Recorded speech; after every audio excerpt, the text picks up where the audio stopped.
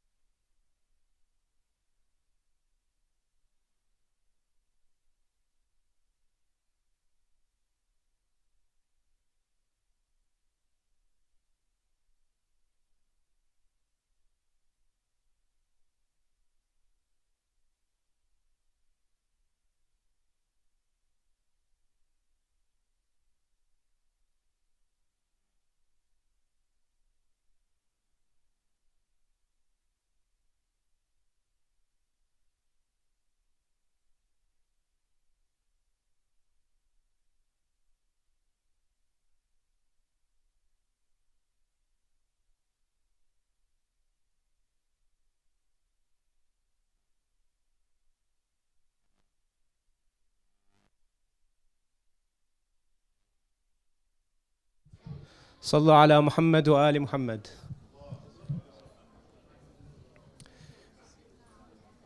The candidate has chosen the verses from Surah Al-A'raf to talk about. Inshallah, he has up to 10 minutes to describe or talk about the verses he's chosen. I will give him a time warning when he's got 3 minutes left, inshallah. And after he's presented what he needs to present, inshallah, the sheikhs will ask him questions to elaborate more if needed. Whenever you're ready. Salawat.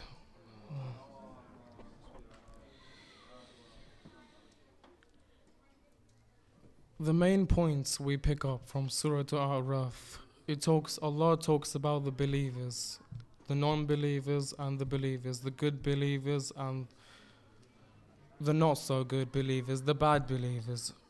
Allah is trying to say that whoever does good in this world will go to heaven, will go to paradise. But people that don't do good in this world will enter hellfire and be punished. It says the ayat says people of hellfire will be punished and tortured upon torture. Allah expands, He says the word torture twice.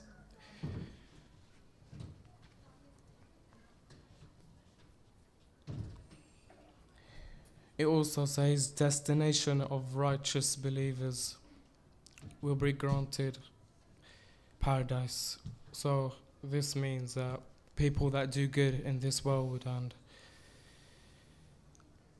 get good deeds as much as they can will go to paradise.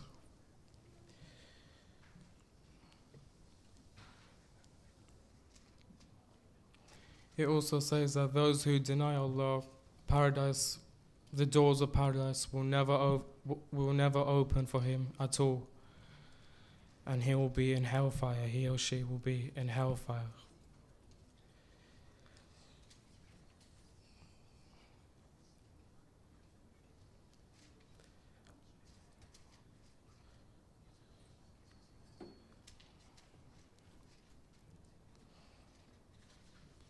Let's see, I think.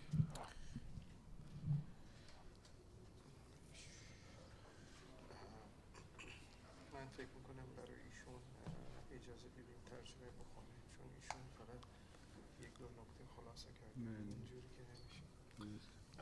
Can we give him the translation, please? So thank you very much, brother, for that overall summary of the verses. What I'd request you now is he's going to give you the translation.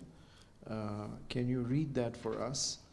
and then we will ask you what is it that you understand from the translation beyond what you have already shared with us, the 2 or 3 points. Okay? Yeah. So we go verse by verse.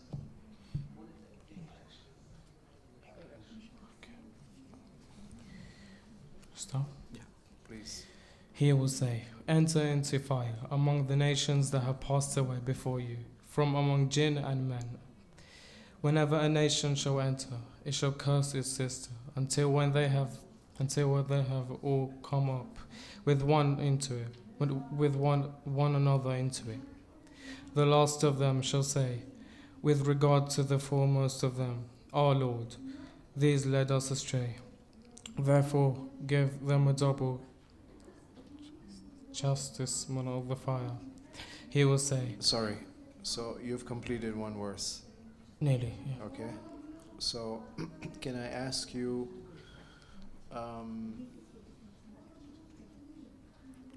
the verse says, he will say, enter into fire. Who is he? Allah, Sorry? Allah, Where did you get that from?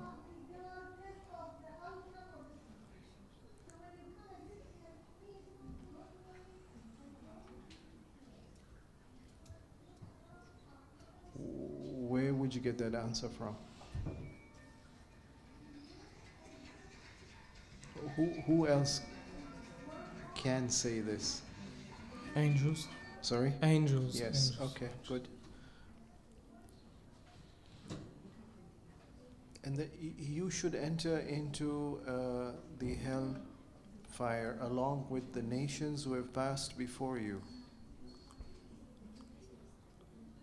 Do we know why they are being forced to enter into the fire? Because they have committed sins. What specific type of sins has qualified them to go to hell?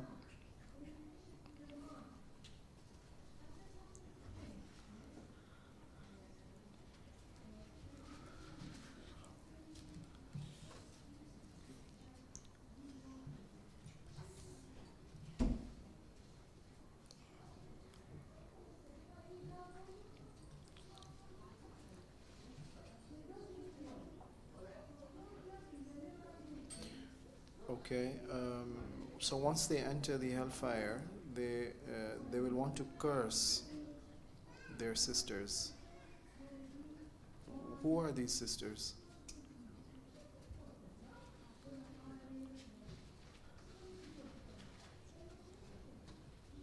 Not sure. Okay, why would they want to curse somebody?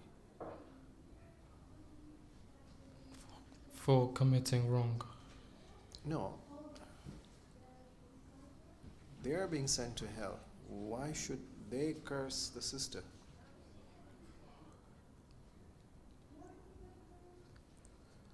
Not sure. Why would anyone want to curse somebody else?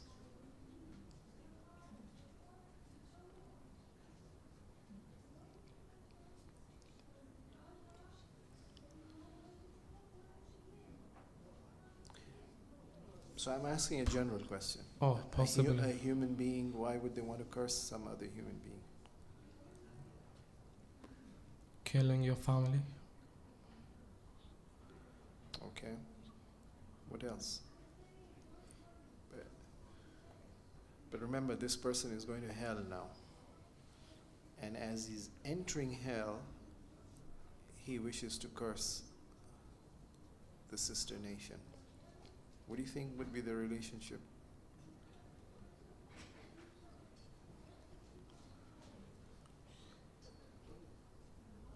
You're allowed to look at the verse, read the verse carefully.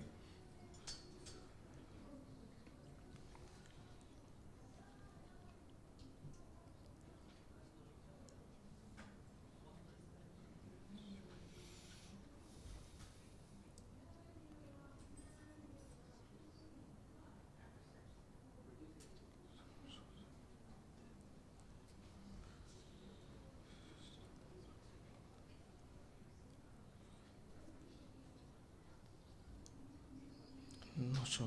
Okay. Yeah.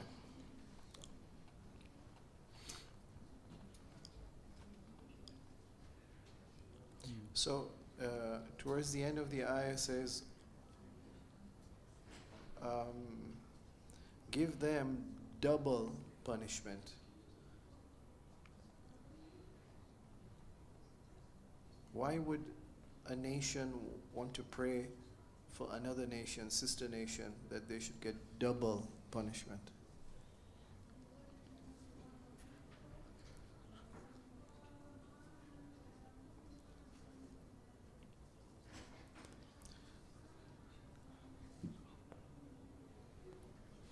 Think about what that sister nation has done.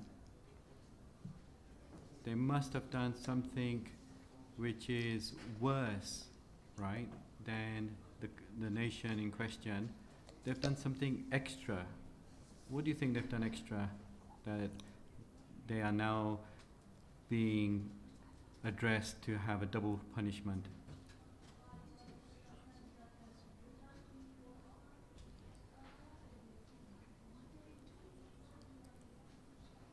Curse, maybe?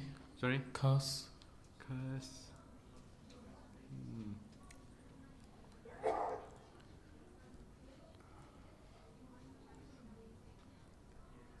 The verse, if you just have a look a little bit before the part where it says about the double punishment, what do they say? The last of them will say of the first,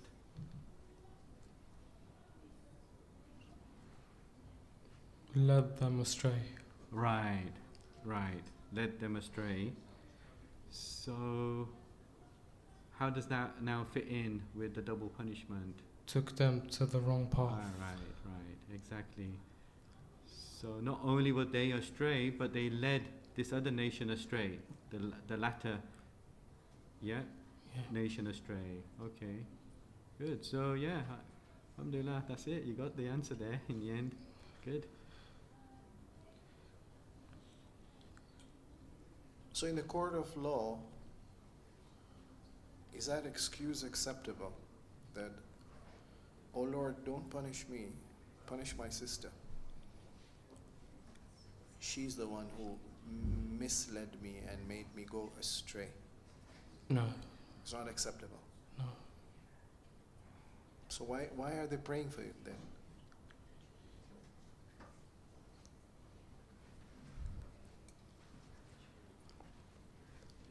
And does God accept that prayer of theirs?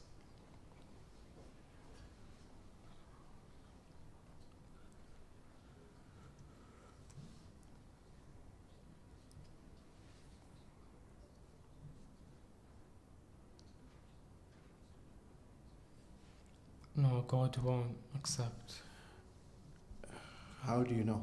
Maybe God is very kind, very merciful, and He'll say, "Yes, you're right. I won't blame you. I'll accept your sentencing that you want your sister to be cursed."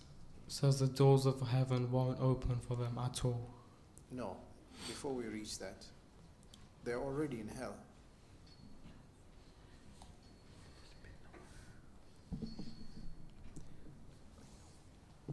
So can you read the next verse, 39?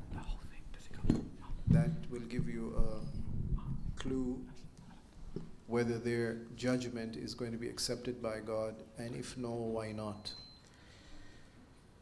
And the foremost of them will say to the last of them, "So you have no preference over us, therefore taste the chastenment for what you earned."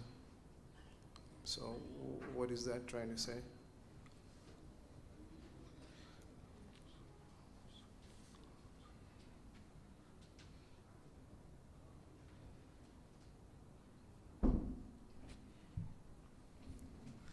So whatever you have done, you have to taste it, so you have to get the punishment for it.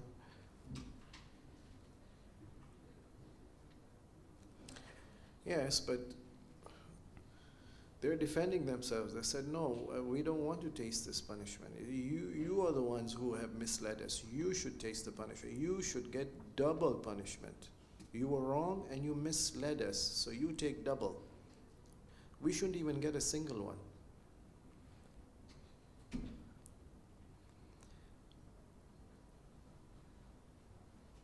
So the system misleading nation is defending itself that, sorry, we won't take a double punishment. You, the misled nation, should get the punishment. The misled nation says, no, we don't want a double one. You are the ones who misled us. What is their response? What is wrong in this argument? Or what is right in this argument?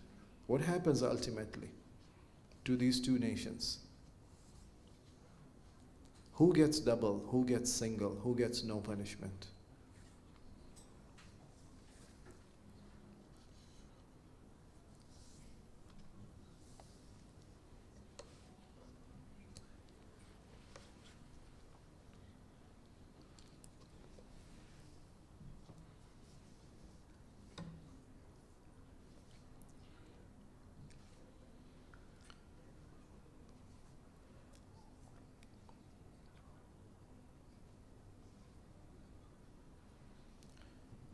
Is there any word or phrase in the translation that's not clear we can help clarify?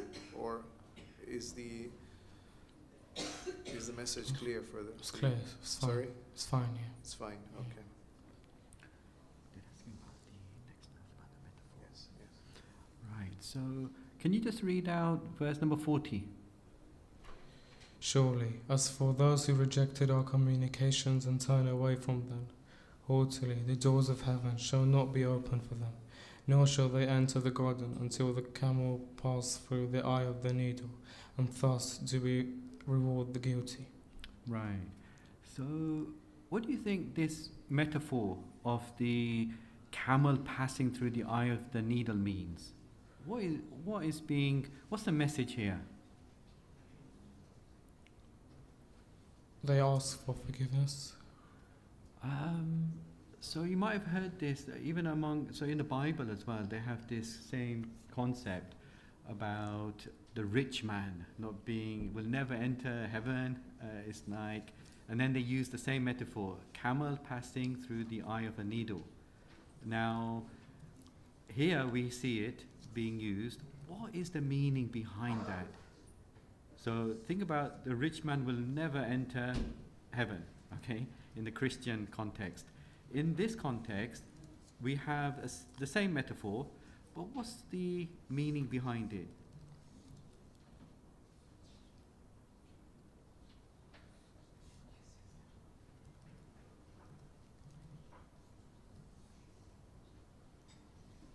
Think about, just the idea of a camel passing through the eye of a needle.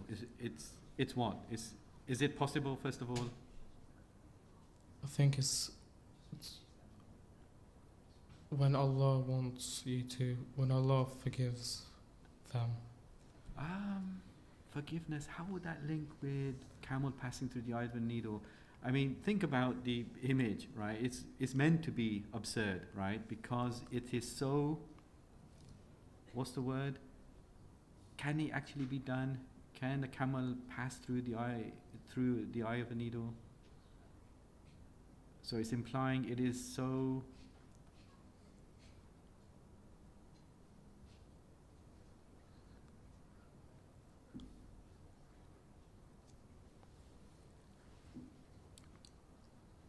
impossible. It's impossible, right? So the metaphor is trying to say that it's such a difficult thing. It's basically impossible for this to happen, right? So in terms of this context, surely as for those who reject our communications and turn away from them haughtily, the doors of heaven shall not be opened for them, nor shall they enter the garden until the camel pass through the eye of the needle, right? In other words, never.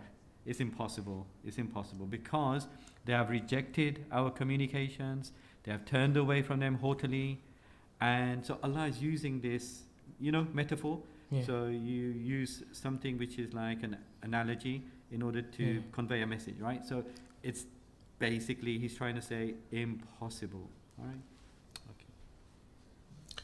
Okay. So it's impossible. What makes it impossible? What have they done so evil, so unforgivable, that now it's become impossible?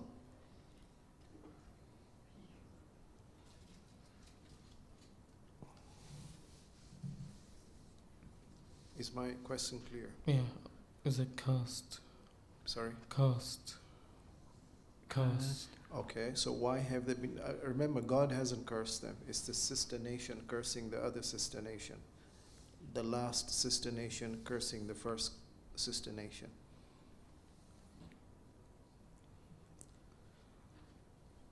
And why would the one sister nation want to curse the other sister nation?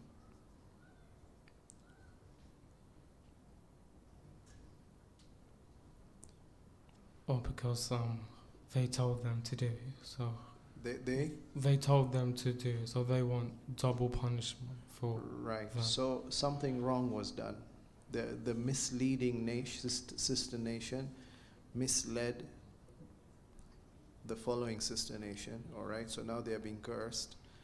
But what is it that has? What specific evil was done by this misled nation or the misleading nation that now has made it impossible for them to be ever forgiven, and therefore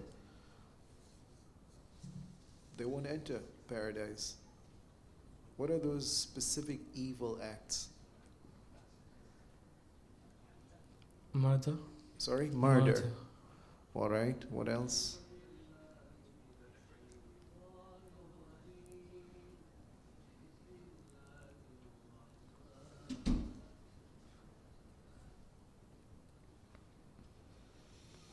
Just keep looking at the verse. You'll find the answer in these verses. Even the same verse, have a look a little bit earlier. What does the verse say?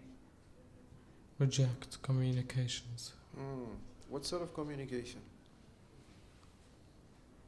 The teachings of Allah. Okay. So you gave an example that the teaching is not to murder. They rejected it. They did murder. The example you're giving. Yeah. What else?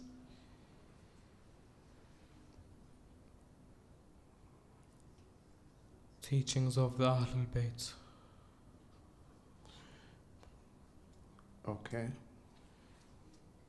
What else?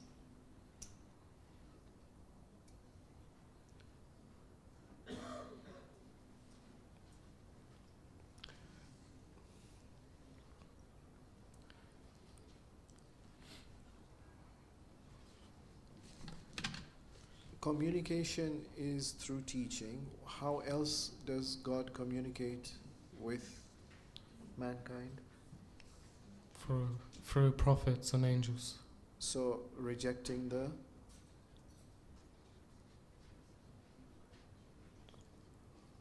when the verse tries to identify the evil that will make it impossible and unforgivable for them, one is to reject the teachings, the other is to reject the...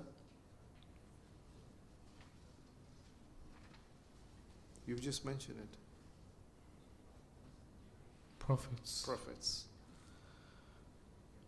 How do you reject the prophet? What is it about their view of the prophet that's considered a rejection?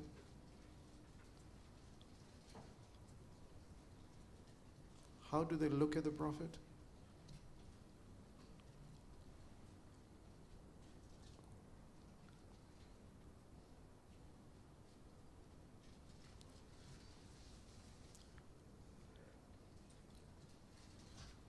Not sure. Okay. So continue with the verse. The verse says, those who reject the communications and Turn away from them. turn away from Them. them. Them referring to who? The prophets. The prophets. And turning away from? Allah. Them wouldn't refer to Allah. Prophets and Sorry? prophets. Okay. So what does it mean to turn away from them? They've already rejected them. Why then say turn away? Isn't rejection turning away? I mean, this is what's making them unforgivable.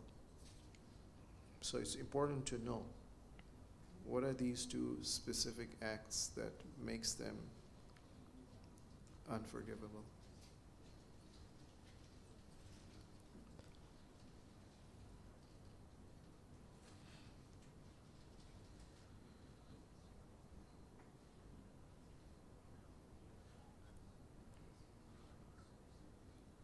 What do you study in history?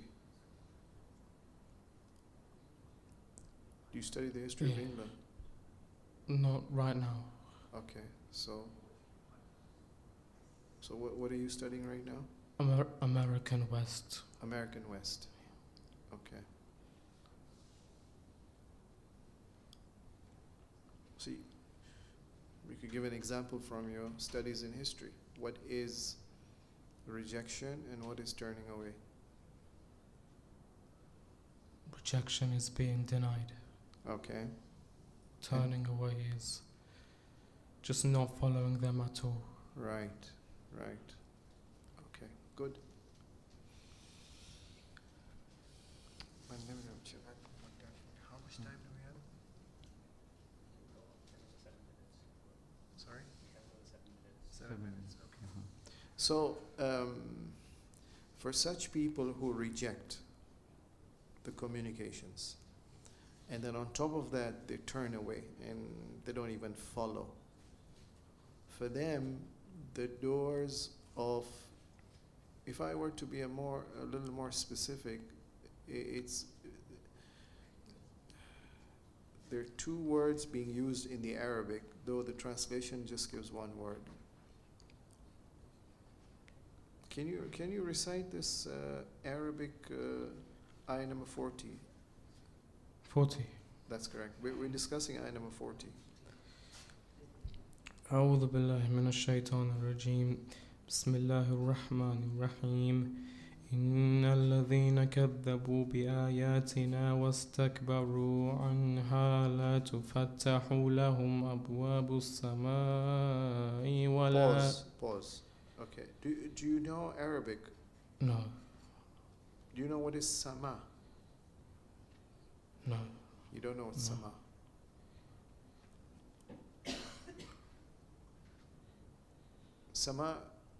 Sama is the sky.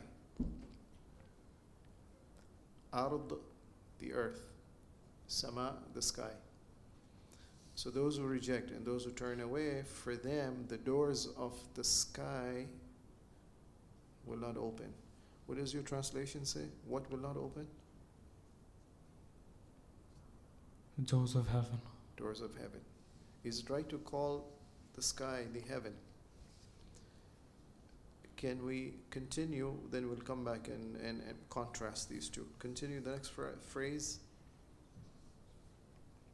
They shall have a bed of hellfire, and from above. No, sorry. So I made you pause at the doors of the heaven won't open. Continue from there. The Arabic. والسماء ولا يدخلون الجنة. Stop. ولا يدخلون الجنة. How does he translate Jannah? And they shall not enter? يدخلوا. They shall not enter what? Paradise. That's the word being used in the translation? Enter the garden. Garden.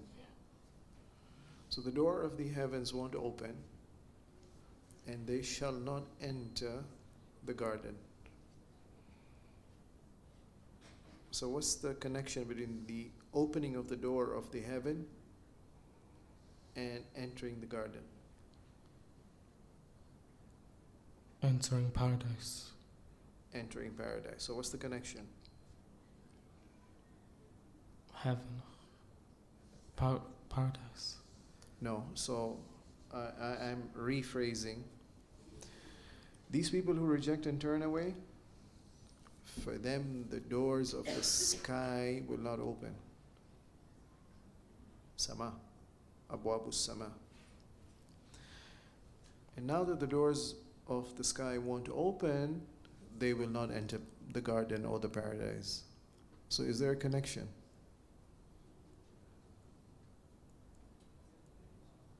Is my question clear? Yeah. Okay. Heaven and hell. Sorry? Heaven and hell. Heaven and hell. So what is heaven and what is hell?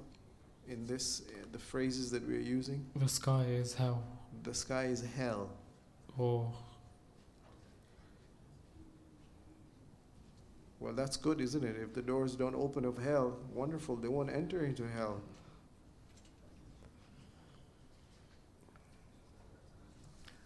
Yeah. All right. So maybe final question, or let's see. I thought let me see if we could do a bit of application, right? So can you read the next part? Even the English is fine, or the Arabic, whichever you like. The next verse. بسم الله الرحمن الرحيم لهم من جهنم مهاد ومن فوقهم غواش وكذلك نجزي الظالمين. Yeah. And then a bit more, the next verse. والذين آمنوا وعملوا الصالحات لا نكلف نفسا إلا وسعها أولئك. Okay, up to there. And what's the English translation of that verse 42? And as for those? And as for those who believe and do good, we do not impose on any soul and duty except to the extent of its ability. Right, right. So this is actually a very key principle in our religion. La nukallifu nafsan illa wus'aha. The same translation that you just read out, okay, that basically we won't be given any duty that we can't bear, right? That's over and above our ability, all right? Now, can you just give me any example, and it's from our religion, where this would apply?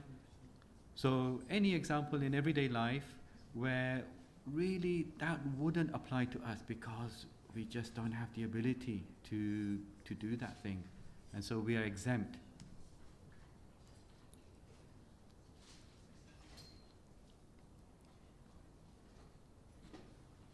Could you please repeat the question? Right. So this verse, the focus on the part where the verse says, we do not impose on any soul a duty except to the extent of his ability. Yeah? So that means that I can't give you anything to bear, to do, right, that you yourself don't have the ability. It's not fair, is it? If I said to you, go and lift this huge 5-ton object, you won't be able to, and it wouldn't be fair on me to try and ask you to do that. Now, from our religion, can you give me any example, maybe from our fiqh, our Islamic laws, right, that really we are exempt in a certain situation from doing it because of this principle, that God wouldn't make me do this, surely. It's way over what I can manage to do. Daily mustahab namazes. Daily mustahab namazes, okay. Why do you say that? I think 52 rakat a day, was it? Oh, it's too much. Yeah, too much. Aha. Right. But I thought in PE you would be taught how to do extra exercise. Yeah, but that's too much, I think. Okay. Yeah.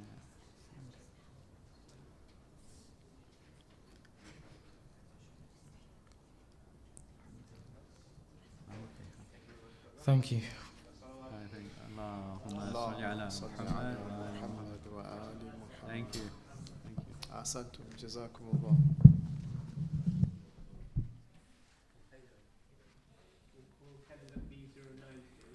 Sorry, give us a few minutes. This is in Khamush Mish.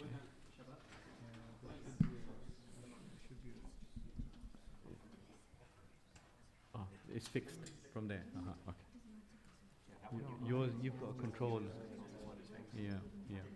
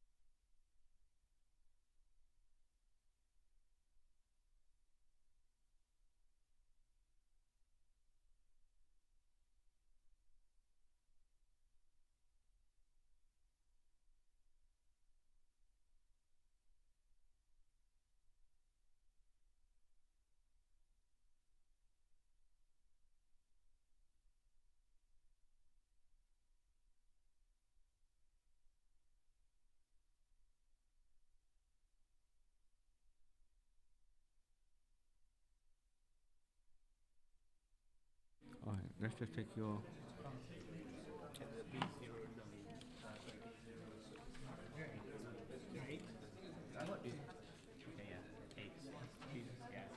Sorry, just say it again.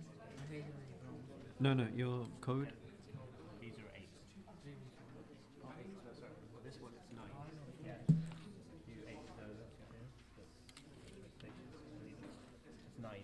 So B09. Yeah. Yeah. Okay. Yeah. B08. Are you sure? Yeah. That's what they told me. I On thought my it was, list. thought it was 1. I don't want to get mixed up. Yeah, so I've got it as 8, Okay. so then I'll count. Okay. Yeah. Just so that 3B. Yeah. So tell us a little about your background. What are you studying? What are you studying? I'm in Sorry? I'm in Year 8. What are the subjects you're doing? Oh, so it's just the So what made you decide to come from Tafseer?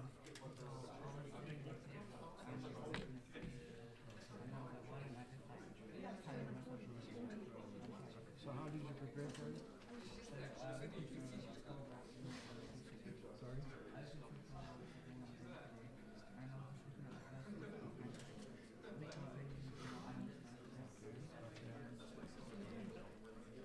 So you did not check any Tafseer as such? I did check that. Which one? Which one did you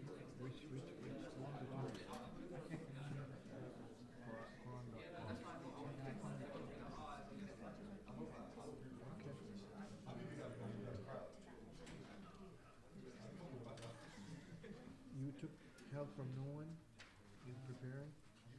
Sorry?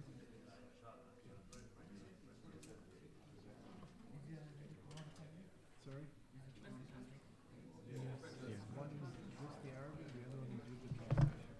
By the way, when you looked at Quran.com, right, it's got 15 translations there. Do you know which one you were using?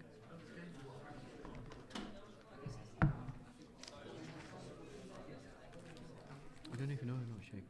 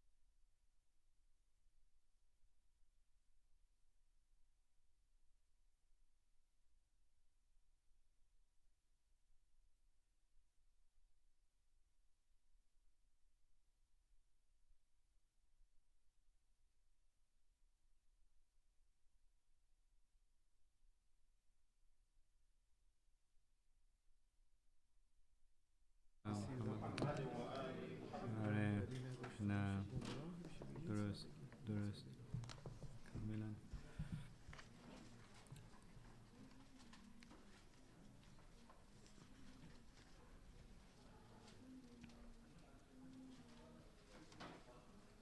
اسمش چی بود؟ Sorry? اسمش چی بود؟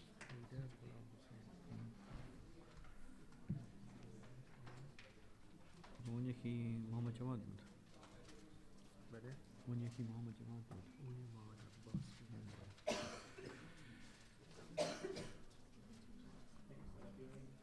Yeah, go ahead, please. أعوذ بالله من الشيطان الرجيم بسم الله الرحمن الرحيم. So Surah Tawbah 67 to 72 talks about people that are hypocrites, and people that are like non-hypocrites, so like believers and disbelievers. So ayah 67 talks about how the disbelievers, men and women, they're both the same, so they enjoy the evil and forbid the good. And Allah, like, He calls them losers in the Quran, and says that they won't get anywhere in life, in this life and the hereafter. And Allah promised the hypocrites and the disbelievers an everlasting stay in the fire of hell, and they will suffer a never-ending punishment. So that like the punishment will never be ending, and they won't basically have an end to it. And Allah also says how the believers they don't forbid the evil. They forbid the evil and they enjoy the good, and they do like good deeds, and they will succeed in this life and the hereafter.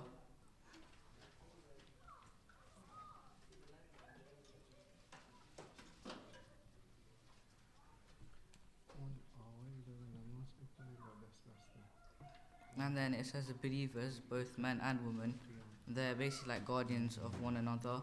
They encourage the good, as I said, and they forbid the evil. And they pray, they establish prayer and pay tax, and obey Allah and His messengers and the Imams. And Allah's mercy, so Allah shows their mercy on them, and Allah is the Almighty and All-Wise. Allah has promised the believers, both men and women, gardens under which rivers flow, to stay there forever, and splendid homes in the gardens of eternity, so in the hereafter. And the pleasure of Allah, that is truly the ultimate triumph. And then, so that's that.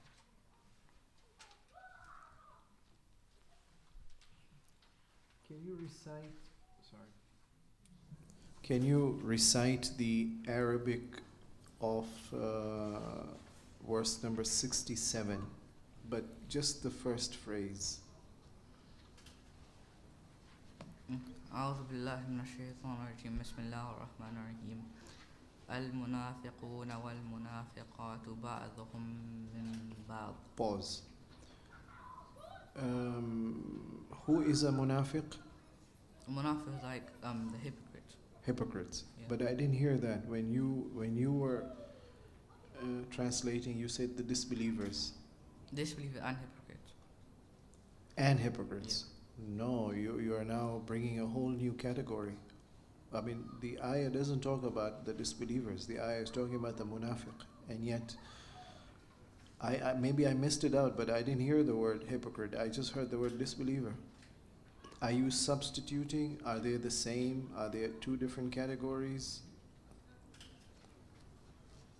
No, the hypocrites, like hypocrites, they know it's wrong and they still do it. And disbelievers, they're like some disbelieve, they don't actually know it's wrong. And yeah, they do it. So, if you know something is wrong and yet you commit it, therefore you are a hypocrite. Yeah. Okay. So like you enjoy the evil and you Yes. forbid the good. What is to enjoin evil? So like to be with it.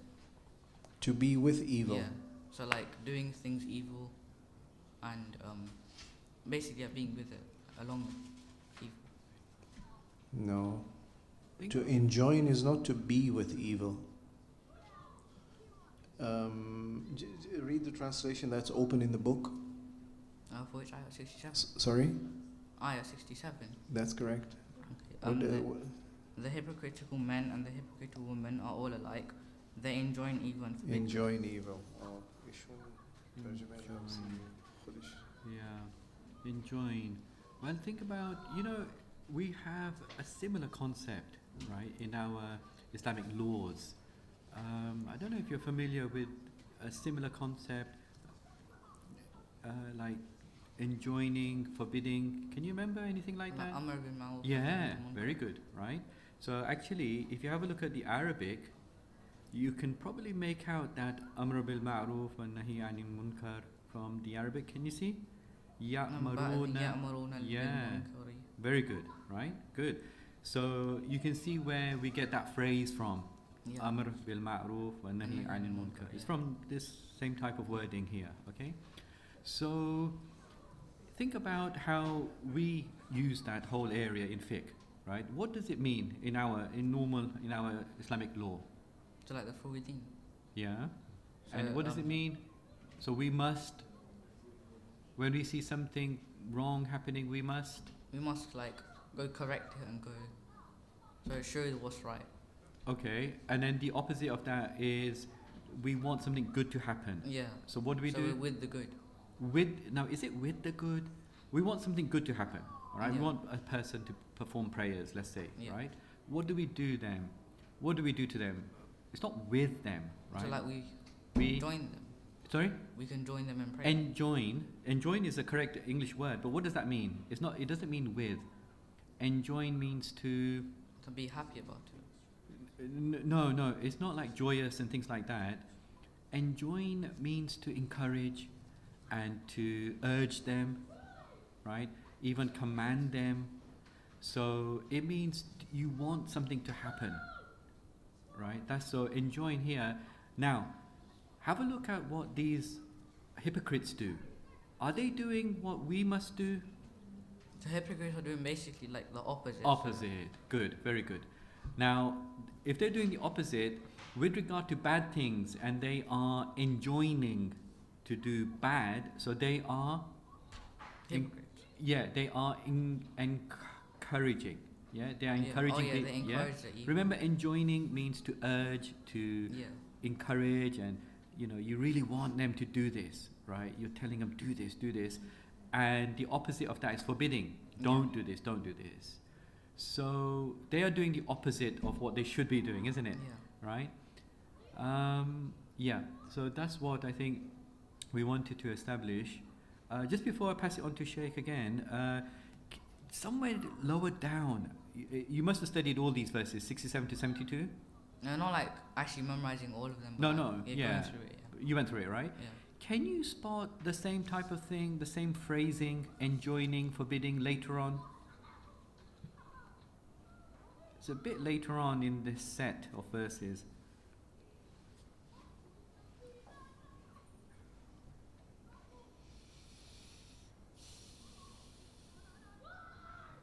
Is it like it says that your hypocrites are like those disbelievers before you? Which verse are you looking at? 69. 69. The start. Carry on going down, a bit further down. You'll see exactly the same phrase. Or is it the stories of those destroyed before them, so like the people of Noah, so Prophet Keep Noah. going, keep going. Until you come across that phrase that we were discussing. Ya'murun, yanhaun. Ya'muruna bil ma'ruf. Yeah. Okay, good. Have you spotted it? Yeah. Right. Now trace back. Who is that referring to? So the first time it mentioned these words, hypocrites. Second time? And then it's the believers. Good. Right. And how can you read the Arabic?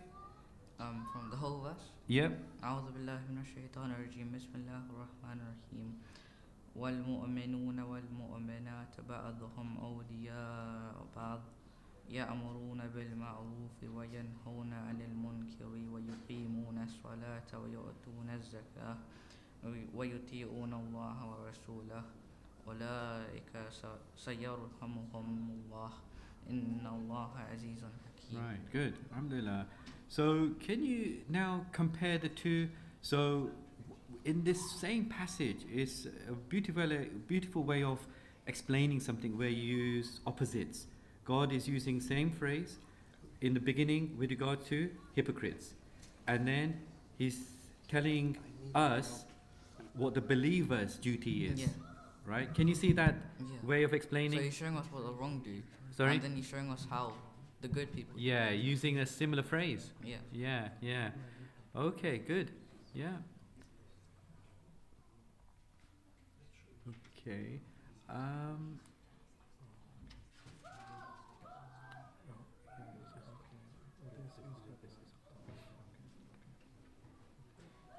Thanks. Yeah. So So we've understood now that the hypocrites have this habit of instructing and ordering others to do evil. Hypocrites, Yeah. right? So, So give us a practical example of what you have seen in your life.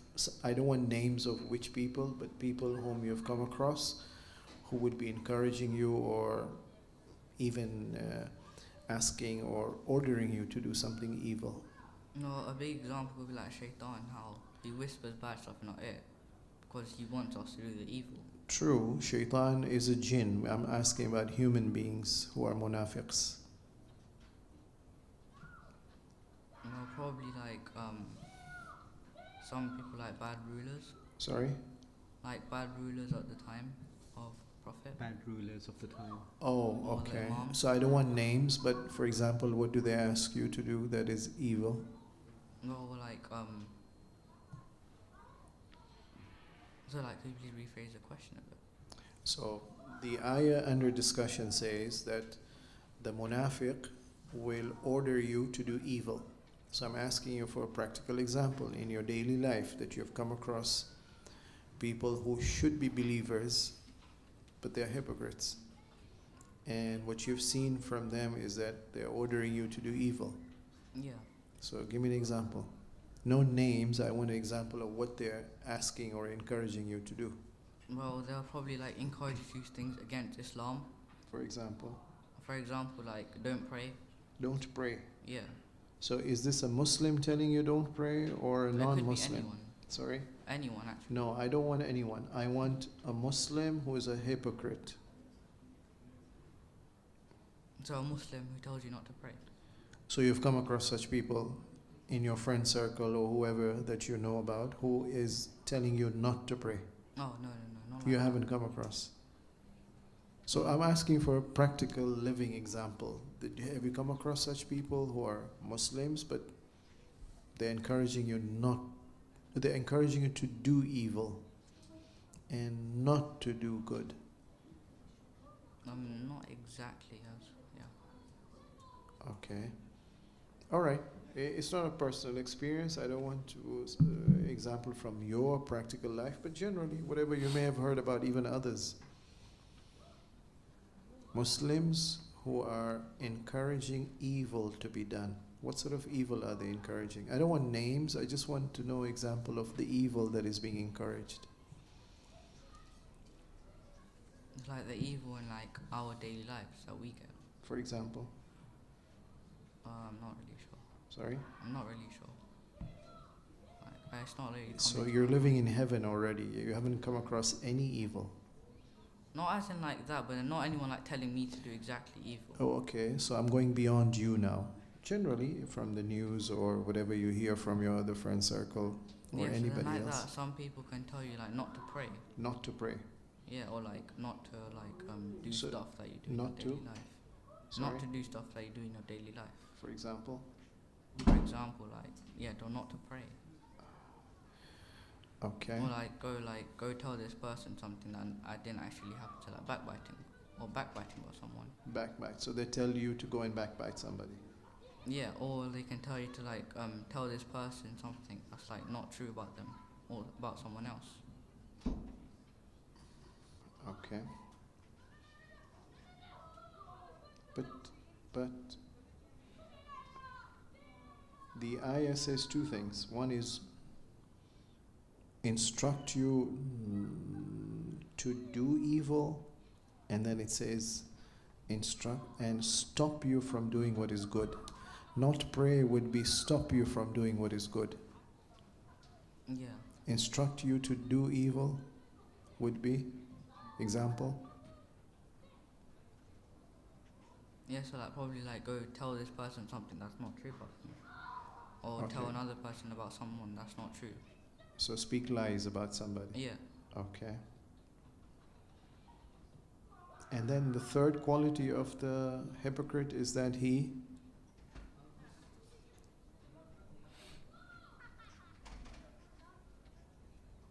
And withhold their hands. they withhold their hands. So what do you mean? That's very respectful. I mean, to withhold, isn't it? So like they keep things to themselves. Like Aha. they don't like let's say giving charity, they wouldn't They give don't charity give in charity. because they're like Okay. arrogant or something. Sorry? They can be like arrogant. Arrogant. Okay. So the next phrase of the ayah says that. No, which ayah? We're continuing with the same ayah 67. Okay. So to withhold their hand and they have forsaken Allah, so He has forsaken them. Surely the hypocrites are the transgressors. Okay. So they have forsaken Allah, Yeah. and Allah has forsaken them. What does Yeah. that mean? So like they forsaken, so they've like done wrong with Allah. Sorry? They've done wrong to Allah. They've done wrong to Allah. Yeah. How is that? They're speaking lies. How is that doing wrong to Allah? Because like everyone is Allah's creation, so technically if you do wrong to someone, you're basically doing wrong to Allah. Aha. So the person you're speaking lies to, being God's creation, you are doing wrong to God. Is that Yeah. what you mean? And who you're speaking about. Sorry? And who you're speaking about. No. And who you're speaking about. Yeah. Aha, Yeah. okay.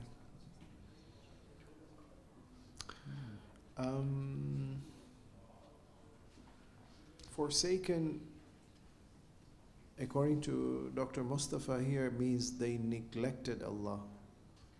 So like they turned away from Allah. Sorry? They turned away from Allah. They turned away from Allah.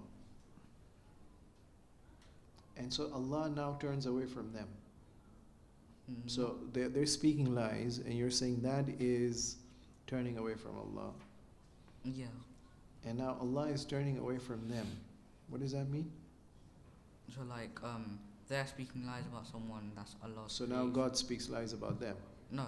Oh. So like Allah gives them a different example of how like so like if I say a lie about you Yeah. and then Allah give me another example of something that's wrong to me and how I would feel about that.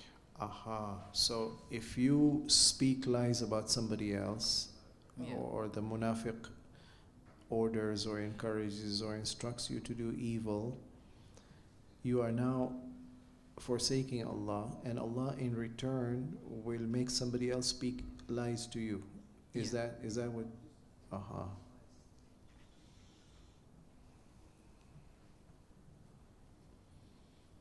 But is it fair? Would a fair, just, loving God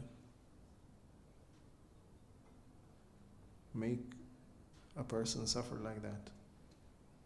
Yeah, but then they're turning away from Allah themselves. Yeah, so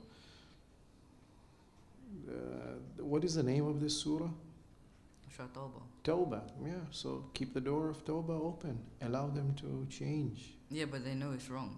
Sorry? The hypocrites know it's wrong. Yeah, so Tawbah would be make them somehow realize it's wrong. And then that would make them change. But they already know it's wrong. Sorry? They already know it's wrong. Yes, how many times does a person become so rebellious and defiant, they know it's wrong, they do it, but later on they realize and they repent. God is forsaking them. God is neglecting them. What does that mean? So like he's turning away from them. Sorry? He's turning away. So, is it fair?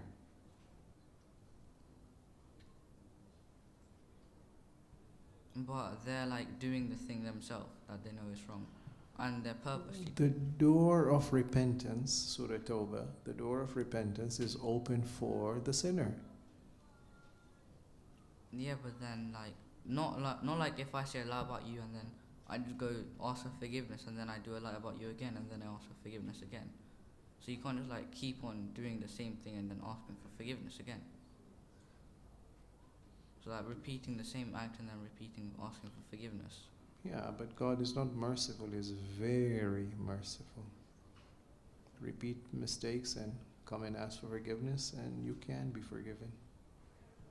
But then there wouldn't really be a point of heaven and hell because then everyone can just ask for forgiveness.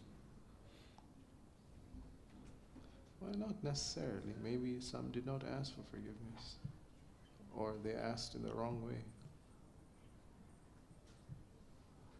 It's a wrong way, as in, Anyways, like, Sorry? can you please like give an example, like the wrong way of forgiving Allah? So just to please you, I'm sorry I did it, and then you walk out of the room of the headmaster or headmistress and you go and repeat it.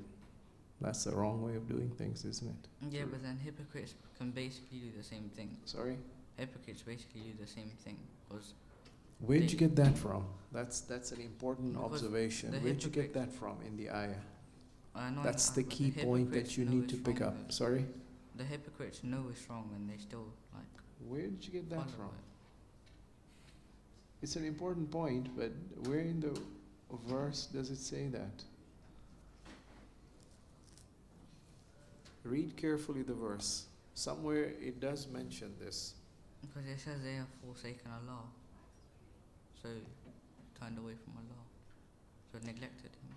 Yes, but you could do it temporarily and then change back. But the ayah is trying to say, no, there's something else about them that makes it unlikely for them to change.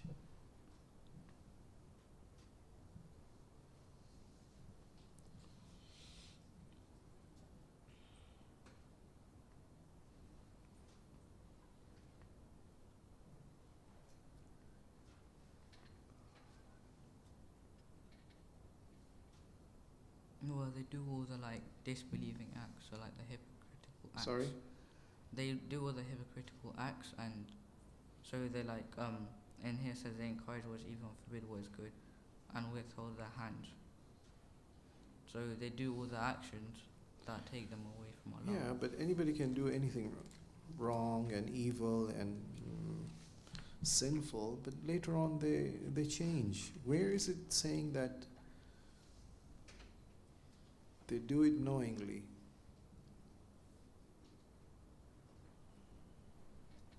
Is it saying surely the hypocrites are the rebellious? Sorry? Would it be surely the hypocrites are the rebellious? Yes. Yes. Alright, good.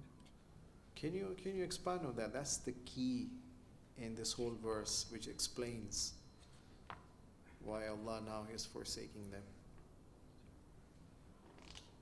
Do you recite Dua Kumail? Not like every Thursday, but Sorry? sometimes, yeah, but not every Thursday. Okay. So the ayah says, إِنَّ الْمُنَافِقِينَ هُمُ الْفَاسِقُونَ. In Dua Kumail, where does the word fasiq appear? It's not really coming to the top of my head at the moment. أَفَمَنْ كَانَ مُؤْمِنًا كَمَنْ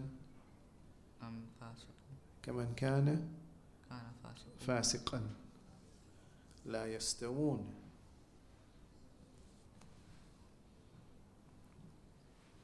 And then Imam Ali Salam in Dua Kumail says that they would go to hell. Surely the hypocrites are the rebellious. Yeah. To sin against God is to rebel against God. No, not really, because Oh, okay. as hypocrites, Yeah, it could be, but then as a normal person, yes. if you sin then and you ask for forgiveness and then you actually like act upon it and don't do it again. Why would a hypocrite not want to repent from their sins? Because a mu'min can be rebellious sometimes, but then he asks for forgiveness. A munafiq, sinful, rebellious, but doesn't want to seek forgiveness. Why? What's the problem with the munafiq? Or could it be that they know it's wrong and they know that they're not going to get forgiven, so they can make Well, a others do it? mu'min can also be in a situation where he knows it's wrong and yet he does it. So that's not the main difference between the mu'min and the munafiq in their sinfulness. Both of them know. If both of them don't know, they're forgiven. Oh, I didn't know this is haram. I did it by mistake. All right, I'm asking for forgiveness. But there are situations where both the mu'min and the munafiq know it is wrong, yet both of them do it. Yet one asks for forgiveness, the other one doesn't. What's the problem with the munafiq? Why doesn't he ask for forgiveness? Why is he Because rebellious? his heart has gone so dark that His heart is? his soul has gone so dark that he doesn't actually. His heart is dark. Yeah, no, his soul. So he doesn't actually like care about the forgiveness He doesn't care about forgiveness. Why?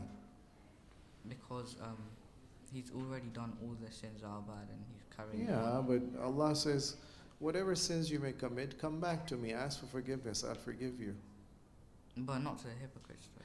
Yeah, but why? What is it in the hypocrite that is stopping him from asking for forgiveness? Could it be that because they do it continuously? Even if you do continuously, towards the end of your life, you want to change, Allah's door of mercy is open. What is it about the munafiq that doesn't want him to change? It's a key point. The whole ayah is trying to condemn the munafiq. But what is the core issue here? That has to be understood. It's not what you're trying to suggest, that they know and yet they do it. Even the mu'min sometimes knows and does wrong. But then the mu'min, they ask for forgiveness as well. Yeah, so why is it the munafiq doesn't want to ask for forgiveness? Could it be because they think that what they have is good and they can use them to go to heaven? Aha, so they know it's evil and they think with the evil they'll go to Jannah. Yeah. With the evil they'll go to Jannah. So like, in one of the ayats it says that they withhold what is in their hand. So. Right, they're selfish. They don't want to share what Yeah. extra God has given them. Is that the reason they don't want to ask for forgiveness?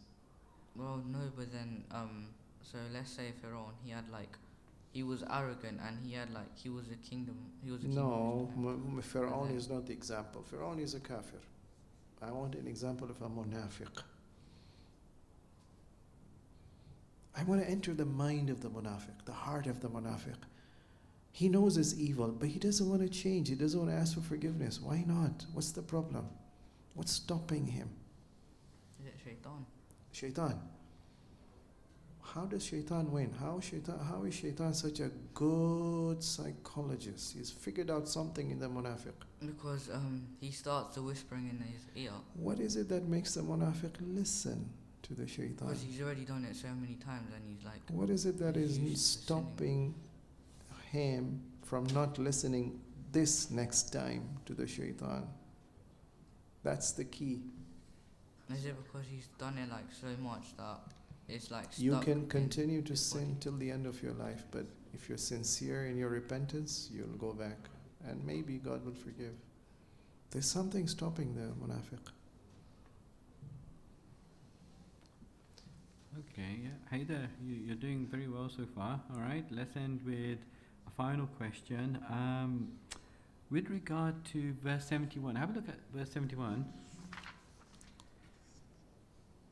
Now, this is really an amazing verse for when we want to develop spiritually, because it actually gives us lots of pointers, right, as to what sort of people we should be. Can you read this verse and count how many signs there are of the true believer? All right? In Arabic? Do it in English, because we're just approaching the end of your time now. 70. 71. The believers, both men and women, are guardians of one another. So as you're going along, try to pinpoint what is the sign of a believer, okay? So they encourage good and forbid evil, that's 2. Right. And they establish prayer and pay tax, that's 4. And they obey Allah and His messengers, that's 6. And then it is they who will be shown Allah's mercy. Surely Allah is Almighty, All Wise. Right. So how many did you count there? 1, 2, Just say them again. 6. So they encourage good and forbid evil. Yep. Establish prayer and pay tax. Yep. Obey Allah and His messenger. Okay. 6 signs. And if there will be one more, I think it would be they're guardians of one another. Yeah. So they protect each other. They protect each other. And they have Allah's mercy. Yeah. Would you say that's a sign or a reward? Probably a reward. Right. Okay. Very good. What do you think of that? In one short verse, we have a whole plan of life there. Yes, like Yeah. All right. And then how does God end the verse? that surely Allah is Almighty, All Wise. Yeah. Why do you think He ends with this type of phrase at the end, Almighty and Wise? Because All Wise, like Allah knows what He's doing, Mm-hmm. and so if someone thinks that Allah is doing wrong by giving him good and not me, then Allah is telling them that He's the All Wise Mm-hmm. and He has the best decisions. Right. Okay, yeah. All right. Yeah. Thank you very much, Hyderi. Yeah. And thank you. Ahsantum. Jazakumullah. Thanks. All right. Take care. Yeah. Enjoy your day.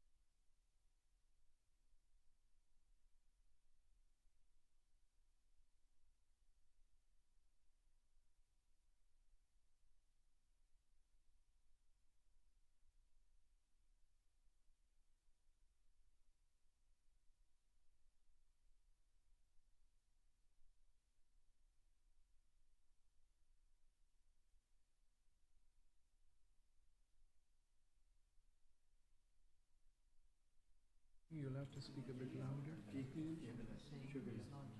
Akil Hussain Lalji. Just hold it. Okay. Tell me more about yourself. What are you studying? Yeah.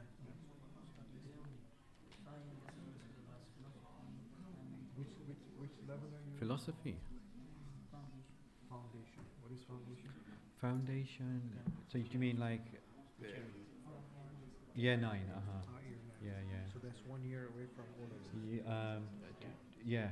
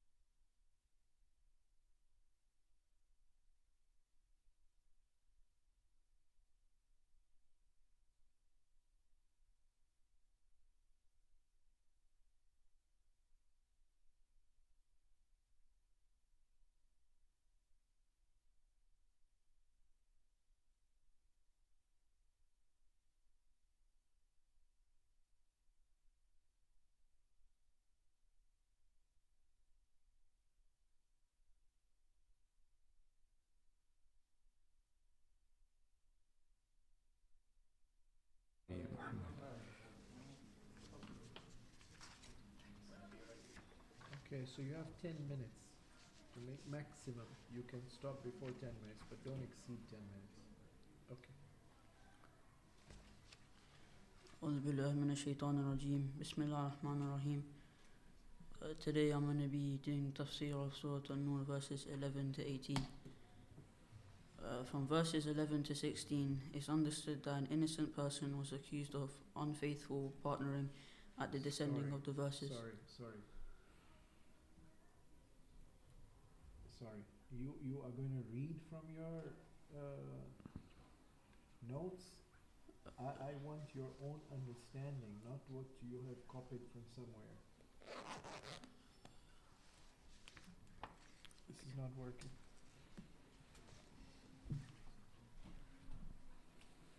So I'll give you a few minutes. Go through your notes, but I want your own understanding. I don't want this written reading for us from a written script. Can you take a few minutes to quickly go through your notes and then tell me in your own words? Okay.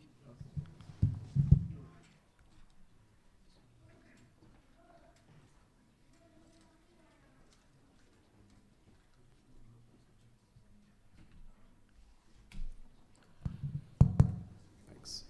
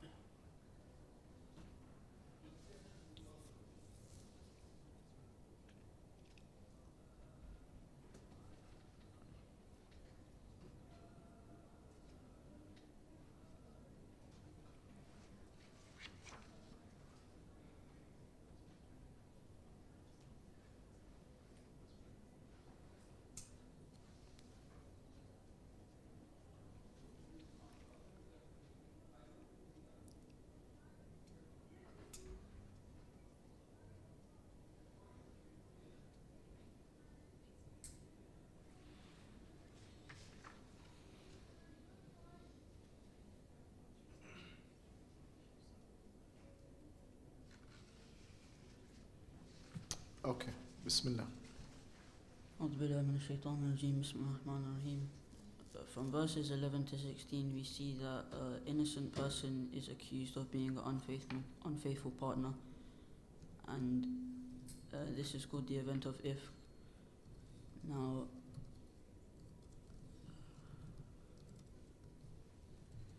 this was a rumor that was spread throughout society, and the hypocrites did this to try cause harm and dispute in the society and also ruin the reputation of the Holy Prophet.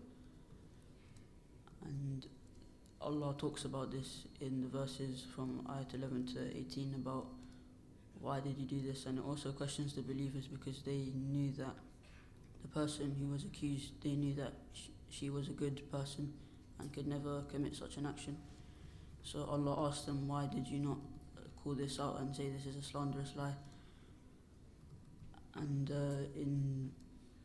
in verse 15 I believe Allah talks about the procedure and why this person did not receive the qadh punishment procedure for accusing someone, as they did not bring 4 witnesses.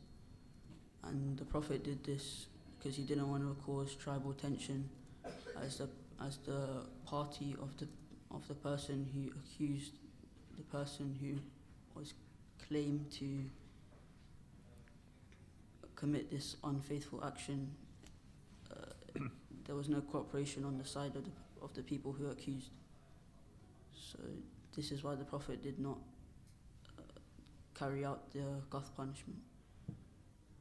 And in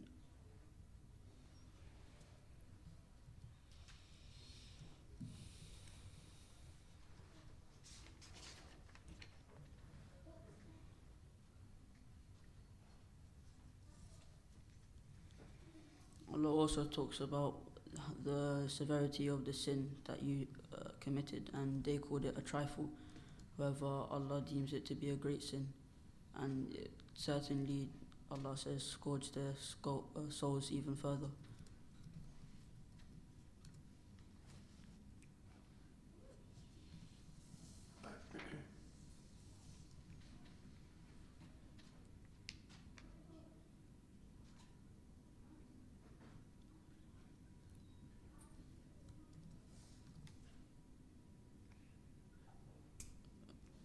Yeah? Okay. Is he allowed to refer back to his notes if he wants to check if he's missed anything? Yeah. See if you've missed anything.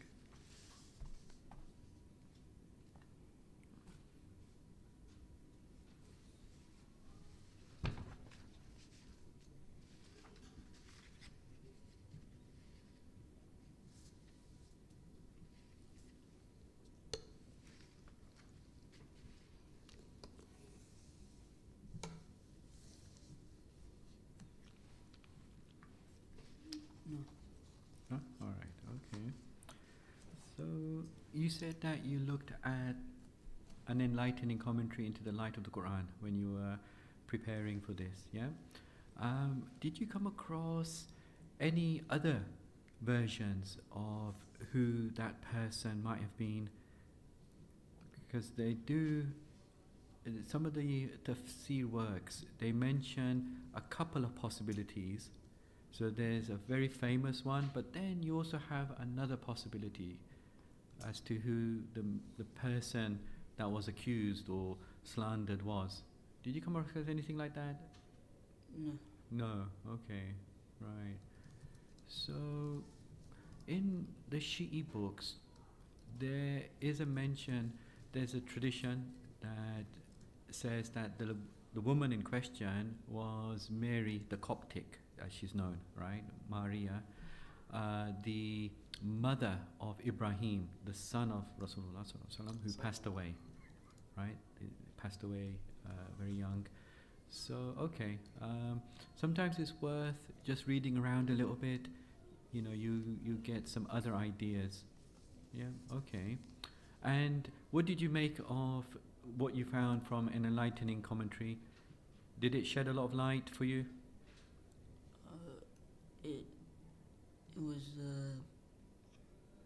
was easier to understand the tafsir because the other ones were a bit more challenging to understand.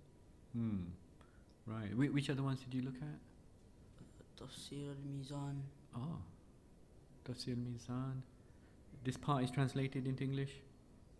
Sorry? This part is translated into English? I didn't check that part, but I did a few tafsirs. Just scrolling through Tafseer al-Mizan, and I didn't understand what it was saying. Yeah. Okay.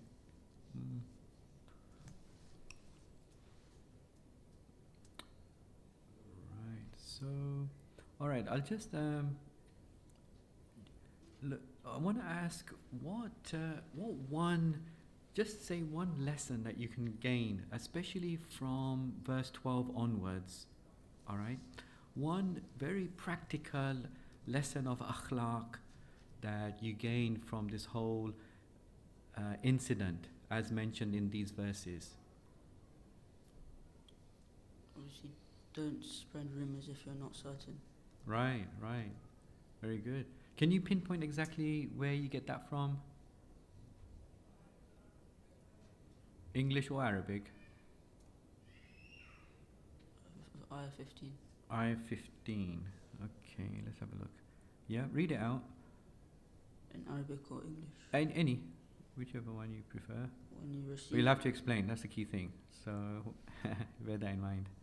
When you receive it with your tongues and spoke with your mouths, what you had no knowledge of, and you deemed it an easy matter, while with Allah it was a grievous. So how did you get this lesson from that particular verse? Because Allah uses, He doesn't just say tongues, He says tongues and spoke with your mouth, which suggests that He's saying not only did you say it, but you said it without knowledge of what actually happened.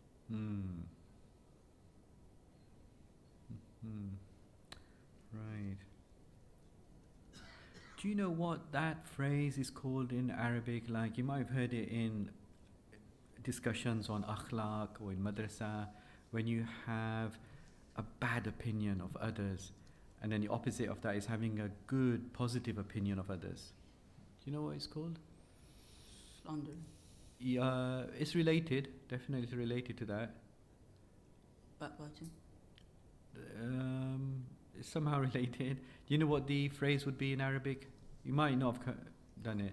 So in Arabic they call it husn dhan, which is like having a good positive opinion, and then su dhan, which is having a negative opinion. You haven't probably come across those terms. All right. So how about if you give me an example that you might have come across, or you can just make an example up if you like, of husn dhan and su dhan.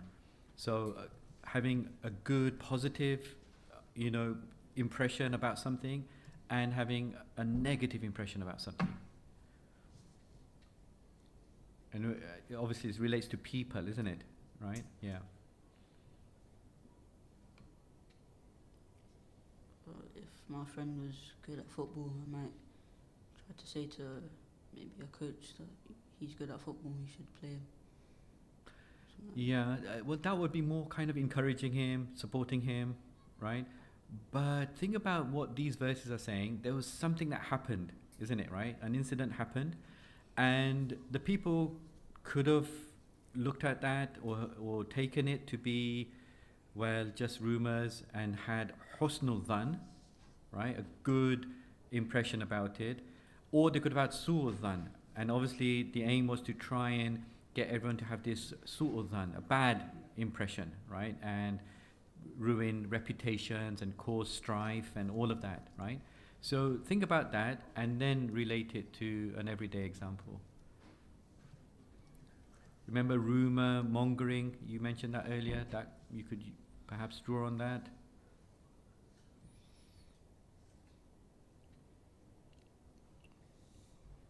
You want me to give an example? Yeah.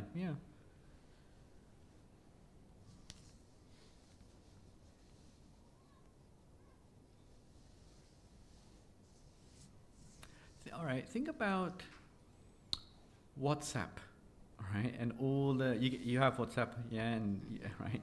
So all the messages that sometimes get forwarded. Now you receive a message, that is talking about someone, right? And it says that this person looks like, I don't know, they are siding with a particular group, let's say, right? What would you do about that message based on the lessons that you get from these verses? So if someone sent a picture of someone siding with a group. Well, it could be interpreted that way, or somebody is trying to interpret it that way, trying to put forward this message. Do you know the reality about what happened when you received this message? No. So how would you deal with it? I would ask what's happening here. Ask what's happening. Okay. Right. What else could you do? Talk to the person in real life. Yeah. Yeah, to the person. Okay. Now, have a look at these verses. What advice does God give? What does He say about when we hear some rumors, when we receive WhatsApp messages on particular topics? What should we do?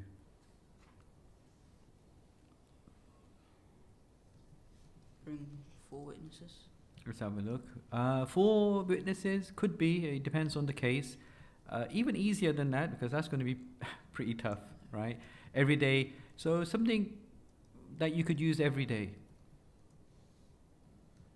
Just check if it's Check if it's authentic. authentic. Where'd you get that from?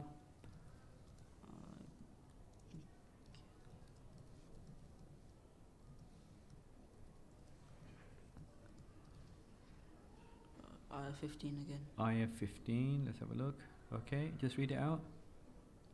When you received it with your tongues and spoke with your mouths what you had no knowledge of, and you deemed it was an easy matter, while Allah it was grievous. Right.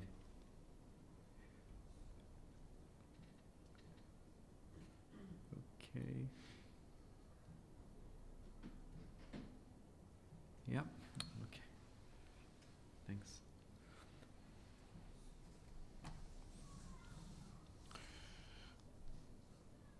So if we were to apply this practically in our lives, if I can give you a more specific example.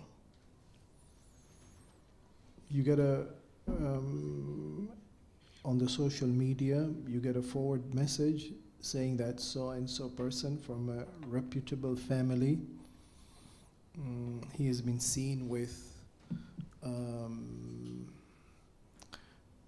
in a public area, a photograph was taken, and the person was with another na-mahram woman, and this na-mahram woman, for example, may not have been dressed modestly, and the implication is that this religious person, pious person, is, God forbid, engaging in an immoral act. That's the message that you've received. So, step by step, what are we supposed to respond to that? Step number 1. Fact checking. Fact checking. Good. How are you going to do that? You can either ask the person who sent it or ask the real person who the picture's taken of. So you ask the person being accused. Yes. This is a Photoshop. It's not true. You can gather multiple people and ask multiple people. Sorry? Ask multiple people who may have certain knowledge about the event. No, we weren't around there. We haven't seen this. Give the accused benefit of the doubt. Sorry, you'll have to speak a bit louder. I'm finding it difficult to hear. Give the accused one benefit of the doubt. Give that one the benefit of the doubt. Oh, okay. So you ask the person, he denies it. You ask some others, they say, we haven't seen him. But does it mean it never happened? No. It could have happened. Yeah. So how much are you going to check before you say, all right, let's give him benefit of doubt? I I would just ask him personally. And then Sorry? I would just ask him personally. He's denying it. Then I would. Then So I you would, just trust his denial. yeah. But before all of this, so you're telling me fact checking, you're telling me ask the person, you're telling me ask those around him. But before you take these 3 steps, what's your first approach? Is he guilty till proven innocent, or is he innocent till proven guilty? Innocent till proven guilty. Innocent till proven guilty. Where'd you get that from? In the ayahs. Yeah.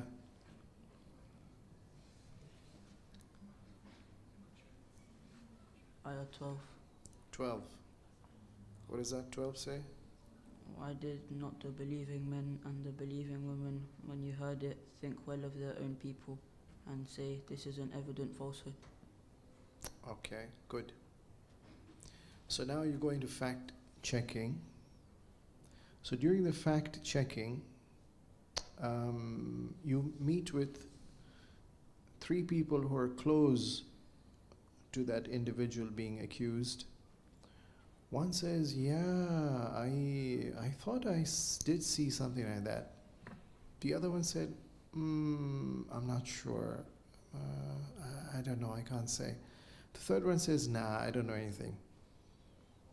So you have 3 witnesses. One says yes, one says no, one is unsure. What's your response? How would you assess that? I'd get one more witness. You look for one more witness. 4th witness, unsure. But one is sure.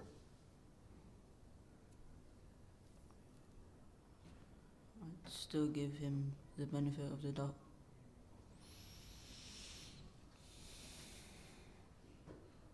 So what is it that we are trying to fact check? The fact that he was seen around with a non-mahram woman dressed inappropriately?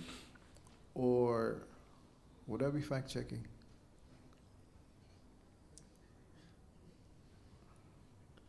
We're fact checking if he was with a non-mahram woman dressed in inappropriate. So to check whether a person is with a non-mahram woman dressed inappropriately, how many witnesses do you need for that?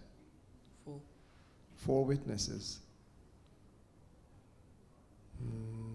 No. Let us say you need only 1 witness.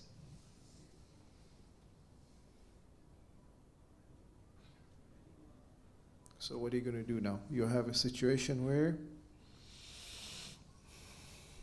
this person is involved in community affairs, the person has got some reputation, the person is given some sort of responsibility, he has an issue of credibility.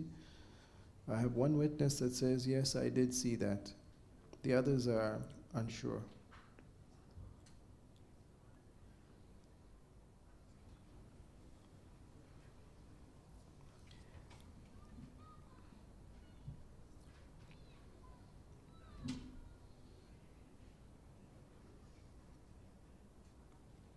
I'm not sure what I'd do there. Okay, so you're not sure.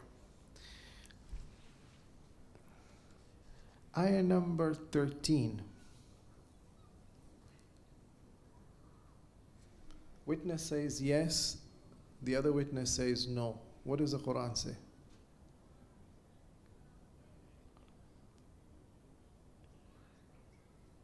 But as they have not brought 4 witnesses, they are liars before Allah.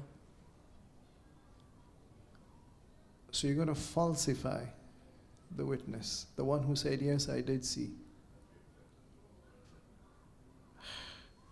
How does that work? God says, the witness is saying, I did see them together. And God says, no, he's lying. How does that work out? The other 3 aren't sure. But this one is sure he did see them together. And the Quran says, no, but in God's eyes, he's lying. Does that make sense? Doesn't make sense. It has to make sense. God is the all-wise one.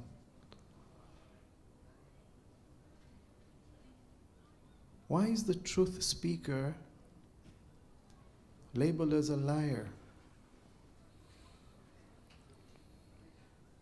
Maybe because he's spreading rumors. No, he says, personally, I'm sure I did see them together.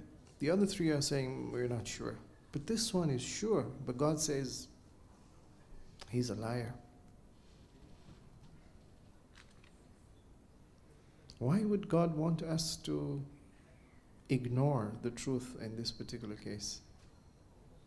To save the reputation Save the reputation of the accused. Of the Accused. accused.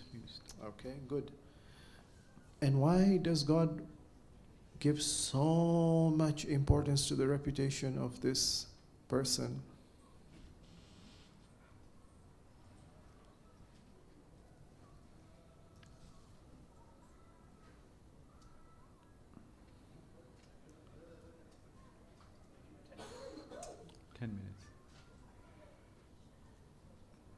I'm not sure. Check the next ayah.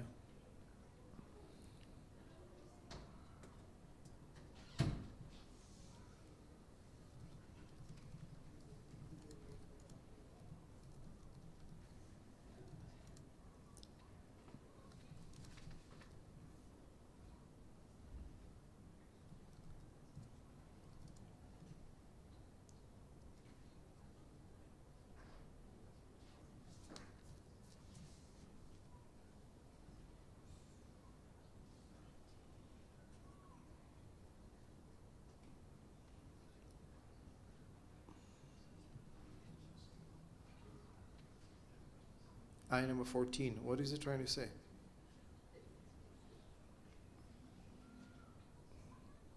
That Allah forgave. Sorry? Allah forgave. Allah forgives. Yeah. He forgives what?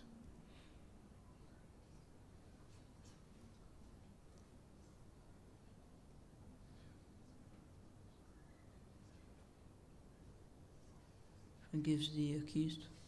Sorry? Forgives the accused. Forgives the accused. Aha, so you believe that the accused did commit a sin. And therefore that one witness who was sure he saw them together was right. These three witnesses were unsure, are wrong. So the sin was committed, and now the victim needs to be forgiven. Is this what you're trying to say?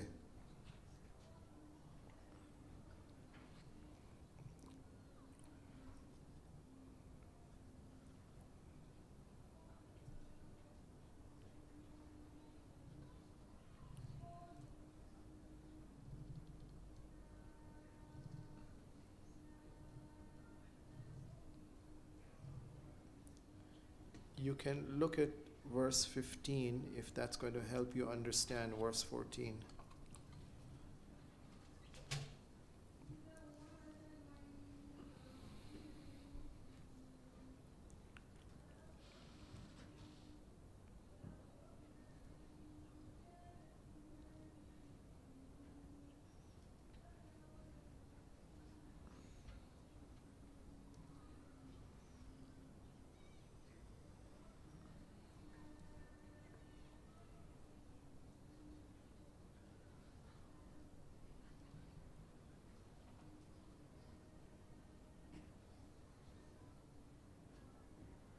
Okay, we'll skip that question.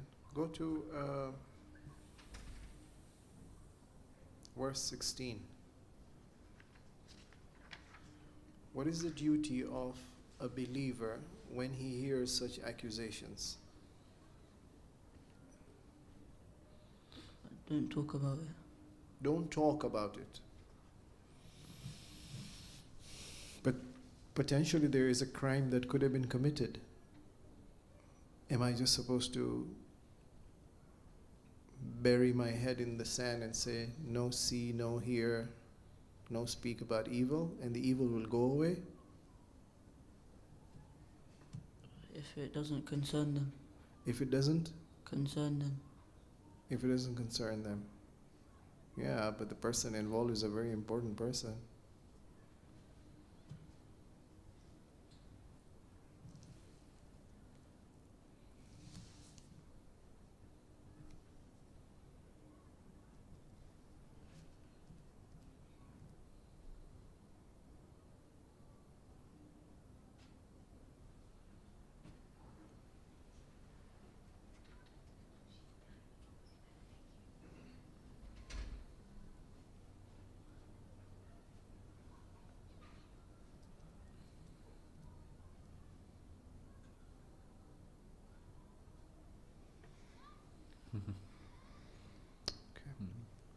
So, the default position, right? The position that should be taken first and foremost whenever some rumor comes with regard to a believer, a mu'min, right? What should that default position be according to these verses? You know what I mean by default position? What should be the first and foremost action that should be taken? Give him doubt. Give him The benefit. benefit of the doubt. Yeah, given the benefit of the doubt, isn't it? Yeah. Right. Now, you see how these stories, they seem to be... so if somebody was to say to you, your Quran is absolutely full of historical narrations and accounts, and this is a prime example. Look at Surah Nur, verses, was it 11 to 18? Okay, this is about some historical incident that took place, 7th century Arabia, and your Quran is full of these stories, prophets and others. What would you say to them in response? Why are there all these seemingly historical accounts mentioned? What's it to do with us today, in this day and age? They come up in daily days of our lives. Yeah. You see, so is there some wisdom behind mentioning all these stories, or are they just historical accounts? There's wisdom behind Wisdom, right. Can you give us any other example of any wisdom that you can get from any other historical account in the Quran? Think about any other story of any prophet.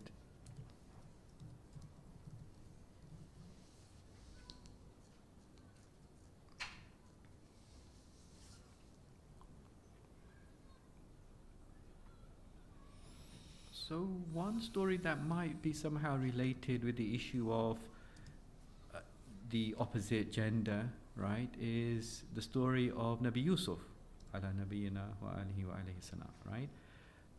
Can you remember how that might be related somehow to the issue of slandering someone, accusing someone of something relating to the opposite gender?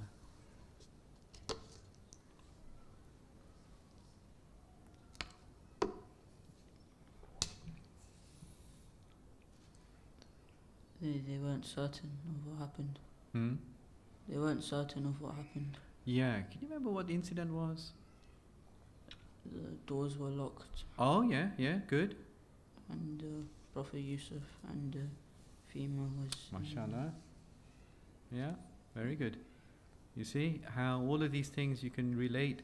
So when you are studying the Quran, when you come across these, seemingly just historical accounts, bear this in mind all the time, isn't it? That there's a reason why God has chosen this story, this incident. It's not just purely historical. Look how many lessons you managed to get from this particular incident. Now you've linked it with this other story of Nabi Yusuf, and so on and so forth. Yeah, can you see how it all links in? And it's all aiming towards a particular aim. What do you think the overall aim is of all of this? What's the overall aim that God is trying to achieve?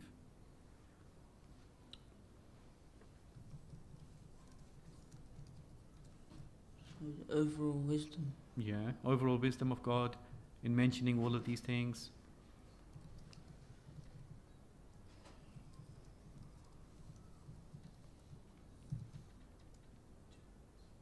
Yeah.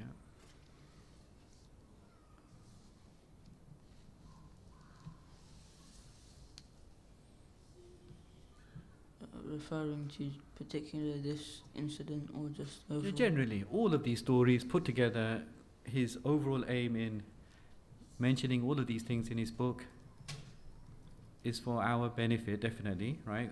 So what benefit is that? What will it do to us? Give us wisdom that we can apply to get closer to Allah. Yeah. Guide us, right? It's guidance, isn't it? The Quran is guidance. So if you always hold that as the main sort of like aim of the Quran, guidance. And so whenever you come across these stories, you will be able to relate it to that aim and get the guidance as you go through the verses. Yeah? Okay? Because it's not a historical book. It's a book of guidance first and foremost, but there are historical accounts in it to help achieve that aim of guidance. Yeah? Looking at it like that. All right. Ahsant. Jazak. All right, yeah. All right, thanks. Well done, yeah. Allahumma salli ala Muhammad wa ala Muhammad.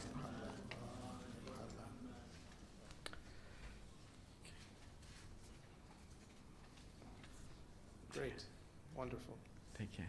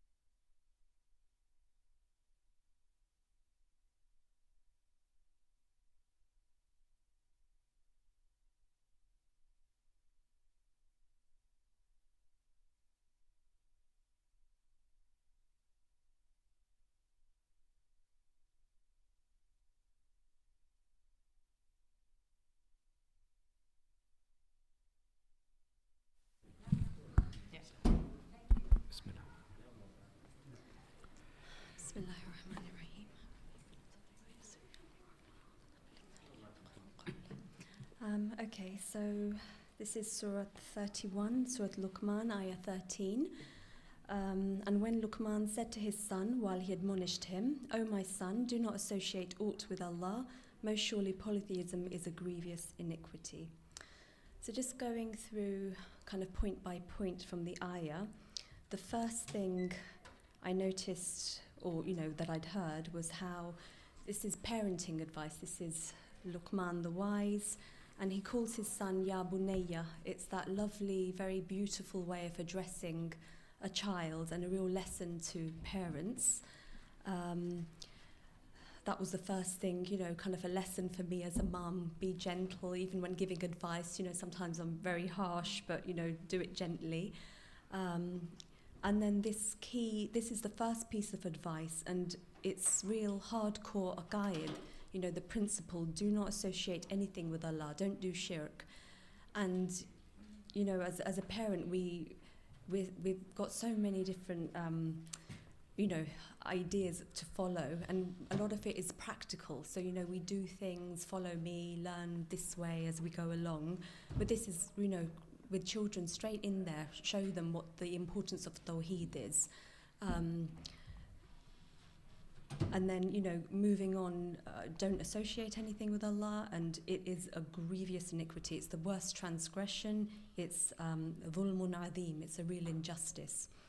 So looking at what shirk is, so you can look at it in terms of Tawheed, the 5 elements of Tawheed, and also shirk. So it's about Tawheed, looking at Allah's oneness or unity in terms of His divine essence, how He is eternal, He's needless, He's independent, there is none like Him, nothing can resemble Him, nothing can even imitate Him. In terms of His attributes, we can't ascribe, I've forgotten the word now, there's a word, is it ilhan, that Sheikh Bamanpur mentioned in one of his tafseers, where you can't attribute Allah's attributes to Allah's asma to another. That's a form of shirk as well. There's the other one, the shirk of creation, looking at Allah's oneness in terms of creation. He created everything from scratch. He's the originator. There was no cookie cutter before Him, so it's having that understanding of Tawheed and not assigning that quality to anything else. There's a Tawheed of creation. So there's this whole idea of the Quran, loads of the ayahs, look at the signs around us, all the magnificence of creation. If the creation is so amazing, the construction is so, out there beyond, then the constructor, is there, and that source is also, amazing. That's that element of Tawheed. And the one that we fall back on most is the Tawheed, or we do shirk of worship. So it's where, so the Arabs of the time, they believed in Allah. It's not like the atheists now where no one believes. They believed in this creator, but they had lesser gods under him. So they had Humbal, Lat, Uzza, and they ascribed these powers to them, and that is shirk. So another point is the whole aspect of hidden shirk. There's the whole, the hadith of a black ant on a black stone on a black night, and that's how easily shirk creeps up on us. So in our own, we think that we're completely tawheedi, muwahid, but sometimes putting an action, doing something for the sake not of Allah, that is a form of shirk as well. It's a hidden shirk. So, just looking at our niyyah, that whole aspect, so shirk isn't just idol worship, there's so much more to it. And then the last bit of the ayah, it's a grievous iniquity, it's a serious transgression.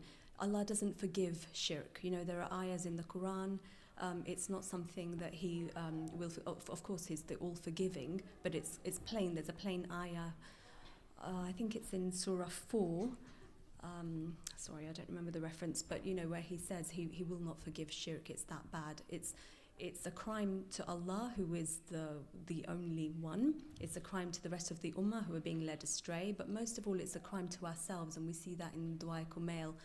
The whole zalamtu nafsi, how we're committing a soul against ourselves. Allah is the only one worthy of our worship. And we have that fitra, we're inclined that way. We took that oath, you know, in the Alam al-Dhar. So we are committing injustice to ourselves. We're not meeting our potential, which is why we're here. That's it. Okay.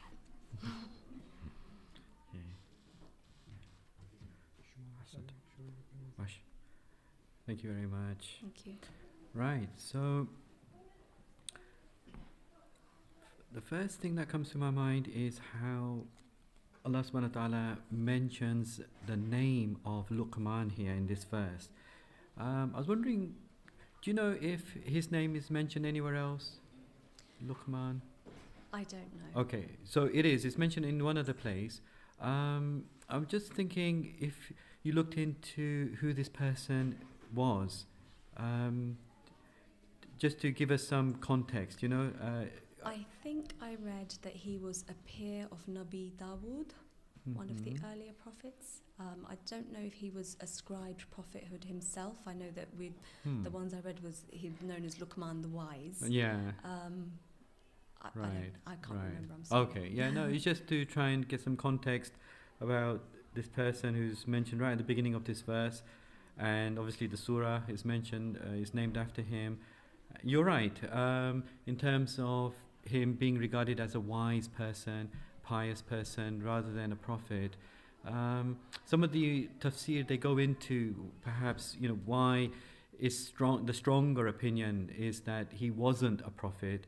But that's a discussion in its own place. All right. So you spoke about how lovingly he refers to his son. He calls him Ya Bunay. So what does that phrase mean in Arabic, and why is it something that you liked? I just remember listening to a lecture on it where I think it's like my loving son. You know, the way that kind of very gentle, not just son, you know, like it's that extra step showing the love and compassion a father has to his child before imparting all the wisdom. And it's not the way we parent now. we try to. Sure. You know. I wonder if you can think of any other examples in the Quran, actually, and this time from a prophet to another prophet, where he uses the same phrase, and that is very inspiring for us. Okay, of course, you know, Luqman saying it, excellent, but then when you have a prophet saying to his son, another prophet, that's even more inspiring. I don't know, are you referring to Nabi Sulaiman and Nabi Dawood? But I was when you said that, actually, I was thinking the opposite. I was thinking of the story of Nabi Musa and Nabi Khidr, which isn't really this kind of. We're not going down that route at all. So we have Nabi Ibrahim when he Nabi speaks Ismail to the sacrifice, exactly, and he covers the blindfold and very willingly, lovingly he says, "Of course, Dad." Yeah. So if you're interested in doing work in this whole area of parenting, is that something you're interested in? I've got 2 children. Oh, just for yourself, yeah, definitely, right. So, yeah, it's something I thought you might want to look into, but definitely the address, how we should address our children, and the impact it can have. A simple address, a term of endearment, can go such a long way. All right, now. One of the things that you picked up on a lot was the different types of tawheed, and so can you just explain, like, there's normally 3 main types that they refer to. I think you did refer to some of them, if not all. Do you know about the main types of tawheed when we refer to like Allah's oneness? So the unity of essence. Right. So that refers to his independence. Yeah. The unity of creation, khalqiyya. Mm-hmm. So the wonder of all creation. And then the unity. Do you know when you read so many different things, they're not all bad. I don't know whether the other main one is the unity in the worship aspect. Right. Where we fall short on, where we do the shirk. Yeah. Or where we. And so often they will discuss tawheed of essence, as you mentioned, I think right at the beginning, And then Tawheed of actions, divine actions, and divine attributes, Sifat and Af'al. And also these other types of Tawheed, or these dimensions of Tawheed. So this verse here, what particular dimension of Tawheed would you say this is referring to? Or when it's talking about shirk as opposed to which type of Tawheed would you say?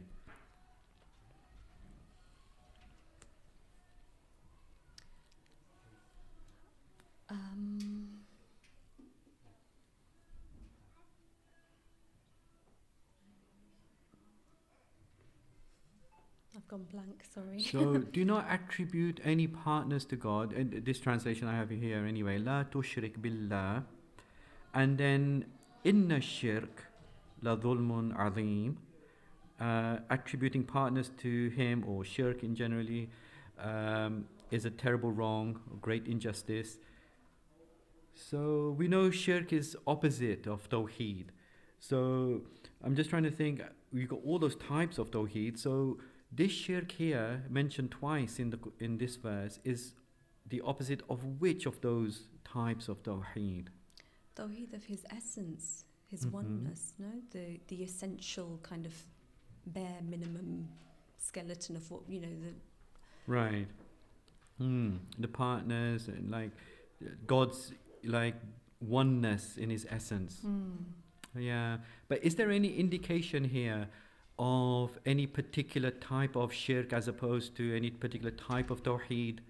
Do we have any indication here that could give us any clues? It seems quite general, right? Just generally speaking, that shirk is this dhulmun azim, and therefore with these type of verses, they are absolute expressions, as they phrase them. They are not restricted in any way.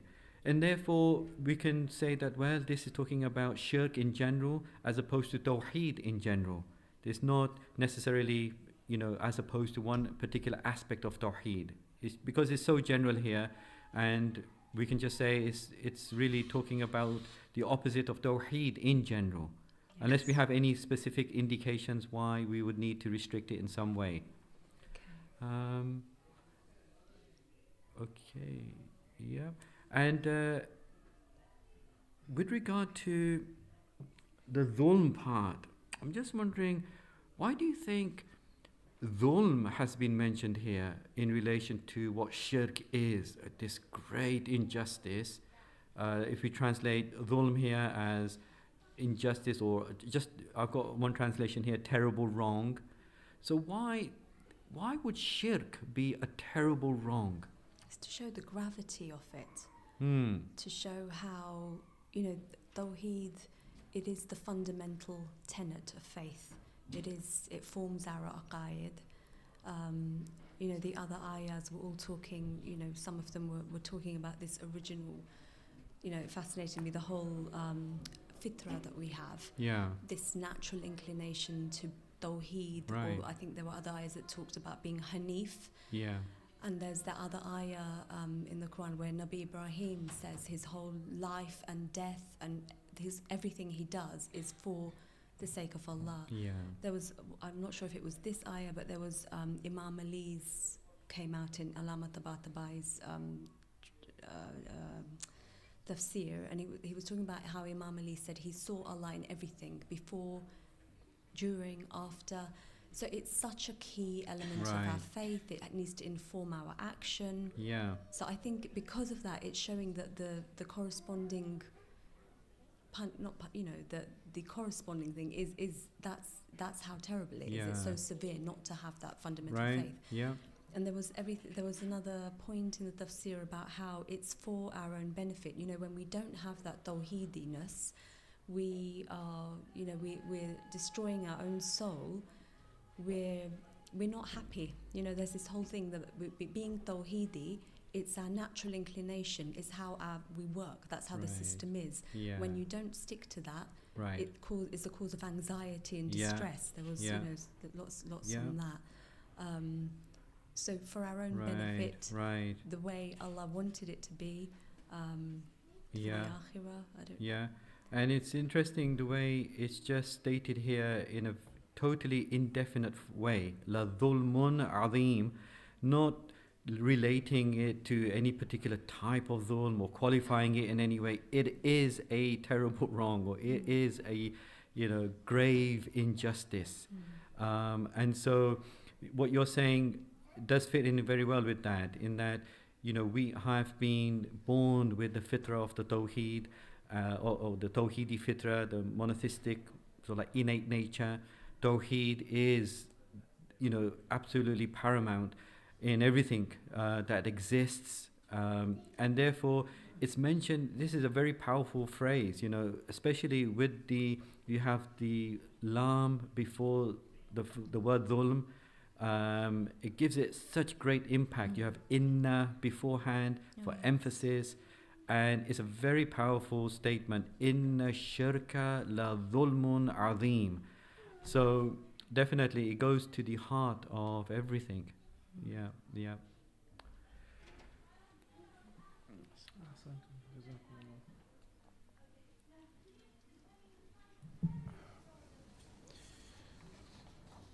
So one of the aspects that in your preparation would be the lessons that can be learned and how to apply it in our lives. If I were to ask you, look at the daily prayers that we have. Can you identify what are the areas of shirk that are in our daily prayers? We announce that we renounce this type of shirk. But before you're going to answer that, just very quickly, you said Ya Bunayya means that my dear child. And then Luqman the wise is admonishing that you should not do shirk. But he's also trying to justify it and giving him some reason for it. And then you enter into the depths of the types of shirk, be it in the level of the essence or the attributes or creation or worship. What do you think would be the age of the child where you can speak to them at that level? What age range, what mental stage of development can you rationalize with the child? I would have thought early teens. Teens. But I don't know. I mean, I assume, these are deep lessons here, but they start, it's too late to start at that age, that innate teaching about Tawheed first. Okay. I think we know needs to come earlier. So I don't know, I'm So interested to know, actually. most probably it's the teens. That's where there is that mental maturity for the child to be able to grasp this level of... Is that how old he was? I just want you to think about it. So can I stretch... What if the conversion to Islam takes place a bit later on in life? What if the child is already an adult and the parent is obviously middle age or old age? Would this still apply? Ya bunayya. It should do, really. It's a lifelong relationship, isn't it? I think, I don't know, I think maybe it's our culture that we're less loving or open about terms. I don't know, when you look at Arab culture, I think they're a lot more affectionate, even like my age people with their parents. Whereas I think growing up in a more East Asian continent is more... So it's not specific to a young child or a teenager, it can be even an older adult. Yeah. Does it have to be from the biological father? No. So what is the quality necessary in the father, a fatherly figure who would then be admonishing the bunayya? I just suppose anyone who takes that time out, who's brought up the child, like, or not necessarily who they live with, but I mean, I'm assuming Rasulullah, he lost his father, but he had so many father figures. In Surah Duha, we're told, aren't we, that Allah gave him he was yatim, but he gave him provision, and, some father figure, it's not just biological, it's... Okay.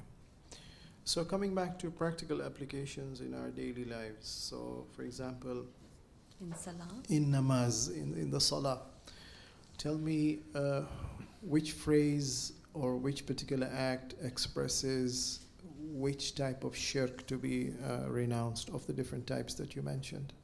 Oh, gosh. I don't know if I can think about it in terms of each action of salah. Whatever. I'm think not. just niyyah, for example, just the basic of niyyah. What Okay. is the intention of the salah? Is it the same when I'm at home in the middle of the day in my lunch break at work as it would be if I was in front of everyone at the mosque? You know, that whole, it's that hidden kind of aspect of shirk that creeps up, I think, without us realizing. So niyyah is the most obvious. Okay, so right? niyyah is the black ant that you're cognizant about and vigilant about. Good. What else? Giving God his due. You know, we've just talked about how Allah is the divine essence. If my mind is wandering during my salah, thinking about what I need to do, it's not. Why is it a shirk to let your mind wander away in salah? What type of shirk is that? Shirk Of the four types that you worship, mentioned. of worship, even though it's not associating partners with God doing that, but I'm not giving him his due Why not? authority. Why not? Once you begin to pray and your mind wanders away in the state of worship, is it not shirk now to give more focus, attention, concentration, adoration to something other than God? Well, Is that not a that's the type of shirk? That's the shirk, isn't it? If I'm thinking about work, Okay. it's putting work ahead of God. Okay, so concentration is a deeper level of tawheed. What else in salah? Which other type of shirk is there? I don't know. Do you think I don't know, qunut? I don't know whether. Qunut. I'm So not what sure. type of shirk is there in qunut? I suppose if you do the du'as, you're asking for things. Is there an aspect of shirk in that? If you're asking for, I don't know. I'm thinking out loud here. What's wrong in asking for anything and everything from Well, God? Why is that suppose shirk? It's not shirk if you're So- asking from God alone. Okay. But sometimes we think, you know, we forget. You know, we live in this cause and effect world, and we forget God's place in it. So Allah's created that system of cause and effect, but sometimes we remove him from the equation. So, you know, when we're praying, sometimes we're asking Allah ultimately, but I wonder whether I'm actually asking Allah or whether I'm just thinking I'm praying that I use the tools at my disposal, but forgetting to say, these are the tools that you've given me, God. Please give me the means to fulfill this that I want to do. But do you know what I mean? Sometimes you ask for the end without reaching or, you know, verbally saying, but you know, that it's come from Allah. That so, you know, like sometimes just forgetting instead of not making it God-centered Good. enough. Which ayah in the Quran would support that sort of interpretation? Ooh, That's the cross-referencing.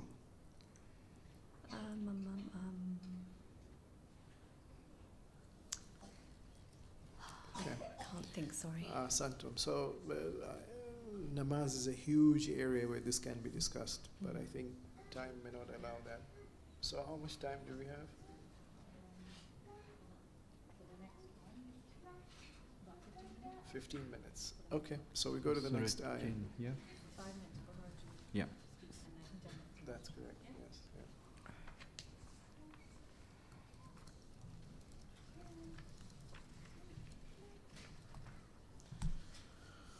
I'm sorry, I've forgotten the number. Ayah 18. 18. Okay. Oh yes. Okay. Sorry, just hold on.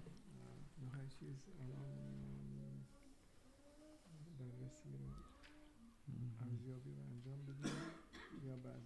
كنا بعد.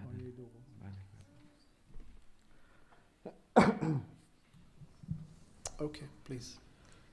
So chapter 72, verse number 18. Okay. Okay, so can you read for us the Arabic and then the translation and then the explanation? Yeah. أعوذ بالله من الشيطان الرجيم بسم الله الرحمن الرحيم وأن المساجد لله فلا تدعوا مع الله أحدا. and that the mosques are Allah's, therefore call not upon anyone with Allah. Okay, so this is a bit similar to the one that I'd picked. So there's been lots of discussion on what masajid is. So this is plural of masjid, the mosques. So I think this is Allama Tabatabai, or I think I read something by Jafar Subhani. I'm sure, I don't remember which now. But there are three interpretations of what masajid are here. So it could be, you know, the mosque as we know, Masjid al-Haram, Bayt al-Muqaddas, Masjid al-Nabawi, any of the main mosques. There was a whole discussion on how it's not a single mosque because it is plural here. Then there was reference to Rasulullah, who said that the whole earth has been created for me as a mosque and it's purified for me. So there's this whole aspect that wherever you are on the earth, you know, if we're using Rasulullah's explanation, it's all a sacred, sanctified place where where Allah should be remembered at all times. So before, you know, the third, well, okay, so let me go back a step. So the whole idea of the mosque is a place of worship. It's where we remember Allah. I think it was the sixth Imam said that a mosque is any place where Allah's name is glorified and mentioned day and night. But you know, so we think about mosque being, you know, this building and any of the buildings, or Rasulullah's idea that, you know, the whole of earth could be the mosque. And I think Allama Tabatabai said there wasn't enough kind of backup, you know, there wasn't enough saying, you know, supporting evidence for that. And then the third one, I think a companion had asked the ninth Imam about this ayah, and he said that it's the limbs, you know, what do you call them? The parts of the body that we use in prostration, in sajda, which is the ultimate form of worship to Allah that you'd associate with a masjid. Those are what's referred to masajid. So the forehead, the palms, the knees, the big toes, and this all came about because I think someone was tried for a crime, you know, for theft. And the ninth Imam had said, you know, don't cut off his hands because he needs his palms for salah. I think it stemmed from there.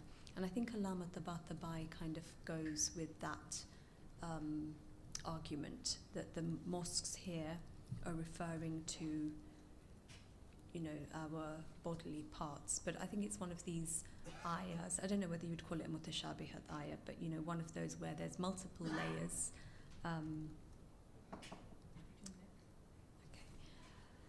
So that's the first part of the ayah, this whole discussion on what masajid is.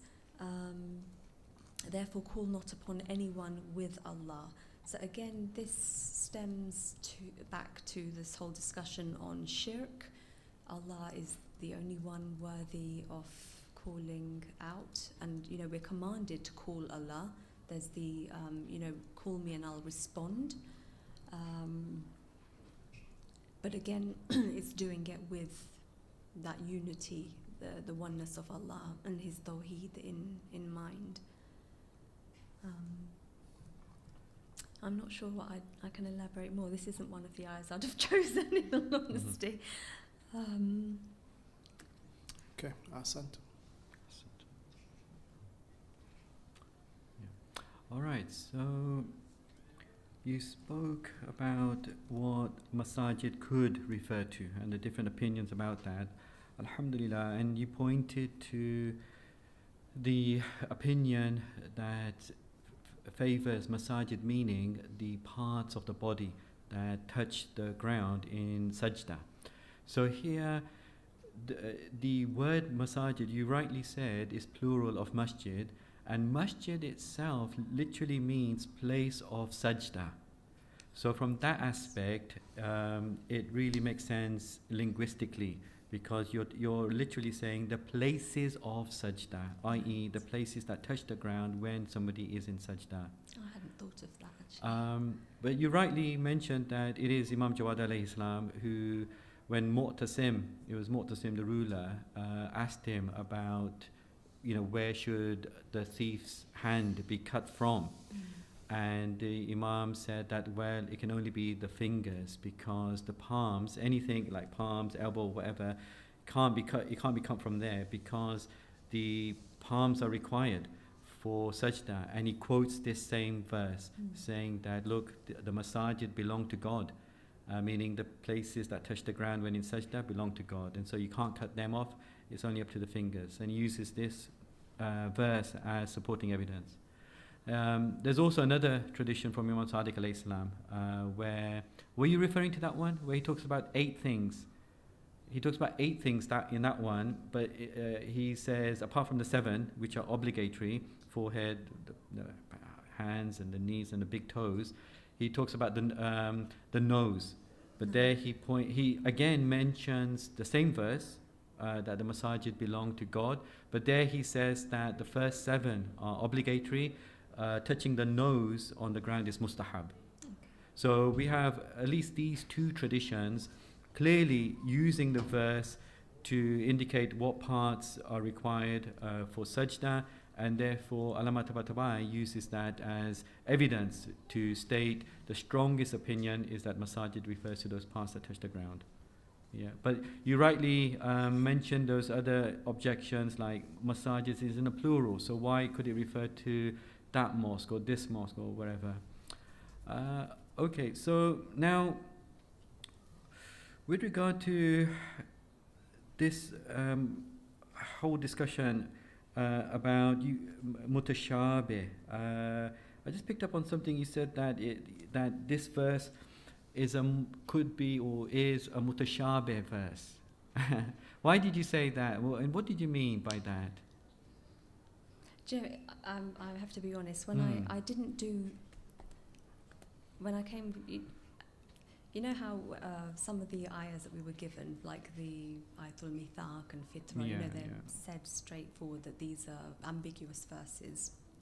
When I came across this one, I would just take it at face value, you know, like I wouldn't have gone in deeper. But when I just read that one article about it, and I just thought, wow, you know, like it is, there are so many layers to it. I just hadn't, you know. So I'm assuming, because, you know, like it opens up a can of worms about the mosques, about, you know, calling the wassul could be introduced over here, which is another whole, you know, there were, I'm not sure if it was this ayah which had the one about who you can call upon. I'm getting muddled now with my eyes, but there was one about dua. Is it this, the tad'u? Yeah, it must have been this one. So tad'u is often associated with the word worship. Yes, yes. And there's this whole discussion on how, and lots of ayahs in the Quran where they're combined, and then arguments that the Wahhabis use to say that this means we can only ask Allah, we can't do tawassul. But then there's the whole, see, I take things at very, you know, face value. I don't normally have an issue with that. And then I read the thing about, but you're asking an abd, the best of abd, and we are, you know, slaves. Yeah. So there is no issue. It's when you're giving the abd the status, you're doing shirk then by giving them Allah's attributes. That's where the problem arises. Is that the discussion for this ayah? I was thinking more in terms of like how you are defining mutashabih and whether this is a mutashabih verse and what the implications of that might be. So mutashabih, so based on verse 7 of Surah Ali Imran, which is the key verse when it talks about muhkam and mutashabih, those verses which are clear and definitive versus those verses which are unclear, ambiguous, metaphorical. And so this one, you wouldn't say that is a metaphorical verse. Okay. So by metaphorical, it means you can't take it at face value because it would give a wrong interpretation. Okay. So let's say we have the verse Yadullah fawqa aydihim. The hand of God is above their hands. Yeah. That's literally what it means. Yes. Yad Allah fawq aydihim. We can't take that literally. If we were to, translate it like the hand of God is above their hands, because we know God doesn't have a hand, He's not a physical entity, and there's all issues if you were to associate Him with a hand, etc., etc. Therefore, that verse becomes a mutashabih verse. It is ambiguous, it is to be taken metaphorically, meaning hand here represents His power. So the power of God is above everyone else's power, something like that. So we interpret it in that way.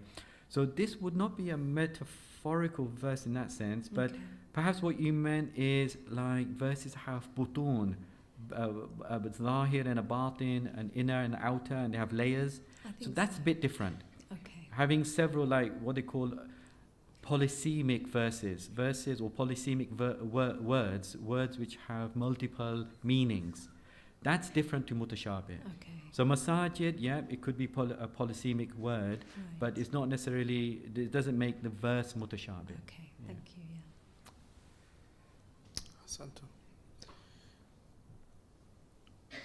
This ayah is from Surah Jinn. وَأَنَّ الْمَسَاجِدَ لِلَّهِ. Who is announcing this? Is it God announcing? Is it the Prophet? Or who? This ayah, I think, it's linked with the first ayah. Okay. So I think I read that this is actually a jinn saying this. The jinn are saying it. The jinn are saying this. So jinn are saying that the mosque belongs to God. So the jinn have, and the example of the mosques you're giving is, according to the first interpretation, physical buildings of Masjid al-Haram and Masjid al-Aqsa and Bayt al-Maqdis, and so the jinn also come to these mosques and pray. Well, they came to hear Rasulullah's Quran recitation Sallallahu alayhi wa in the alayhi. same surah, couple of ayah. Is it the previous ayah?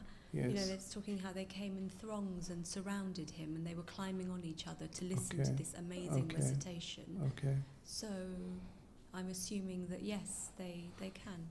They come to the masjid. That's where Rasulullah was reciting, so I assume yes.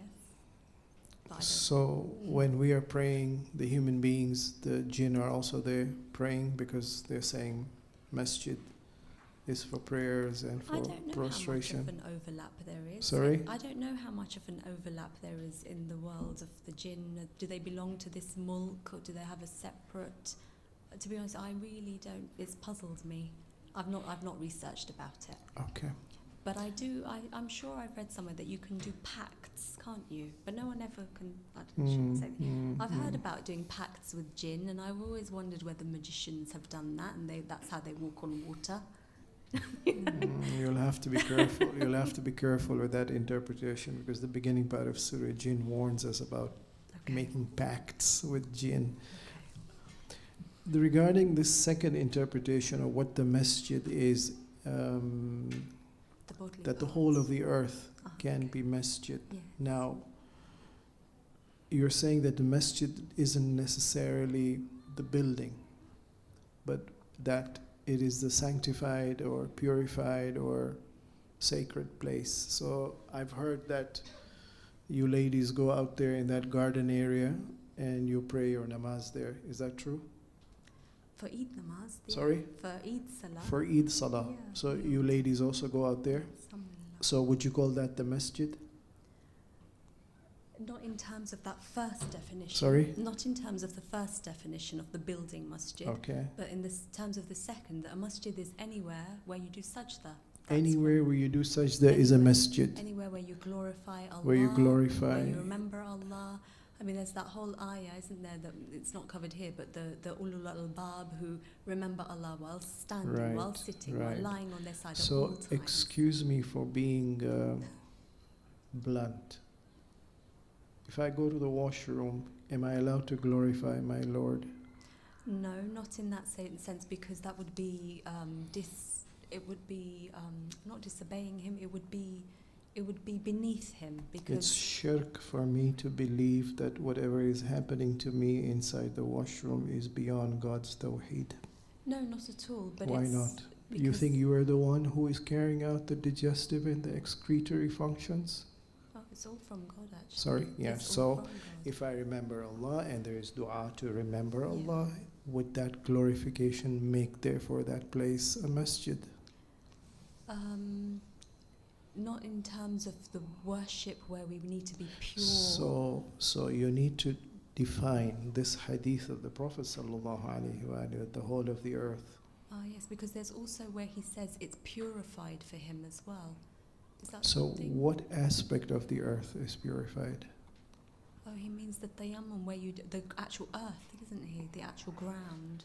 Where Right. we So do the sajda. earth can become the means of tayammum, No. and the earth can become the means of Purification. Sajda. Sajda, yeah. okay. I never thought of that.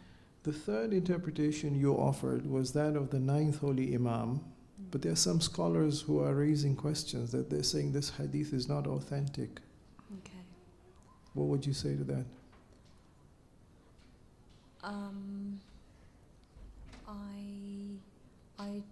I don't know. I'm sure, was this the one where also another Imam also had from Majma'ul Bayan, possibly? I'm sure that there was a separate Imam had also said the same, and went further, and I don't remember the whole thing, but he said, and the thief, if they thieve again, then you cut off the leg, and then there was more discussion because can you cut off a toe digit, because then they can't do So sajda. that contradicts And that's that when previous hadith, which Yeah. says that you should not cut off those parts of the body which are required for sajda. Yeah, So that's I didn't know how to corroborating the opinion that this hadith is incorrect. not authentic. Okay. How so, do we know? So, sorry? Do we ever know? Is there a... So Do scholars know? is ijtihad. So the mujtahid will have to use different methodologies to authenticate, or maybe sometimes a weak hadith can be accepted for secondary reasons. Okay. So وَأَنَّ الْمَسَاجِدَ لِلَّهِ فَلَا تَدْعُوا مَعَ اللَّهِ أَحَدًا. You said dua is a form of worship according to some, and you should not call to other than God. And you said tawassul. So may I ask you, tawassul has several meanings, but two potential meanings are like the one we do on Laylatul Qadr. We keep the Quran on the head, Bika Ya Allah, Bi Muhammad, Bi Ali, and we do tawassul of all the Ma'sumin alayhimus salam. That's one type of tawassul.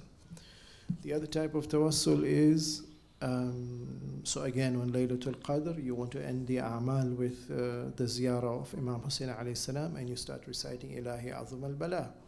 And then towards the end you say, Ya Ali, Ya Muhammad, ikfiyani, fa innakuma kafiyan. How do you justify these two tawassuls and say that it is not La tad'u ma'allahi ahadan? You answered this question to the first one by saying that God is the one who chooses the best of His creation. Did I get you correctly? Or why don't you repeat your explanation? I am not praying to somebody other than God or with God. So how then do you justify tawassul through the name of the Ma'sumin and then tawassul to the Ma'sumin themselves? I have to be honest, I just don't, I find this really difficult to grapple with. And it's funny, this morning I was talking to my brother-in-law. I've always used the wassul shafa interchangeably, and I haven't done any research, I don't know, because I just take at face value that it's fine. I've never had an issue with it, but obviously now there's this whole school. So we will have to find a Luqman Hakim to sit with you and say, Ya Bunayyati. We would love to have you here, God, Sheikh, God bless please.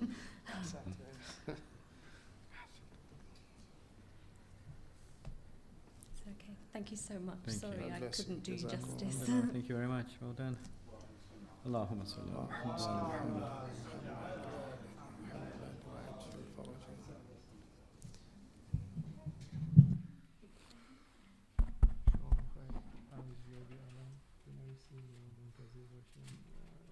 بله مقایسه بکنیم. یادم میمونه چیزا که مطرح شد. هذا مثلا دو نفر دیگه نه همه شما. اوکی.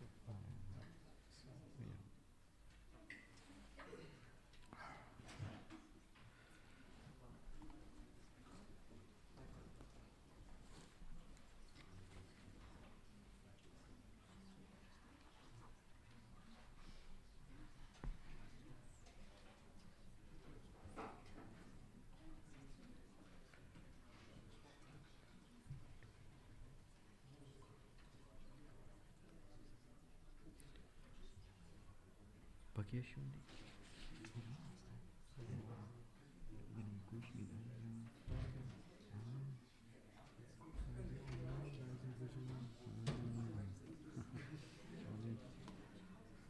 یکی از دوستان گفت که وقتی بیرون رفت one of the Eastern members said that I wasn't too keen on the Quran, but I attended and I was amazed that a young kid can come and engage with the judges. Yes, I think I'm interested in Quran. Nice. Okay.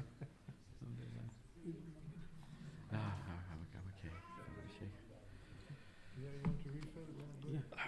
We still have a long way to go. Yeah. This is also very good. It's kept it warm from the.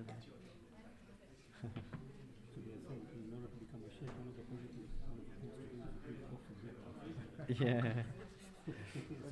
Because you have to stay up. It has to be free for coffee. You have to keep your eyes open.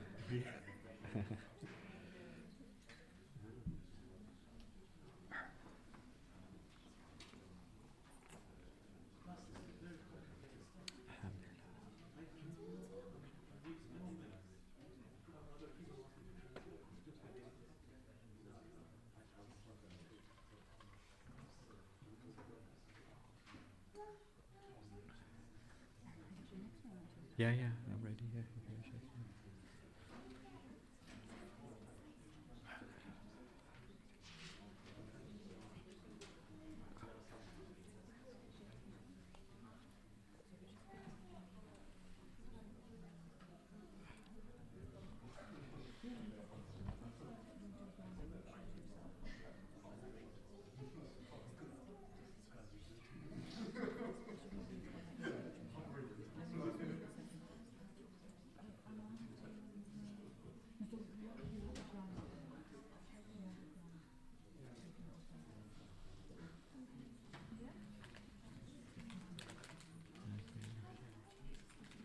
Salam.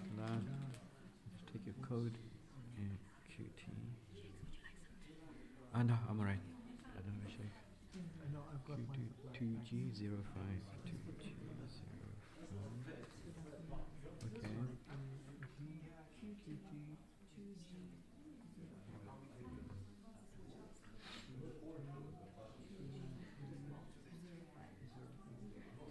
What's your good name?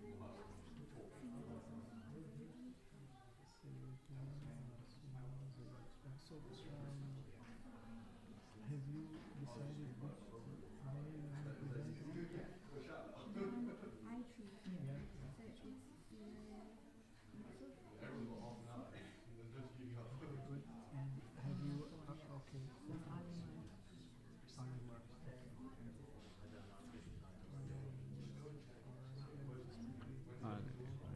Yeah.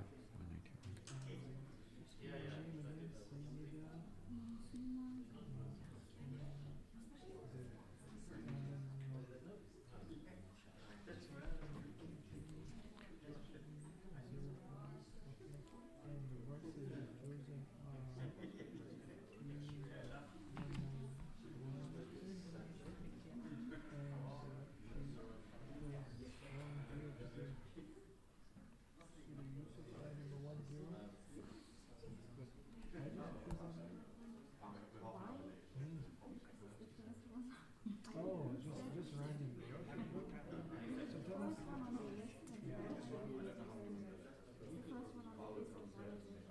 Okay, good. Just tell us more about yourself as far as your education level. Thank you. Yeah. They've got the stone inside, innit? Yeah. Just so that I'm careful. And you can put the Ah, use okay. can naglu. Okay. So I'll bring the Something if you need.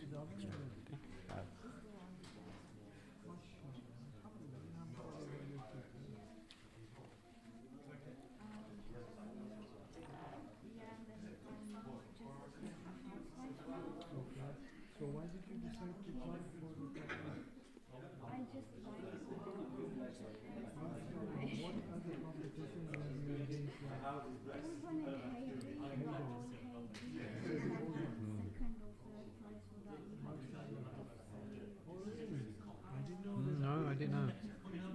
3 years ago. I've just recently, not that long. Right. I actually don't remember. It was just fine. Okay, a few years ago. And who were the judges? I think it was we had a series of questions and we had to go to Tafseer and answer those questions. Or like a written. Yeah. It was a written one. So how did you prepare for this one? So I looked at mostly Tafseer and Manar Namuna, okay. and general translation. Sorry, Namuna in which language? Urdu. Oh, you're comfortable with Urdu. Okay, good. Okay, which else? And that's it. Only one tafsir. Yes, just Why? I just I mean, is it that you didn't know about others, or you didn't No, have it's not that I access to didn't them, know. or you didn't have time for them? I just did one and I said, let me just stick to this. And Okay. there's too much information. Okay. And I'm familiar with Tafseer and Manar because I read it when I was quite young. Maybe I didn't understand it that well. What made you read it when you were young? It was my daily routine to read MashaAllah. Quran before going to sleep. Good, good. And one else as well, the daughter. The one of what you have seen. Yes, Yeah. How's Ali doing? it's fine. Yeah, give my salams. Who is Ali? Son. Oh, the son. Yeah, alhamdulillah. Yeah, alhamdulillah. And Maulana, of course, give my salams. Yeah. But no, I'm fine. Okay, so the format is going to be, we're going to give you only 5 minutes to make a presentation, and then we'll have a 10-minute discussion. 5 minutes Sheikh will discuss, 5 minutes myself, 15 minutes. And then we do the second one. So which one do you want to start with? You want to start with Yusuf al-Salam, or you want to start with Yusuf? Please.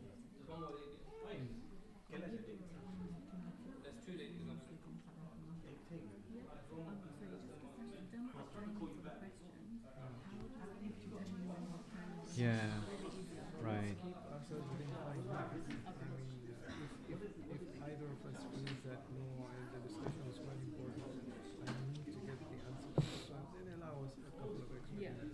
Yeah. We can do about 5-8 minutes. Yeah. But yeah, when the first half is over, just give us an indication Okay. that basically the time for that first part is over, so we know to wrap that up. Yeah, and go into the next. I'll just read over. Yeah, thanks. Yeah, Bismillah, whenever you're ready.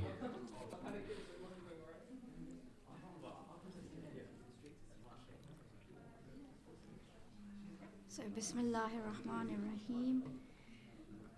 I'll read the translation. It says, Sorry, can you start with the Arabic okay. and then go to the translation? Bismillahir Rahmanir Rahim. وما يؤمن أكثرهم بالله إلا وهم مشركون. Right.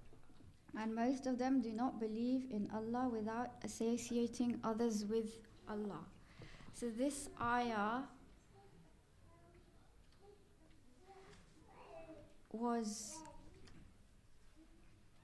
it's Surah Yusuf, ayah 100 and I've completely gone blank. 106, yeah. Yes. 106, yeah.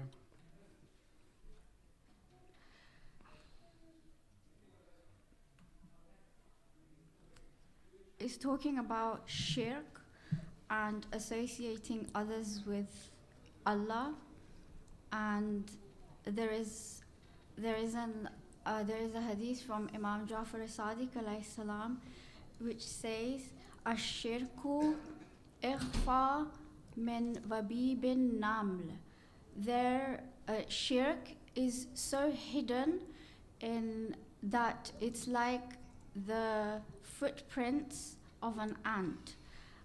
If you think about how small an ant is and its footprints are so hidden that you will not know anything about it. Also,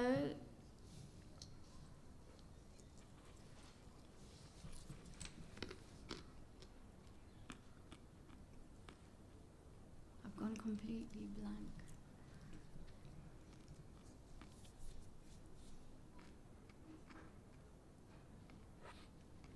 So there are many ways you can do shirk. Sometimes shirk is with the blessings of Allah. So sometimes you might say that if this person didn't help me out in such a way, I would have died, or I wouldn't have been, my life would have been very hard. So you're associating with sustenance. So the sustenance that Allah gives you, you're saying that if somebody wasn't there, a person, then you wouldn't have been able to survive.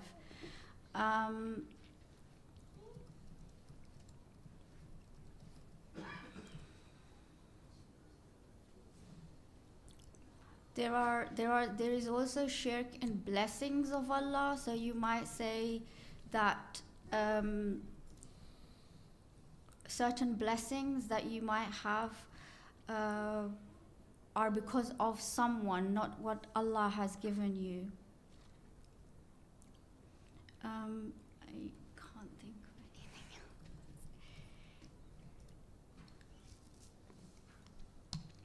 If you have your notes and you want to have a quick look at them, no problem. Could you give me the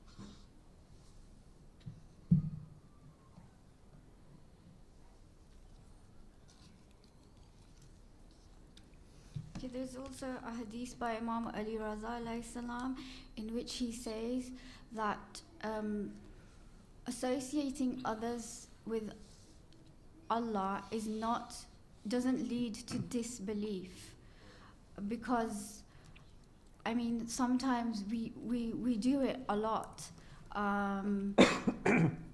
Even I've heard one lecture where this one alim was saying that sometimes when it's namaz time and you know you have to go and pray, you're kind of like, oh, let me just finish this program. Then you're putting that thing ahead of Allah in a way that you're delaying your namaz for something else. If it can be helped, you should go and pray first and stop everything else.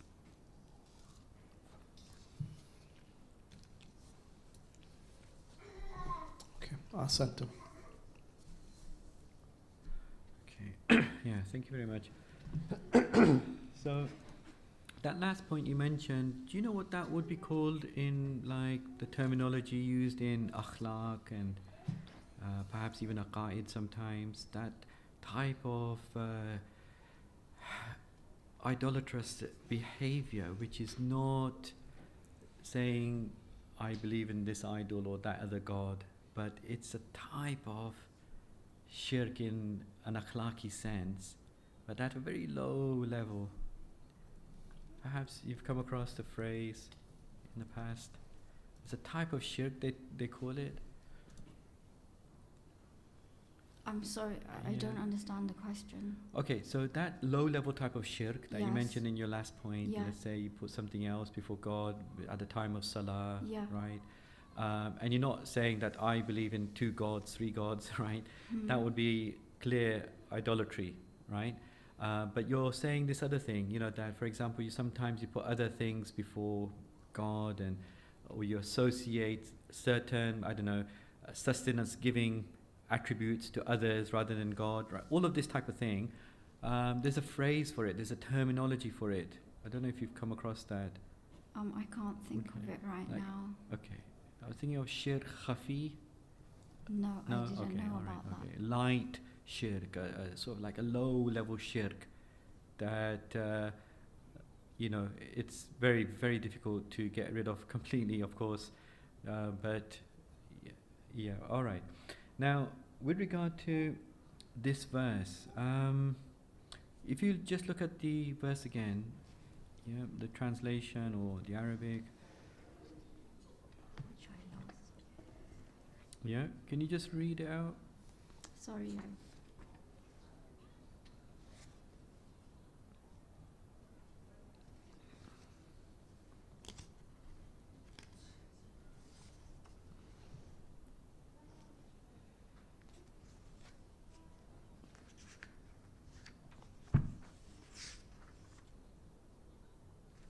Can I read it out? Yeah, please.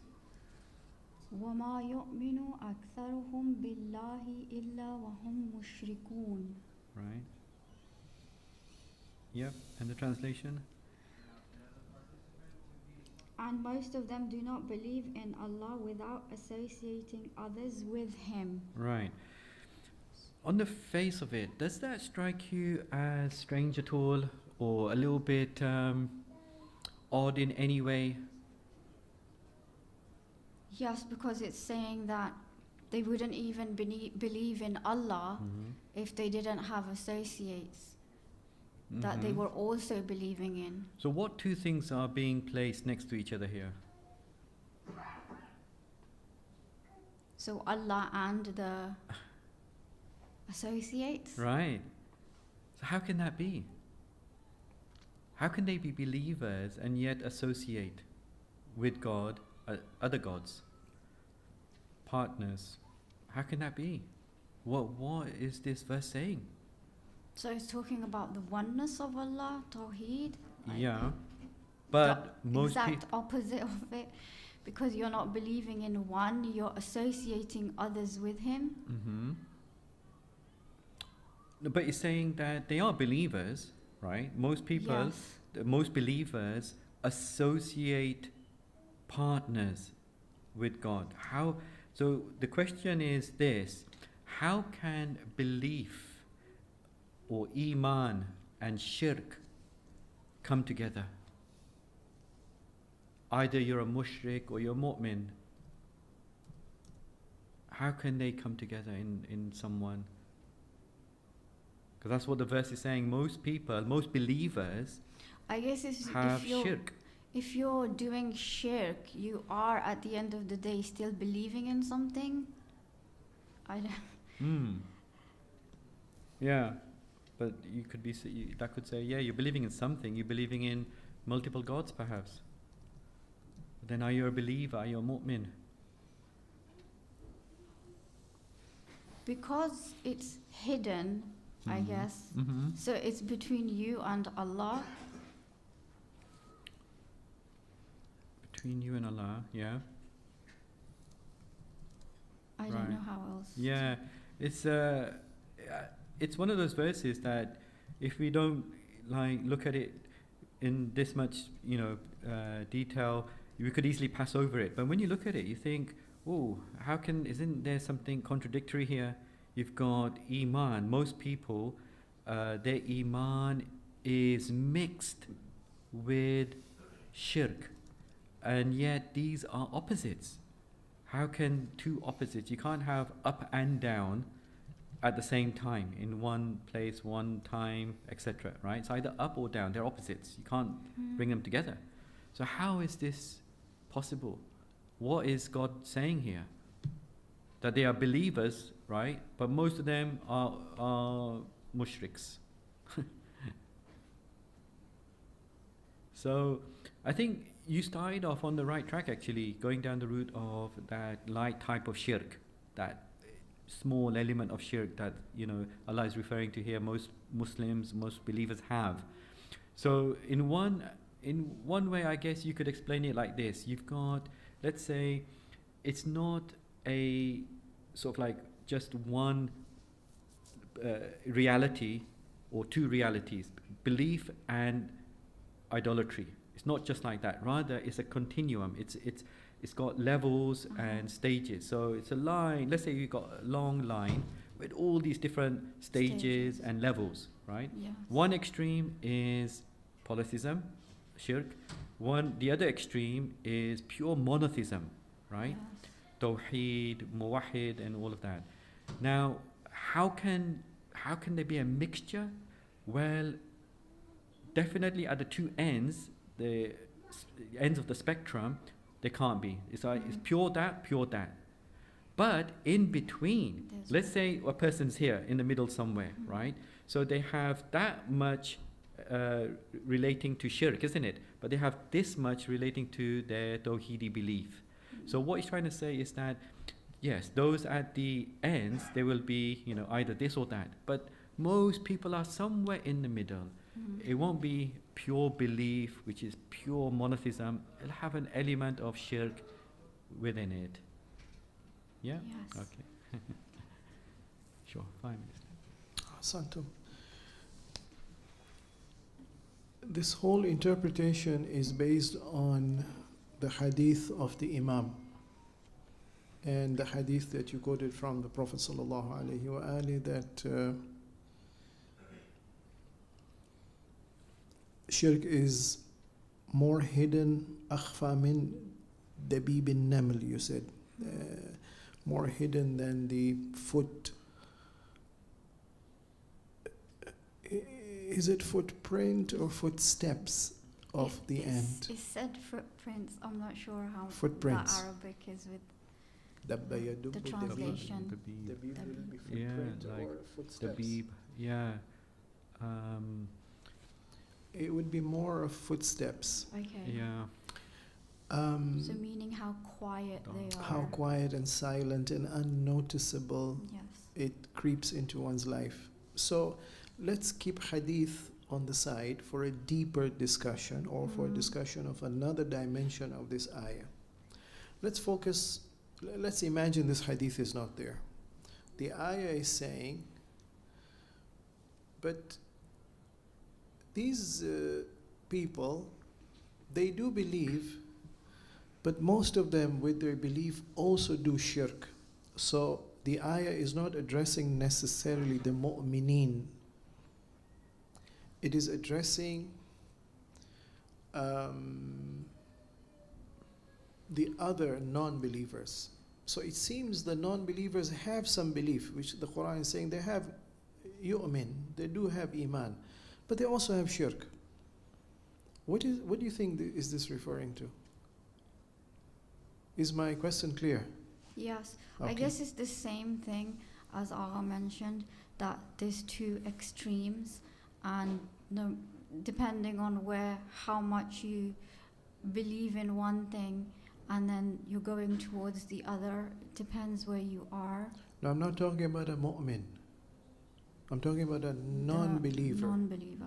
That this ayah could be interpreted to say it's the non-believer pagan who has some belief, but he also has shirk.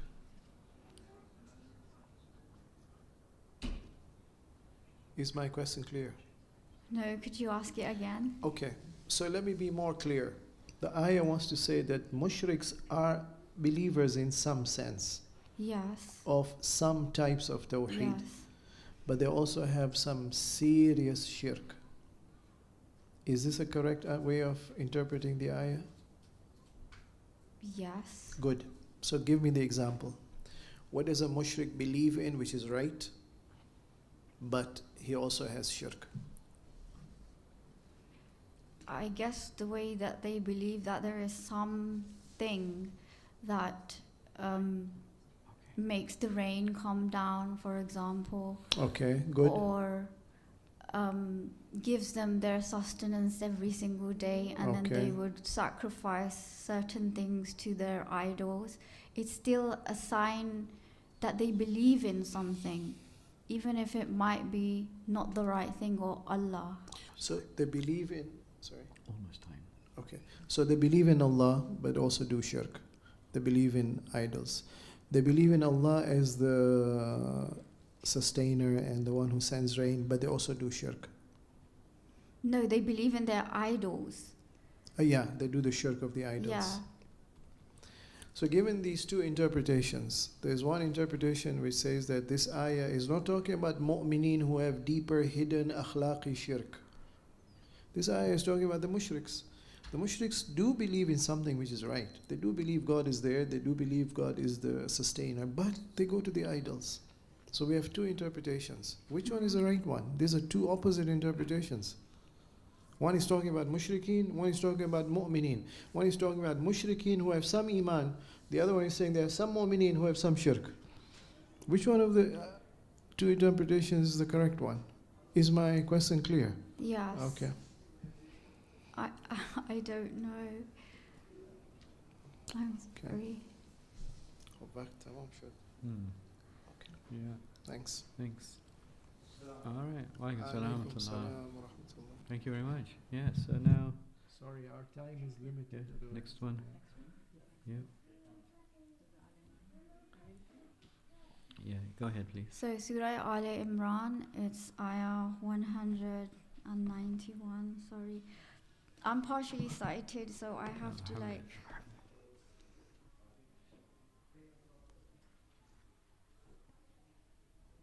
So it's 191.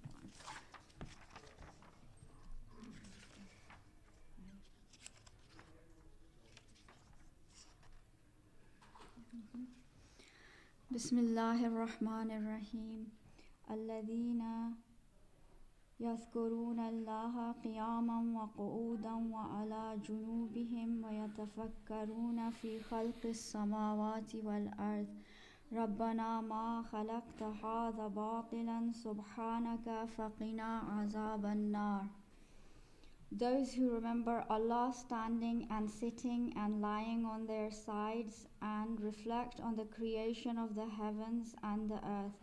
O Lord, Thou hast not created this in vain. Glory be to Thee. Save us then from the chastisement of the fire. So, when this ayah was revealed, the Prophet started crying a lot. He cried so much. There was a number of ayahs that were revealed together, which is from ayah 190 of this surah to 194. So when he cried so much that his shirt got wet, then he went into sajda and started crying. The floor got wet then, and then he was crying nearly all night, and then it was time for namaz-e-fajr, and Bilal did the azan. Bilal came up to him and he said, you are a special servant of Allah, why are you crying so much? The Prophet said that these ayahs have been revealed to me, and how woe to someone who listens to these ayahs and does not think about how Allah created everything, and then ask Allah to protect us from the fire of hell. And people are asked to recite these ayahs in the namaz-e-shab if they can, because these ayahs are very important, and they talk about recalling Allah in and then what you believe in.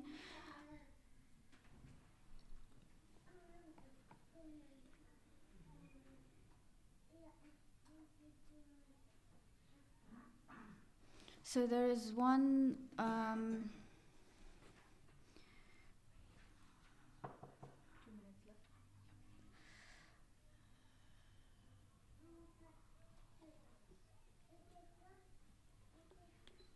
so sometimes the remembrance of Allah has also got to be with when you're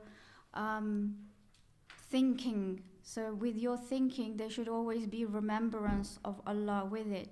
It's like when you eat an healthy meal, it might energize your body, but it's not doing anything for your soul.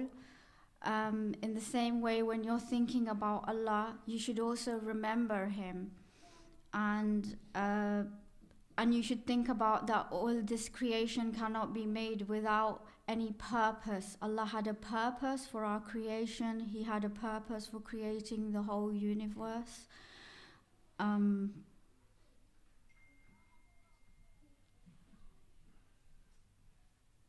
And protect us from the fire.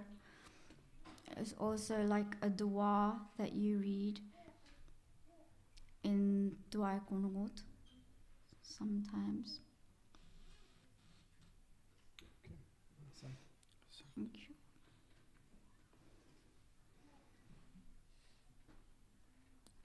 All right, so you linked the verse to Salatul Layl, right?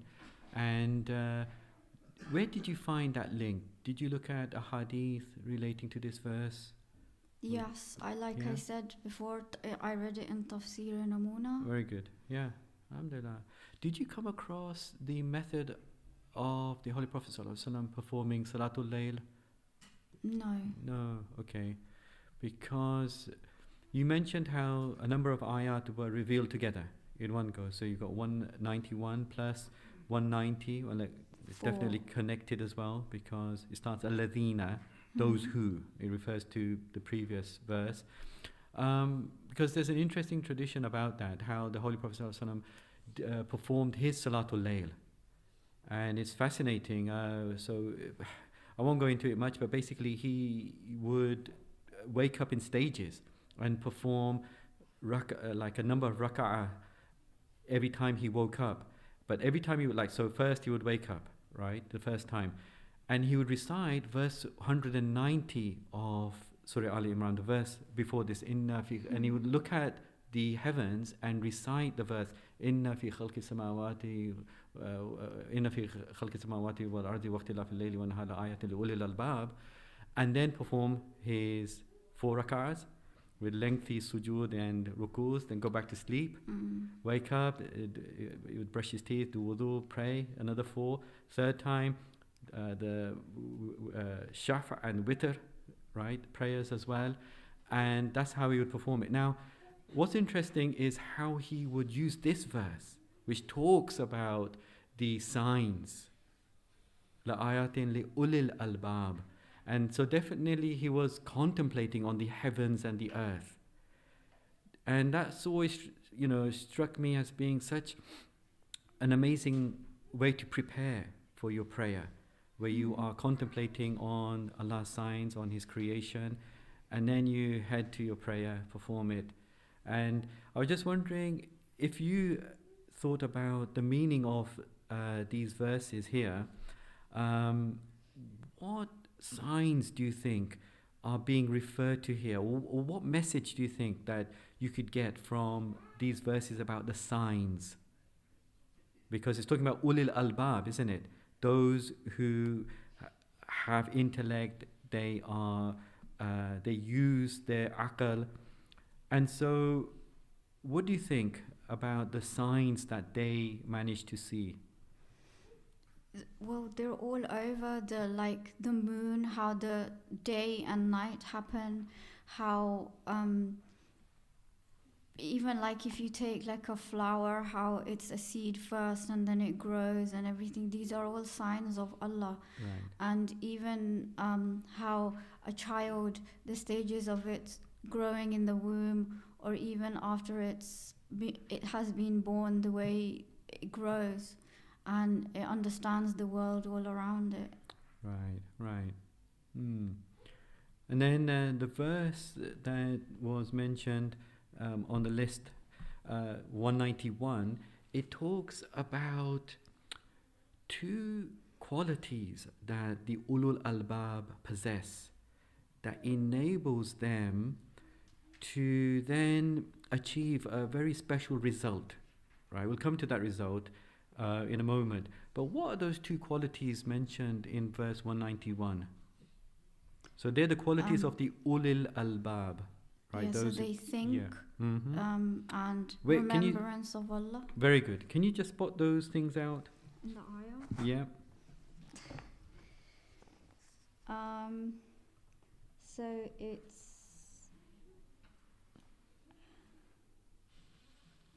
يتفكرون. It, think, yeah.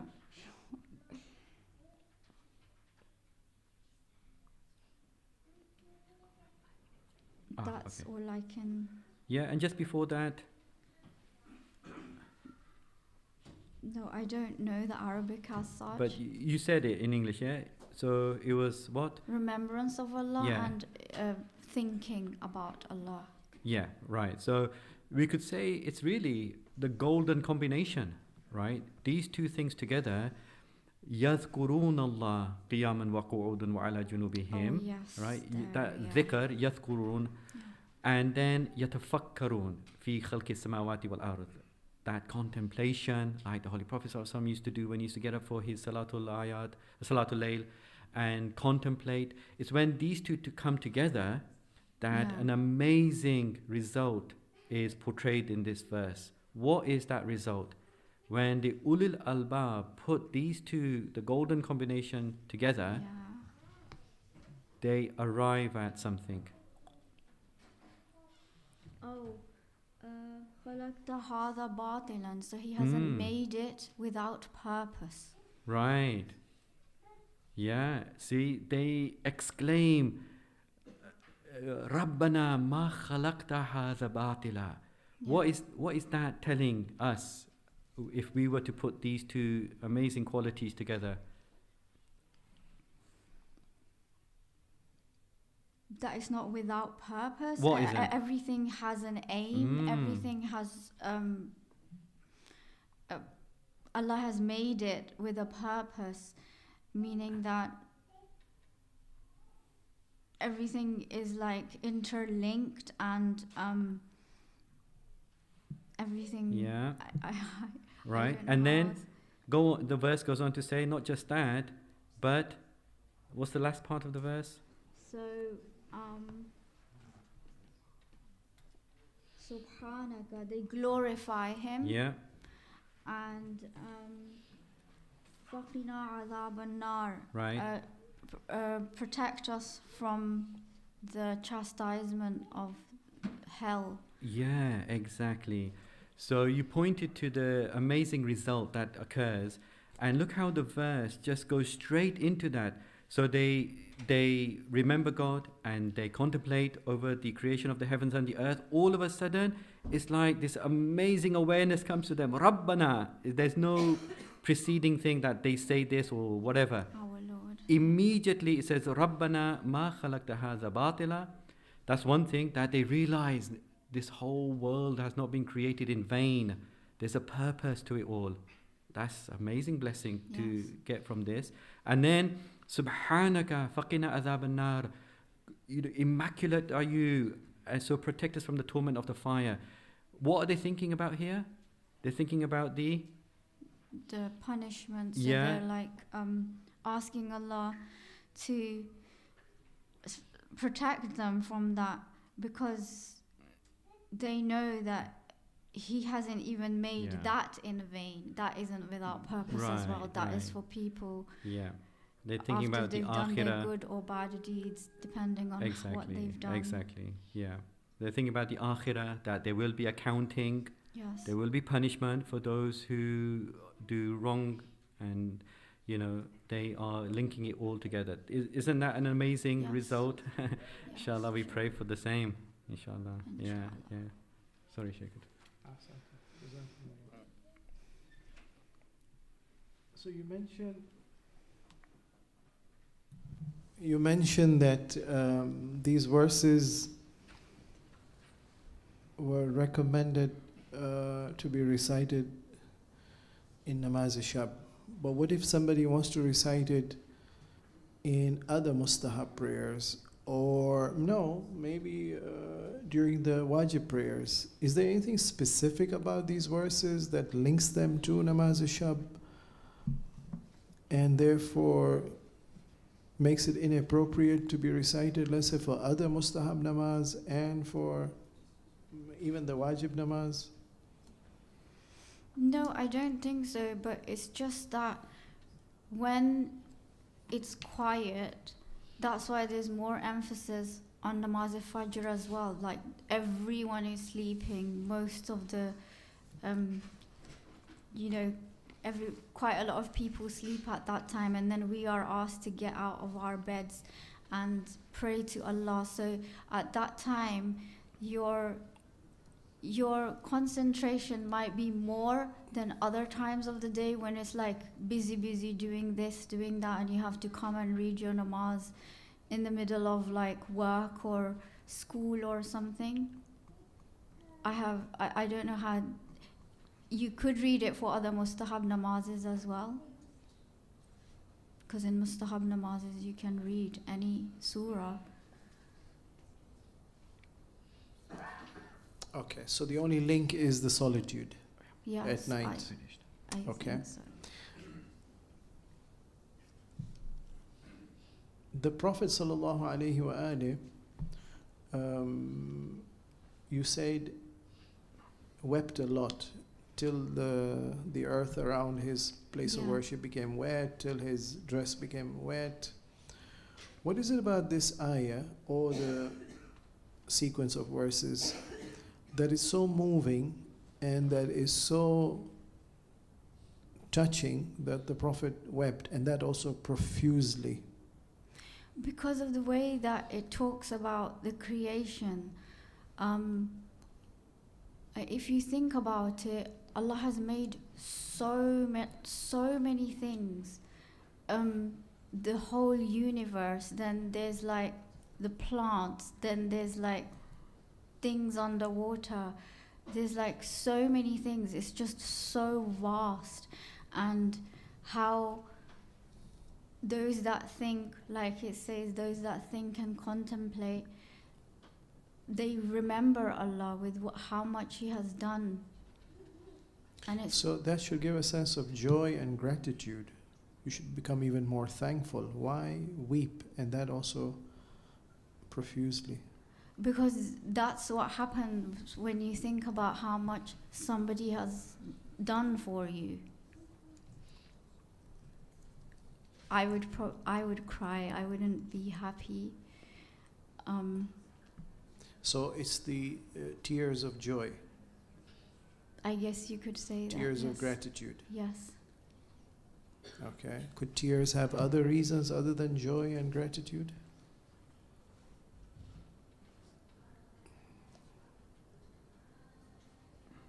Yes. Okay. What else could those reasons be? They could be if you're sad or upset. Okay. So what is there in these verses that can suggest that they have other reasons for the Prophet Oh, weeping? it might be the punishment of the fire. Punishment is of different types in the fire. What is it about the punishment being referred to in these verses that can really move a person to tears?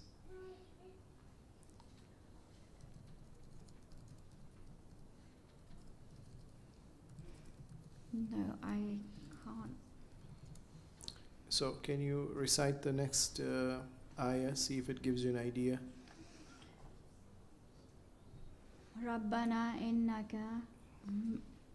من تدخل النار فقد أخزيته وما للظالمين من أنصار. Okay.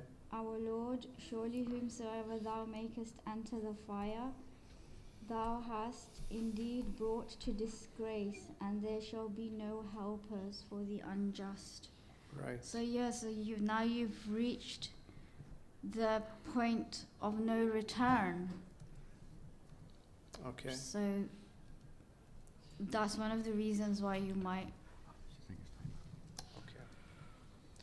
So the realization that there is no escape From here now, yes. from And here. this is the end.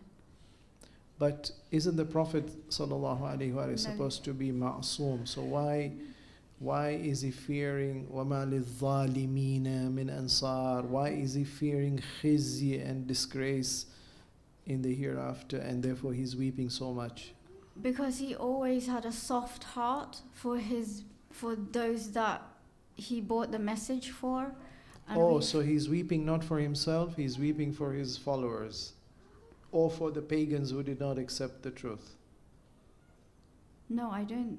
It's because of his relationship with Allah as well. His Okay. relationship is a special relationship. Okay. No, so I'm trying to figure out, these tears are of joy, of gratitude, or of fear. They're If not they- of fear. Oh, they're not of fear. So they're only tears of joy and gratitude. No, I don't know. Okay, all right, thanks. Thank you. Yeah, thank you very much. Ahsan.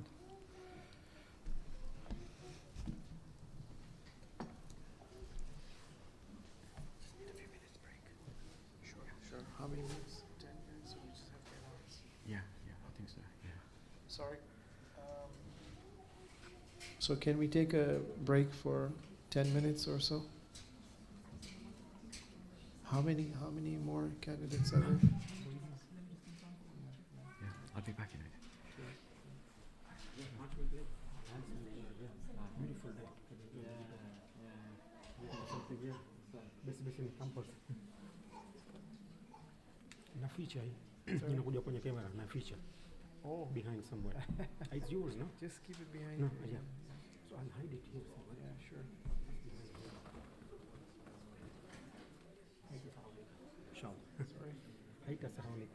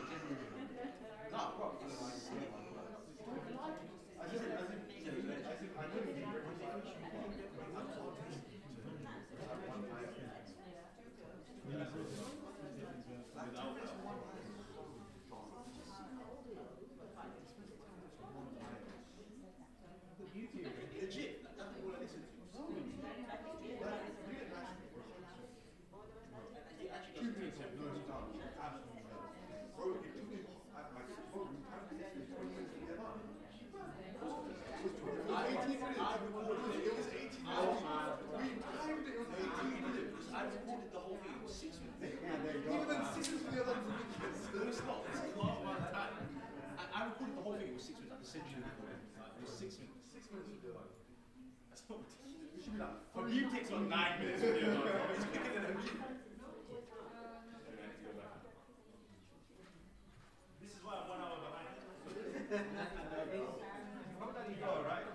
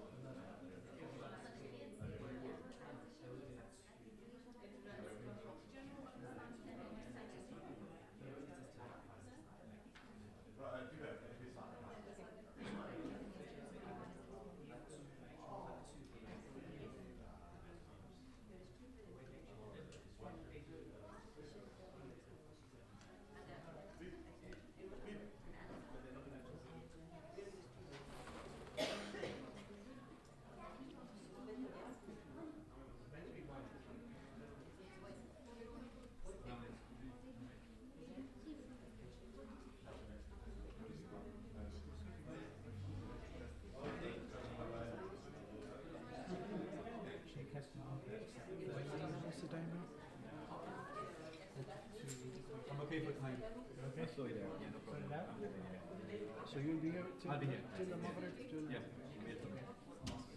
Let me just try to make arrangements. See, there's another alternative. What we could do is we could save time instead of keeping half an hour. We could keep it 20, 25 minutes, but just give them one verse. But then we'll have to decide whether we give them ayah of their choice versus. If we stick to the half an hour, We're both, okay. the most sessions that have gone on for 50 minutes, 45 minutes. So Okay. yeah. No, but we went on, watch this thing. Yeah, She she wasn't forceful enough. I think she did give you some cues, but they just went over. I thought the cues were like, well, we were on time. Anyway, I'm back home now, so Really? I'll bring a stick. Yeah, you know, please do, otherwise. For us, it's these are, you know, so fascinating discussions. Once in one of the African countries, we went up to 11 o'clock. Man. I mean, they were excited. They want to do it. And each one took this long? You always take about half an hour to complete it? Well, no. Somebody from Birmingham told me, Sheikh is not here. You're very short here. I said, really? Sheikh wants to leave me alone. I'm not too sure if he's been doing it for an hour and a half minimum. You do a whole lecture. In Africa, sometimes you do it faster, slower, yeah? Yeah. What's the fastest you do per person?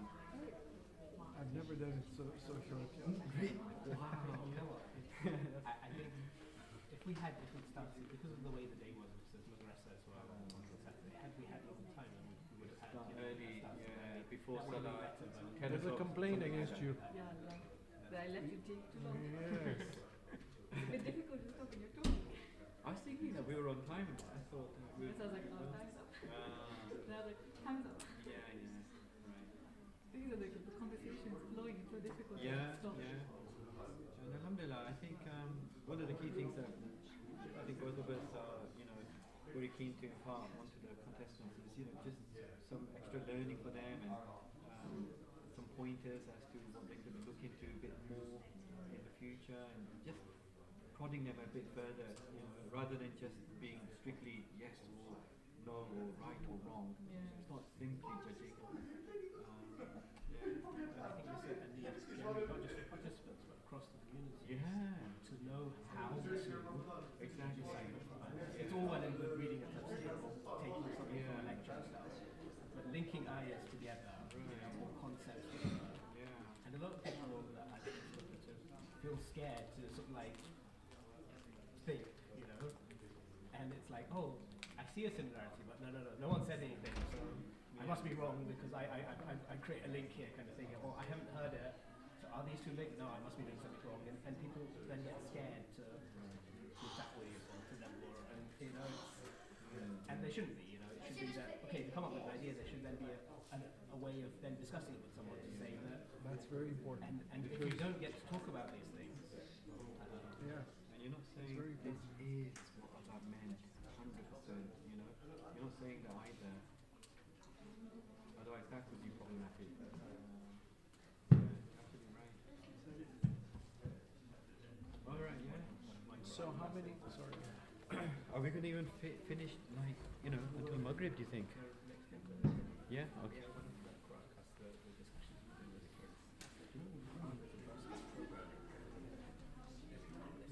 there's no verse of programming in Quran. There's absolutely no verse of programming.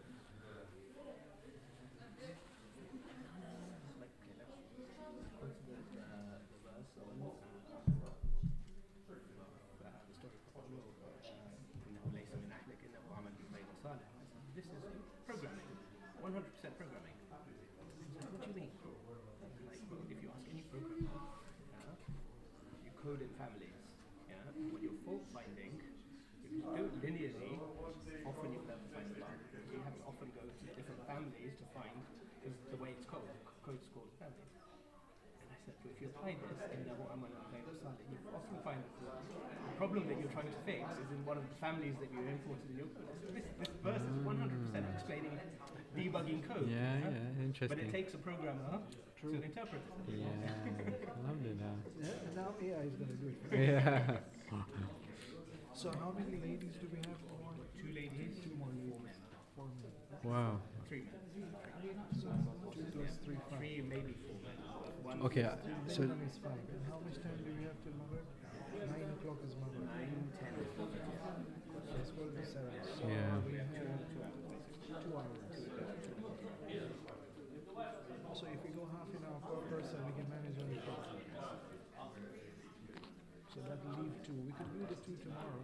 But it depends on Sheikh Nuru confirming that. Keep trying calling him, but he's not answering. So keep trying him. But let's start. Yeah. Bismillah. Because it wouldn't be fair, less than half an hour per person is Especially too little a time. Especially now that we started with half an hour. Halfway through, you can't change the rules. Yeah. Assalamu alaikum warahmatullah. Oh, you're not doing all the women first. Doesn't matter. Doesn't matter. You want to do the women? No problem. No. No. It doesn't matter.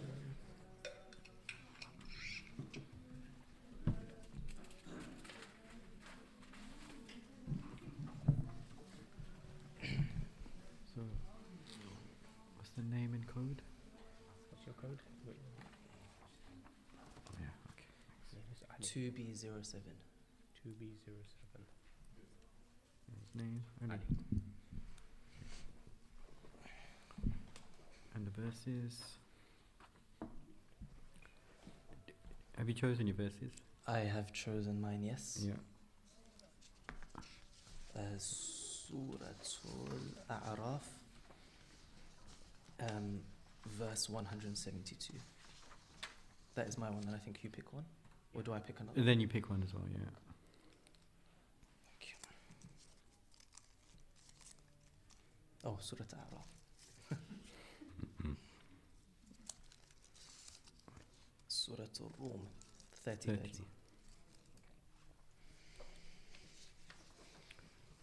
Sorry, can you come forward here? Sure. Bring the table? No, come here, yourself. Oh.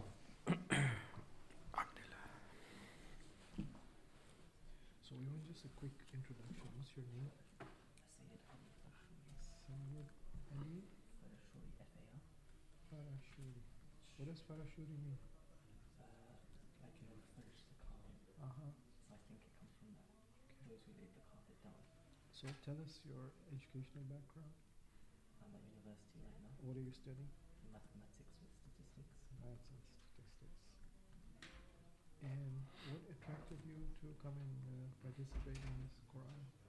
In the Tafseer specifically? Yeah. Oh, you're also participating in other? In open recitation. Okay, good. I don't know how I've been blessed with some sort of interest in Quran. Okay. And in Shaykh Ramadan there was youth lectures, and I gave one of them. It was sort of like a tafsir. Here in the Here center. in Hyderi. Okay. And I enjoyed that, and it sort of sparked something. So I thought this seemed like a good opportunity to research. Good. So how did you do your research? I had various different books or things around me. Okay. So I would have Tafseer al-Ayashi, Hadith. It's available in which language? English, I have the volumes. Oh, it's been translated recently by ICAS. Yeah. Okay. No, by AMI. Oh, Yeah. yes. 3 volumes. Three Yeah, volumes. yeah. Okay. So that's quite good. And then I would have Study Quran. Okay. If we have one. And then Enlightenment Commentary. Okay. And then as I was researching, there'd be other, not books, but just articles which I would use. So for example, on the Tawassul part, there was one from Ayatollah Nasir Makarim Shirazi. It wasn't from a book, it was just an excerpt. Okay. So things like that. But the main basis was enlightening Tafsir al-Ayashi and Study Quran. Good. And how was the experience for you? It was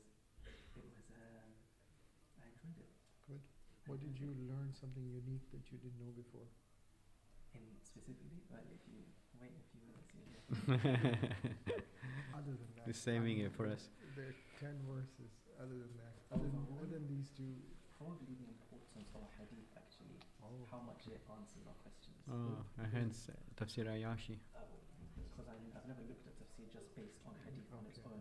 Okay. And it answers questions directly, which you have the companions ask the imams directly. Right. So that was a cool comparison. Yeah, obviously Tafsir Ayashi is not the full Quran. That's one of the issues there. That was Yeah. some of the verses. So you wouldn't, yeah. Which is why I had to go up and find some other places. So that is the drawback of it. Yeah. Okay, good. All right. So, now, so you have 5 minutes to make your presentation. Which of the two verses are you going to start with? Surah Rum or Surah A'raf? Can I check first Surah Rum, my notes on Surah Rum, and then just see which one? Anyway, whichever you choose, you let us know. But the format is you have 5 minutes to make your presentation, not more than 5 minutes. You can take less than 5 as you wish. And then we'll have 5 minutes each of discussion per verse. And then we go to the next one. Sure. And my warning will be all together. I'll give you a warning when you've got 2 minutes left of your 5 minutes. Thank you.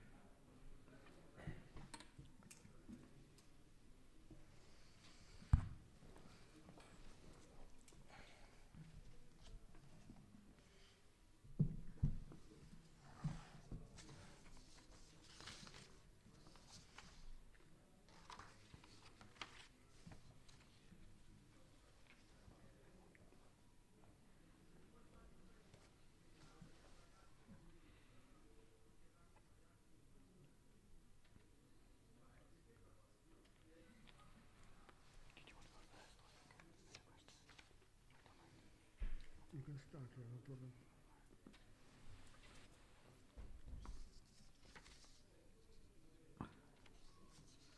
Yeah. Whenever you're ready.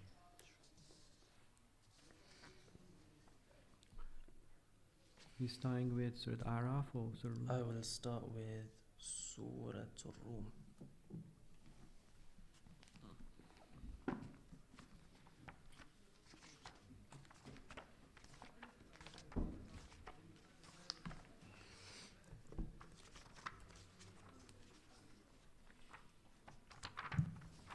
Sorry, you will not be allowed to look at your notes.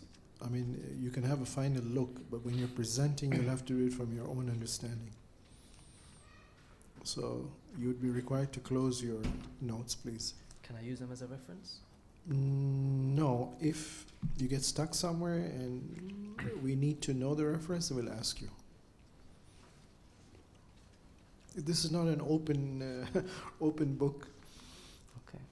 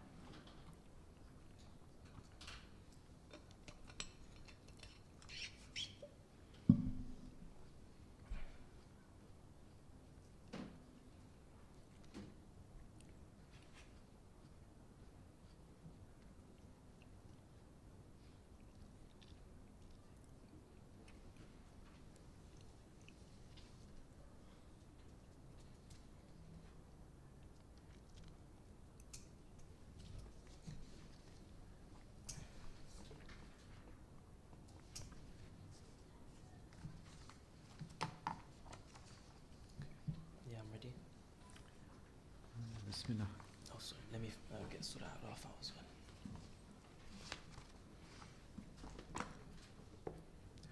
I'll have to get it. So you're starting with Rum? Rum. So Rum, okay.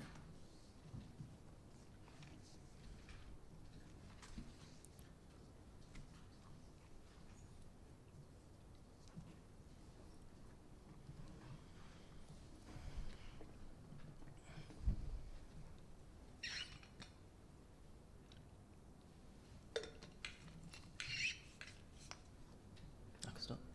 Okay. صلوا على محمد وآل محمد. اللهم صل على محمد محمد. So the first verse is Surah 30 of verse 30 of Surah 30. I'll just recite the Arabic. أعوذ بالله من الشيطان الرجيم. بسم الله الرحمن الرحيم. فأقم وجهك للدين حنيفا فطرة الله التي فطر الناس عليها لا تبديل لخلق الله ذلك الدين القيم ولكن أكثر الناس لا يعلمون آمنا بالله صدق الله العلي العظيم صلوات. So first looking at the translation, then set your face upright for religion in the right state. The nature made by Allah in which He has made men, there is no altering of Allah's creation, that is the right religion, but most people do not know. First thing I want to look at is the word wajh. it talks about face straight away. So you can talk about how this means the face, just looking at, when you look at something, all your attention is towards that thing. But further than that, you can represent the whole body with the face. You could say that this is saying that your whole entity should be upright for religion. That's the first thing. Continuing, Hanifa. Now, the word Hanifa means steadfast, but it really means upright, standing. It doesn't mean bent in any way. And it's showing that in this ayah, your face should be towards the correct religion, the right religion, and it should be with your whole force. All your actions should represent this because you are acting as a Hanifa, as someone who is steadfast, standing upright. Quickly look at the reference because I have where Hanifa is mentioned also. No. For Hanifa? No. When we allow you, that's when you look at the reference, because you're going to be marked on whether you can give references on your own without referring. Okay, well, you can mark me down then. So we'll deduct marks on that. That's fine. We'll tell you. Yeah, when we fine. need the reference, we'll tell you we're going to deduct marks. If No, you're going to look I'll at keep it open, but you can deduct the marks. No, you'll lose every point that you make. We wouldn't know whether you're looking at your notes or not. So for every point you make, we'll keep on deducting. Any point that you want to refer to your notes, on that point we should know, and we're going to deduct a mark. So you want to refer to the notes for this particular point? Yes. So we're going to deduct that. Okay. Are you making a record of deductions? Okay, so one deduction for this. Okay, please. Okay. So in Surah 10, verse 105, it says, "Set thy face towards the religion as a Hanif, and be though not among the idolaters, those who are idol worshippers." So it's saying that those who, it indicates one who inclines away from misguidance and goes towards belief and oneness. And quickly, if we're looking at Surah Rum as a whole, one of the benefits for reciting it, just as a whole, is that its reward is equal to 10. That's the second point you're referring to. Okay. Second deduction mark, please. Okay. The reward for reciting this surah is Yes. equal to 10 times the number of angels between the heavens and the earth who praise Which Allah. surah? Surah number 10 or surah 30? 30. 30, okay. Rum, yeah. What's the That's source for this reference? I can give it to you after, in detail. Sorry? I have enlightening commentary. Okay, for this particular hadith? For this particular hadith. Okay. So can you just repeat the hadith? You get the reward of? Reciting this surah is equal to 10 times the number of angels between the heavens and the earth who praise Allah subhanahu wa ta'ala constantly. Okay. Reference, end of reference? It is not advisable to keep this surah as a talisman in the house. That is part of it. That's the second reference you're making now. That's the third deduction mark. Sure. Well, that's part of the hadith, though, I believe. So I think it's 2. Okay. Thank you. So can you close your reference now? The reason I asked you, is this the end of the reference now? So we close it? For me, it's easier to... I don't mind being deducted points. No, this is not an open book. It's okay, you can deduct me, it's fine. It's best that I give the best I can rather than... No, we've never done this like this. I mean... You do need to close your references. So ultimately, if you need to look at it, obviously it's a deduction. And then you have so for any specific point that you need to tell us, for example, this is from this reference, we'll allow you to open it. But otherwise, you'll have to close your notes. Okay. Thanks. Sure. Thanks for appreciating the discipline required. No thanks. Okay. Let's continue. This ayah is famous for actually containing the fitrah. Okay, so when people talk about the fitrah and they like to define it, 1 minute for both ayat. Okay. When people talk about the fitrah, they refer to this ayah. And question is, what actually is the fitrah? How can we prove it? Through this ayah. So it says the nature made by Allah in which He has made man. So we know that it is a divine inclination, which also means that if it is from Allah subhanahu wa ta'ala, it does not contradict between people or races or religions. The fitrah in its purest form is for all humans when they are born, for all people. And now it's up to us whether we then continue to express that fitrah as we grow, or if through our own actions or through our surroundings that fitrah is corrupted. Now when I say fitrah, what does this actually mean? It's an divine inclination towards worshipping one substance, one's overall arching creation. You can call it God, and you can go further to define it, but this is actually one of the proofs that is given for the existence of God itself, having a fitrah. An example of the fitrah, is that time? Okay, one point. The example of the fitrah is a common example we hear on the minbar when you are out to sea. If you wanna, the existence of God as a proof, tell me, have you ever gone out to sea? Yes, I have. Have you ever been in a storm where there is such, you're in such a situation that you feel that you are hopeless, and in that moment you feel a sense towards something? That is the fitrah. So at moments in our lives it can be exposed. Let me quickly go to Surah Al-A'raf. No, we do one ayah at a time. So Okay. let's finish the discussion on this. Yeah. Then we'll start with the second one. Feedback first? Okay. All right, thanks. Right, so you mentioned that this verse is the verse of the fitrah, and that's the name it's been given, Ayatul Fitrah. And how did you define fitrah? A divine inclination, innate inclination towards the worship of one God, but that might be a step too far. Initially, the fitrah, maybe you can say, is just towards one overarching entity. Whichever entity that might be. Well, this is the thing. Would you say that, for example, Christians are utilizing their fitrah because they are trying to go towards Tawheed, but, slightly skewered? So that's a discussion, actually, which I didn't mention. Is the fitrah actually Islam, or is it just overall belief in Tawheed? And there are conflicting opinions there. Did you reach any conclusion on this? Because this is quite an important point. May I reference? No. Okay. This is a fundamental conclusion you should have reached by having studied. I'm not asking for a specific book, page number. No, I'm asking for an overall understanding of the ayah. Well, I saw both. I saw both points of view. Okay. I saw both. How do you justify both?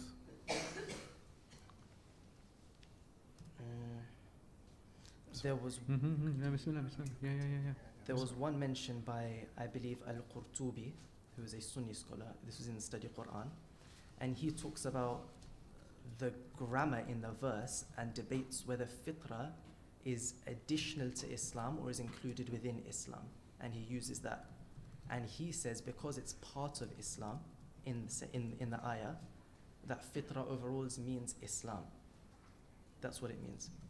But then the other side of that is, for example, that means, do you have to do the shahada only to become a Muslim, to engage your fitrah, or is there a deeper level of actually engaging that? Yeah. So, did you come across any traditions about this, about the fitrah, and whether it refers to one God or religion or the truth or whatever? Did you come across any famous traditions? Tafseer al-Ayashi, they don't have a surah room.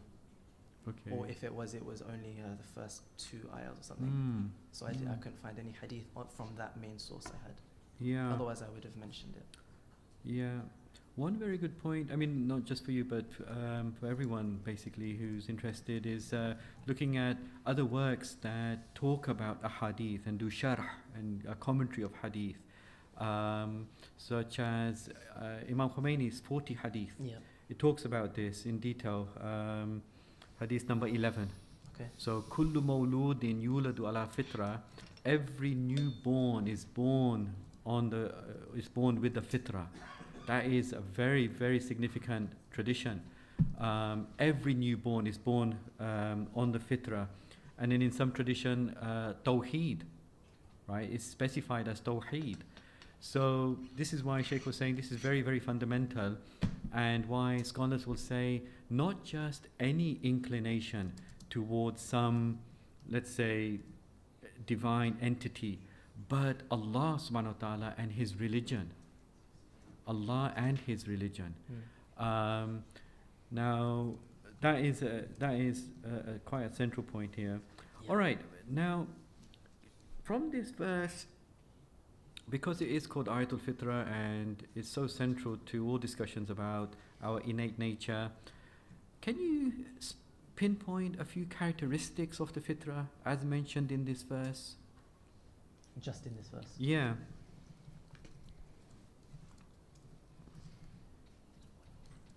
Oh, really? Okay. Yeah. So just your answer, then I'll have to pass over. Yeah. Some characteristics of the Fitra. Made by Allah subhanahu wa ta'ala. Made, would you say made, or perhaps God-given? Sure, I'm just quoting what it says in the translation. That's what it says, made. But yeah, God-given. Yeah. It cannot be, here the translation is, there is no altering of Allah's creation. It could mean that the fitrah itself cannot just be taken out of someone. Maybe it can be corrupted and made invisible to them in their actions, but itself, that fitrah can always be unlocked again. So it never goes from a person 100%. So you're thinking la tabdila li khalqillah. Yes. Right. Because otherwise there's only that one line on the fitrah. Okay. All right. What else?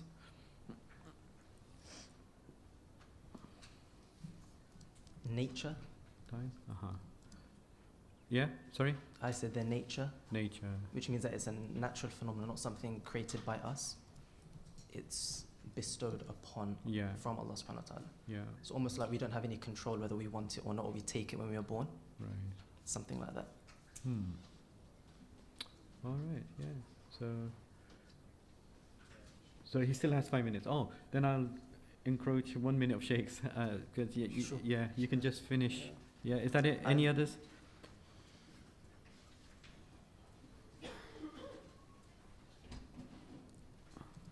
See, what I'm seeing here is that the only part which talks about the fitrah directly is the nature made by Allah in which He has made man.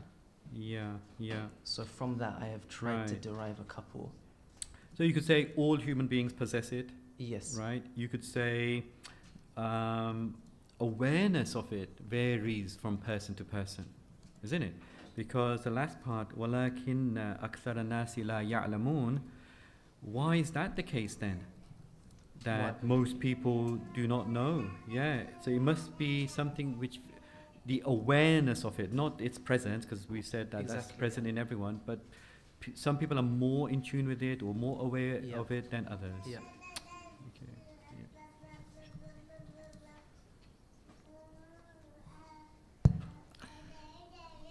Yeah. The Sheikh asked you a question whether in the tafsir of the specifics of the fitrah, is there any hadith, and you said Ayyashi Samarqandi has not mentioned it. Yes. Are there any other tafsir which have compiled hadith or which do mention hadith as a means of interpretation? Are you aware of other sources? According to the fitrah? No. Oh, generally? Generally, yes. And then Tafsir al-Namuna, Tafsir Nur al-Thaqalain. Okay. I have references of Majma' al-Bayan. Yes. So I wasn't looking at those as a whole. I was looking at other tafsirs that mention them as well. Okay. Because I don't have access to them. And Al-Mizan only goes up to like Surah 17, and then there's a jump, so I couldn't use that for this. Okay. No, so the important thing is you are aware that there are other sources that could have given you the hadithi. Okay. Correct, yeah. Just that one point on Al-Mizan, 17, then a jump. So on almizan.org. That's where I found it. Yeah, it's got quite a lot of the later chapters as well. So there are lots of jumps, but it'll go into the 70s and other chapters. It's not only up to 17 and that's it. I don't know if you've seen recently. I saw it was something like 7, and then it went up to like 53. Yeah, there's a few jumps, and then it went back gaps. up. So that's why I couldn't use Yeah, for this yeah. one. You started off with the definition of fitra as a divine inclination, the inclination towards God. And then when Sheikh asked you about the explanation from hadith, do you want to revise your definition? Because they don't match anymore. What you said in the beginning and what you said after Sheikh offered the clarification. So how would you define now? What is the fitrah? A divine inclination towards the religion of Allah and worshipping Him. Towards religion of Allah. A divine inclination to worship Allah and His true religion is better. Okay. Because from the hadith that's more direct. Right. Than just saying one God overall. So you say that in support of this we have, did I hear you correctly? You said this is spoken on the mimbar. You didn't give us a source for this, that you heard about the sea storm and the person. That's why I said spoken on the mimbar, because I don't have the only times I haven't read it. Oh, you haven't come across it? I have heard it. So do you think the mimbari person has created it out of the blue, or there is a source for it? I'm sure, but they don't quote it. Very often on the mimbar they don't quote. They don't quote it. If it's a story like that, or a hadith, they won't say this is from this tafseer or this hadith book, unless it's a very short hadith. Cross-referencing, don't open your notes. Is there any other ayah in the Quran which would support this? If the mimbari was not there, support what? With this particular sea storm experience. Oh, I wouldn't even have it in there, so this doesn't matter. Cross-reference. Okay. Yeah. So what about, let's come to Britain. Okay. Britain was a seafaring nation. So, can I have a minute, please? No, this is important. Interesting question. Britain as a seafaring nation would have a lot of experiences of seafarers coming back and saying that we experienced this particular storm and this is what we experienced. Have you come across any chronicles which indicate this particular experience? In Sheikh Muhammad Shumali's book, Islamic Belief System, he has some parts on the fitrah and he quotes a story of the ship, and that might be, I don't know if it's Britain based or Persian based, but that is one thing which I've heard, but I haven't heard anything aside from that, but that contains a whole page in his book. But the British people have now shifted in their faith towards, I mean, it's no longer a major Christian country. Yeah. In fact, it's no longer even a country where a good majority follows any particular faith. Mm-hmm. So how would the fitrah apply to those who have no faith? Sheikh or yourself, I think, just mentioned Christianity. What about a non-believer, total non-believer? How would you check whether they have the fitrah or not? Checking if they have, everyone has a presence of a fitrah. Yes. Whether they are present with it or recognize it, they may have corrupted their fitrah with sins. It might be their surroundings. True. It might, for example, if a non-believer grows up in a non-believing family, it'd be harder for their fitrah to be activated. Harder. Doesn't mean that they won't have a chance to. Yeah. But harder. So things like this. So are you aware of any scientific studies that have been conducted on British citizens or Western world whereby specifically this question has been asked and the number of people who responded as to what? It's a very specific question. Yes, it's very interesting. I haven't seen a study like that. Yeah, there is. Okay, good. Thanks. Should I have said yes?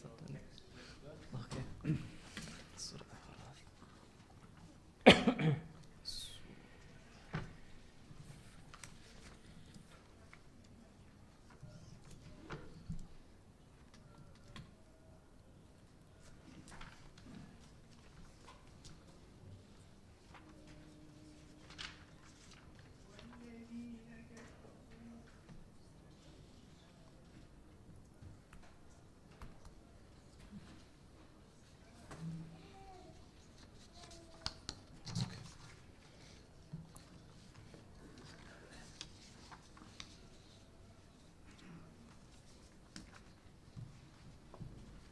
time started? I'll recite. If time started, I might just go straight to translation. Okay. Bismillah ar-Rahman ar-Rahim. And when your Lord brought forth from the children of Adam, from their backs, their descendants, and made them bear witness against their own souls, am I not your Lord? They said, yes, we bear witness, lest you should say on the day of resurrection, surely we were heedless of this. This is a really interesting verse. It's a verse that is the cornerstone of Islamic history and anthropology. Essentially, it's talking about what is known as the miqat or the ahad, the pact or the pre-temporal covenant. So before our creation, by creation I mean before we were born in a human body, this is an event that happened, which this verse describes, that we were brought to Allah in a way. And the reason we know it's us and not just Nabi Adam is because when it says from their backs and their descendants, it's talking about the children of Adam, not Prophet Adam himself. So it's saying it's brought the children of Adam, and those who have come from the children of Adam. So it's talking about humanity basically, from the start of Prophet Adam to the end of time, or to the Day of Judgment, etc. So it's all people took this covenant that before they were born as a human, they made a pact with Allah subhanahu wa ta'ala. Allah asked them, am I not your Lord? So He asked all of us, we don't remember it. We do not remember this event. It happened, some argue whether it happened before Nabi Adam had the ruh blew into him from Allah. Some say after. Some say when he was sent down to earth from heaven. So there's some ikhtilaf there. But it's something that happened to all of us. Am I not your Lord? They said, yes, we bear witness. So we said, yes, we bear witness. The reason is then given why this covenant happened, so that if you should say on the day of resurrection, we were heedless of this. So Allah subhanahu wa ta'ala is saying that in this time, this pre-temporal covenant where all man came to me and gave me this answer, on the day of judgment, you cannot say we didn't know about Allah, we didn't know about Islam, we didn't know about anything because this happened. Okay? A question arises, we don't remember it. How did we act? Did it happen? How did it actually occur? Were we in human body? What body were we in? So we look at the term dhurriya. Dhurriya, it actually comes from the word, it comes from lexically to mean something very small, almost particle-like, particles. And that is what is said how we came to Allah in this way. We did not come as humans, we came as particles, in that particle form.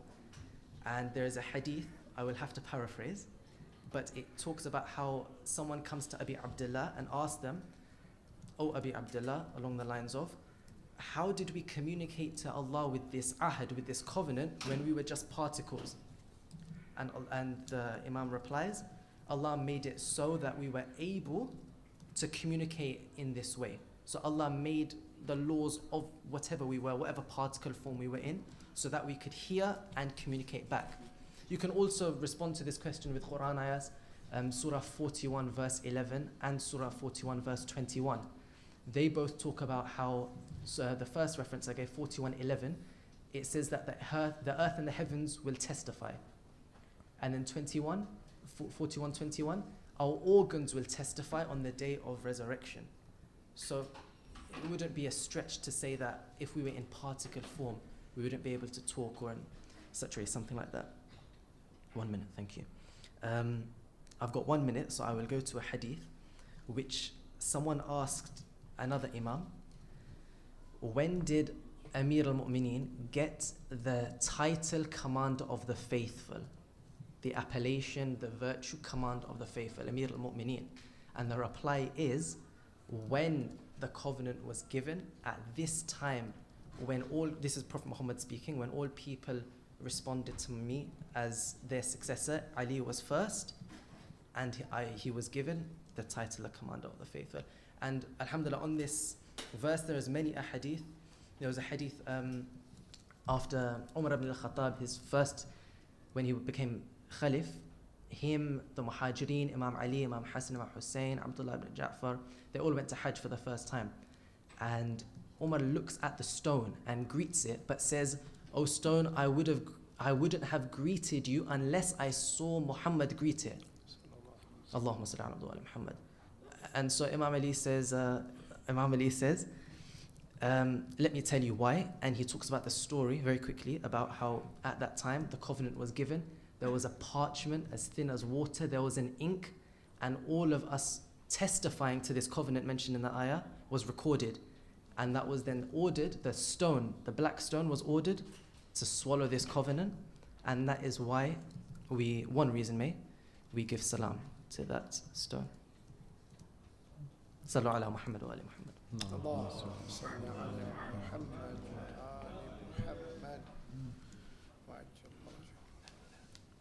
Thanks. Right. So, what would you say to someone, and there are people, exegetes who will say that this whole verse is all metaphorical, right? It's what they call lisanul hal, not lisanul qal. So, like basically, talking from a position of the state or condition rather than literal. It should not be taken that this was actually said, there was this conversation, there was this covenant made, etc., etc. It's all metaphorical to imply certain meanings as to what God expects from us, etc., right? What would you say to them then? Because you started off explaining that it's something that happened, pre-temporal covenant, right? So it was an event. What would you say in response to that? It depends. First, if they are Shia and they accept the hadith which I would present to them, there are hadith proving that it happened. For example, one I mentioned, the Imam would not say that God gave us the ability to communicate as particles if it never happened. And there's other hadith which talk about it happening. Rasulullah would not say that Commander of the Faithful title was given at this time if that time never happened and it was symbolic. So otherwise you're implying that every hadith talking about this event is also symbolic. So that's the first thing if they were a Shia. And they accept these hadith. Okay. Is there anything in the verse itself that would give you an indication of how it could be interpreted to mean it really did happen?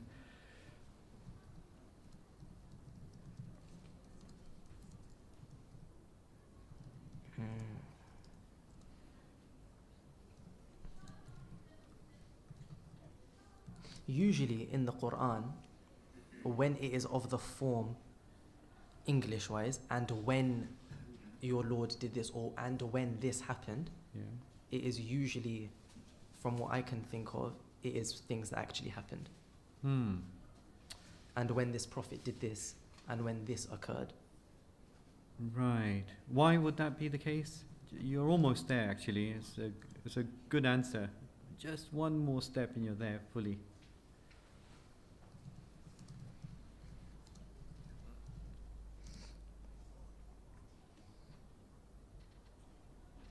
If somebody was to say, well, it's to do with like the current world, right? Our existence here in this world, not a pre-creational realm. So how would that when come in? And the Arabic would be is, yeah? Is. وَإِذْ أَخَذَ. Yeah. Can you just complete your answer? Sure.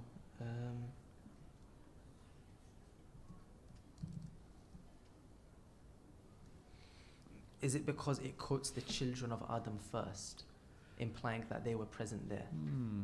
Otherwise, you could have Allah subhanahu wa ta'ala could have said all of humankind, but because it's specified in stages from the children of Adam, and then from their backs, and then their descendants, implying the children. Yeah. The only problem with that, they could say that, well, it's metaphorically speaking. But the is here, when, it seems to indicate a previous stage. When something happened. Past tense. Yeah. And it seems to be referring to when something happened in the past. Yeah. So, okay. And also, I guess, if you are going to interpret it metaphorically, then you do need extra evidence, right? So, one of the principles of exegesis and tafseer is that you take the words as they are, literally, unless it doesn't make sense. There's a definitive argument why it cannot be taken literally, etc., etc. So to interpret it literally, metaphorically, then things like the witnessing and the shuhud that took place, all of these things would have to be interpreted metaphorically. Yeah. Whereas what we have in front of us in black and white is the word, and we take it to mean literally, unless, of course, there's reason, definitive reason to say no, that it doesn't make sense or whatever. Thank you. Hmm.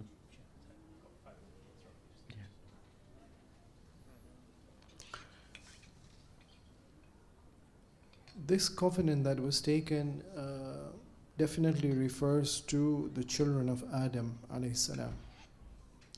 Children of Adam referring to humankind? Yes. Yes. Does it refer to Adam alayhi salam himself? Yes. Where in the ayah does it say so? Yeah, when it says the children of Adam from their backs, their descendants, implying that the rest of humankind, including further prophets. Yeah, so everyone after Adam alayhi salam. What about Adam himself? From which loin did he come out? That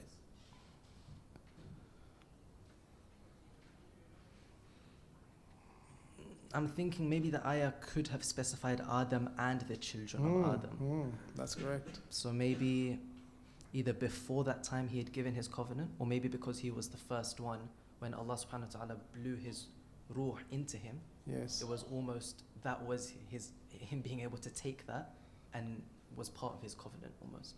That was his technical shahada. And he didn't have to participate in this. So the important question is that, as you said in the previous ayah, wajh refers to the face, and the face could be the physical face, or it could be the metaphorical one. Yeah. You didn't use the word metaphor there, but I think this is what you meant. So in this particular case, the covenant was taken from Bani Adam, but from Adam alayhi salam, you are trying to suggest that it was taken metaphorically. Because there was no predecessor, there was no ancestor from whose loin Adam alayhi salam came forth. So maybe, I'm not saying metaphorically, I'm saying he could have taken it before this covenant happened in a different way. Or, I'm trying to think why the ayah did not contain Adam and the children of Adam. Yes. So I'm assuming, just based off that, he did not, just based off that. Otherwise it would have been specified. Yeah. Or he is, and we have to do further research, because that's why it would be hidden, for us to do further research. It's a matter of expression. There are certain forms of expression where it could be interpreted such that Adam is not excluded, he's included. But just check this. My bigger concern is when you're trying to explain how did it occur, that Zurriya, according to the translations that we have, that this covenant was taken from the Zurriya of Bani Adam alayhi salam. Almost all the translations say Zurriya are the offsprings or the descendants or the progeny or the children. Whereas you bypassed all of that and you went to interpret Zurriya as to somehow be connected with Zar, and that they were given a particulate form of existence. And then you quoted a hadith which said that Abi Abdullah alayhi salam was asked. Which Abi Abdullah alayhi salam is this? Imam Baqir. Imam Baqir. Sorry. No, that would be Abu Ja'far. Imam Ja'far as-Sadiq. Imam Ja'far as-Sadiq. So Imam Sadiq alayhi salam was asked, and he explains that it took place in the form of particles. As Sheikh was trying to impress upon you, that the default primary interpretation of the Quran should be based on its apparent meaning. You do not go to a meaning which is not apparent unless the apparent meaning has got a definitive contradiction or opposition logically or based on some other verses. Why did you jump to the particle story before trying to dismiss that Dhurriya is descendants? So I talked about this Dhurriya point in English. I said that the children here are referred to the offspring is referred to the children of Bani Adam, not of Adam himself. So that was a proof that this covenant is for all people. True, I accept that. But I didn't then convert that to Arabic, Yes. dhurriya, Yes. and then go to dhar particles, Okay. and then link the point. I was supposed to, Yes. but anyways. Yeah, but I'm still not clear. So I want the justification for dhurriya to mean dhar. Are you connecting dhar to dhurriya, or you've got some other connection? It wasn't I don't think it was dhurriya means offspring. Yeah. That's different. Oh, so you're not connecting dhar to dhurriya? No. Oh, sorry. So then I misunderstood you. Okay, I'm sorry. It's confusing because they sound very similar. So the second principle that you need to keep in mind is, can you go to a hadith which tries to say something which could be opposing the apparent meaning of the ayah? Can I? I mean, as a principle of tafseer and interpretation of the Quran, can you go to a hadith when that hadith opposes the apparent meaning of the ayah and opposes maybe other verses of the Quran and opposes maybe some logical principle? All these three objections are there in this hadith that you quoted. Are you aware of this difference of opinion? I'm thinking. So can you tell me what are those three objections to this particle theory, and what is the response? So you mentioned the three categories? Yes. What were they? So, to say that the descendants of Bani Adam in a pre-temporal, pre-creation, pre-physical realm of existence, they were produced and created in the form of a particle. That particle was then given consciousness, and then it was asked a question about Tawheed, then according to Hadith about Risala, then according to the Hadith about the Wilaya, and then I don't know, you didn't say what then happened. No, you can continue. Well, no, that's the big question. What happened then? Particles, consciousness, questions asked, answers given, everybody forgot. You even mentioned that. Nobody recalls. Yeah. And yet on the Day of Judgment, they're going to say, don't you ever say you didn't know this. Yeah. Excuse me. Who knows about this right now? This hadith has got big problems. It's not supported by other verses of the Quran. It's not supported by logic. And the hadith seems to be probably weak authentically. Are you saying it's weak, or it could be weak? There are scholars who have studied the Sanad. Some of them are weak. Okay, relating to this topic. Yeah. So what's the question? So my question is, your whole interpretation was based on a hadith from Abi Abdullah alayhi salam. There were multiple. I mentioned one. Okay. So it's based on a set of hadith which has got three fundamental problems. Are you aware of this difference of opinion about the objections being created, about how to respond to them? Otherwise, this interpretation is under question. There is the clear objection of, if we don't remember it now, how is it fair that on the Day of Resurrection we will then be told, but you knew? Yes. The reply to that would be that throughout your life, if you commit actions in the way of renewing this covenant towards Tawheed, through following Islam, the teachings of the Prophet, through your a'mal, you can then renew your covenant and then discover, I don't know if you'd remember that time, but maybe you'd feel that sense, so that when the time comes on the Day of Resurrection, you can say, in my life I did do works towards renewing this covenant. Yeah, so the big question is, how does God plan the creation such that events in the life of this individual would remind that person about this covenant? And what other verses of the Quran point out towards this? So whether because on the Day of Judgment there are clear verses. You do not go to hell unless you confess, yes, the reminder came and I didn't follow. I ignored it. Yeah. I mean, what you're saying is nobody remembers. So there's somehow a contradiction between your interpretation and other verses of the Quran. So either So either... Sorry, that's the last question. I can't ask more. Can I answer? Can you answer? Yeah. So either we do remember at one point, or we have some route to remembering this, otherwise it wouldn't be fair on the day of resurrection. True, true. Or on the day of resurrection, this could be symbolic in some way. Those are the two. On the day of resurrection is going to be symbolic. That's the less likely approach. I was just presenting the two, not what I believe in. I was just saying these are the two possible outcomes. What's more likely is probably you have a chance to remember it in this life, or at least remember the essence of it. I don't know if you can remember actually being in that particle form, who knows? But you can remember at least that covenant and then work towards that. So I guess the ayah is basically saying work towards what you originally said so that you can remember it, so that on the day of judgment you will not be left heedless.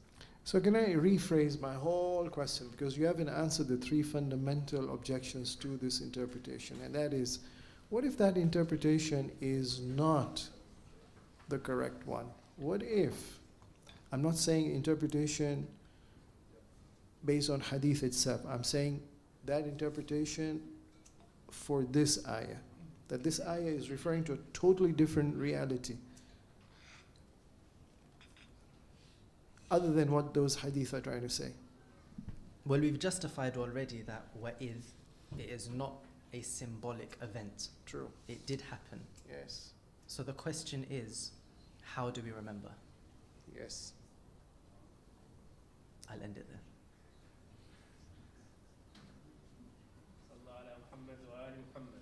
اللهم صل على محمد وعجل فرجه. Ahsant. Thank you.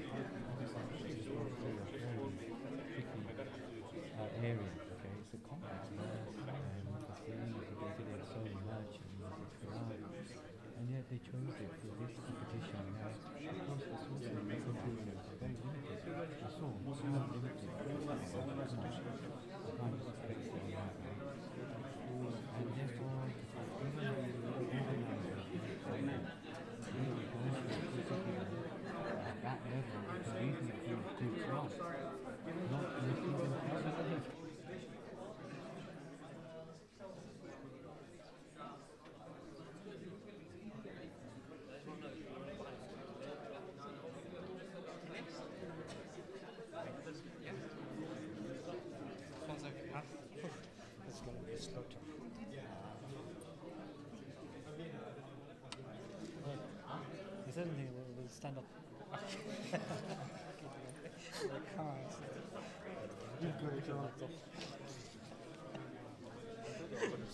Sorry? Okay, you take it. So you can make your way there now. Yeah. We'll start. Thank you. Also. Yeah. Bang. Wait. Deep breath.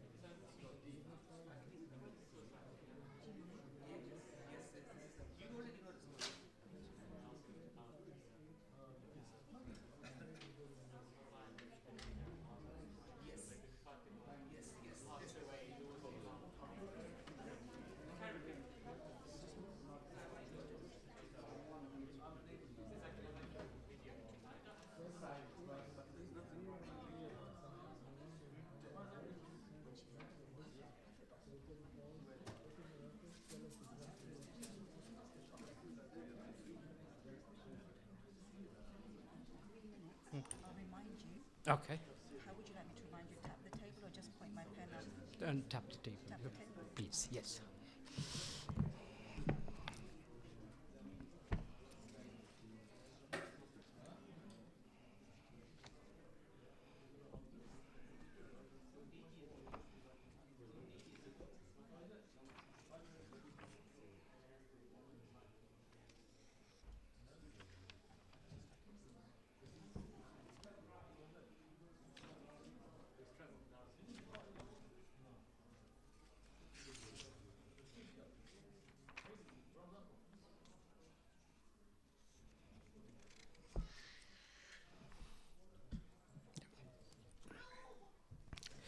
أعوذ بالله من الشيطان الرجيم بسم الله الرحمن الرحيم أمن يجيب المضطر إذا دعاه ويكشف السوء ويجعلكم خلفاء الأرض أإله مع الله قليلا ما تذكرون صدق الله العلي العظيم.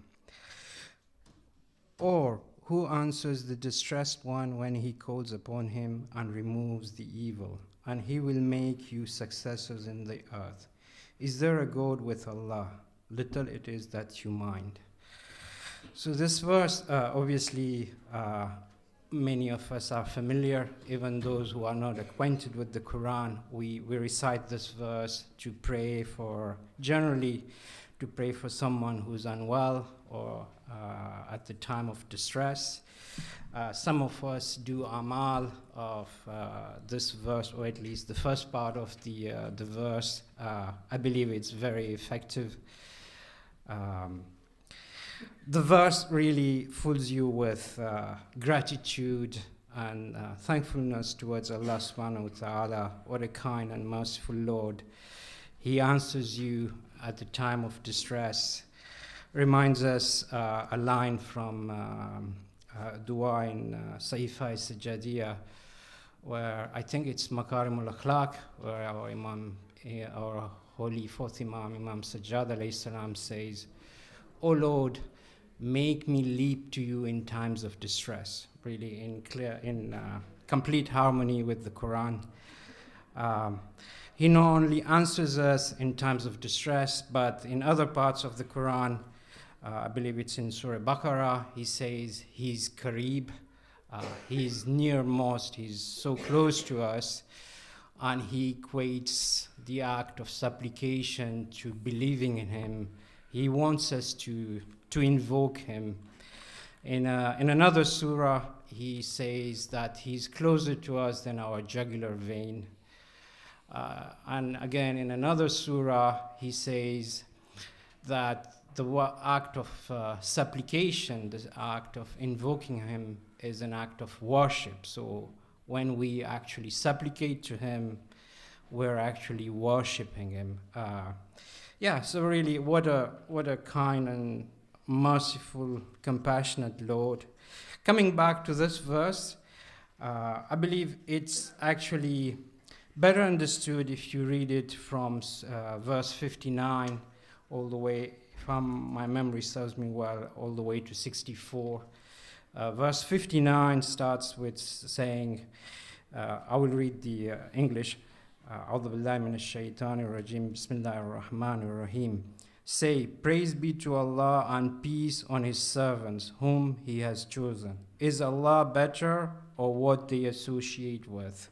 And then there is a series of verses who have the same structure, and it says, or who answers, or who does this, or who does that. And when you start the verse, you'd feel like there's going to be a comparison to something else. But there is no comparison, because obviously God cannot be compared to. And rather, it ends with a question that says, is there someone like God? I think that's, 1 minute? Yeah, but I think I'm done. Thank you. All right, yeah, thank you very much.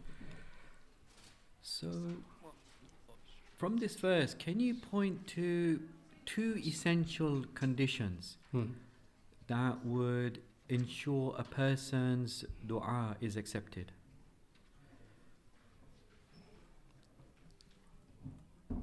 So, two conditions that you can gain from this verse for the acceptance of du'as.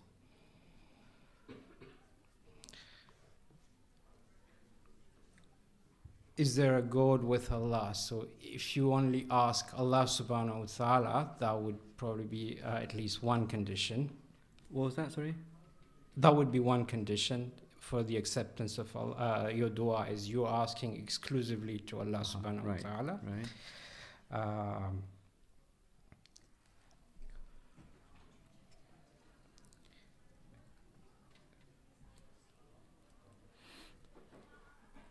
And the other condition from the verse itself would be if you mind tadhakkarun, if you remember him, if you ponder over his signs, that would be the second condition, purely based on this verse alone.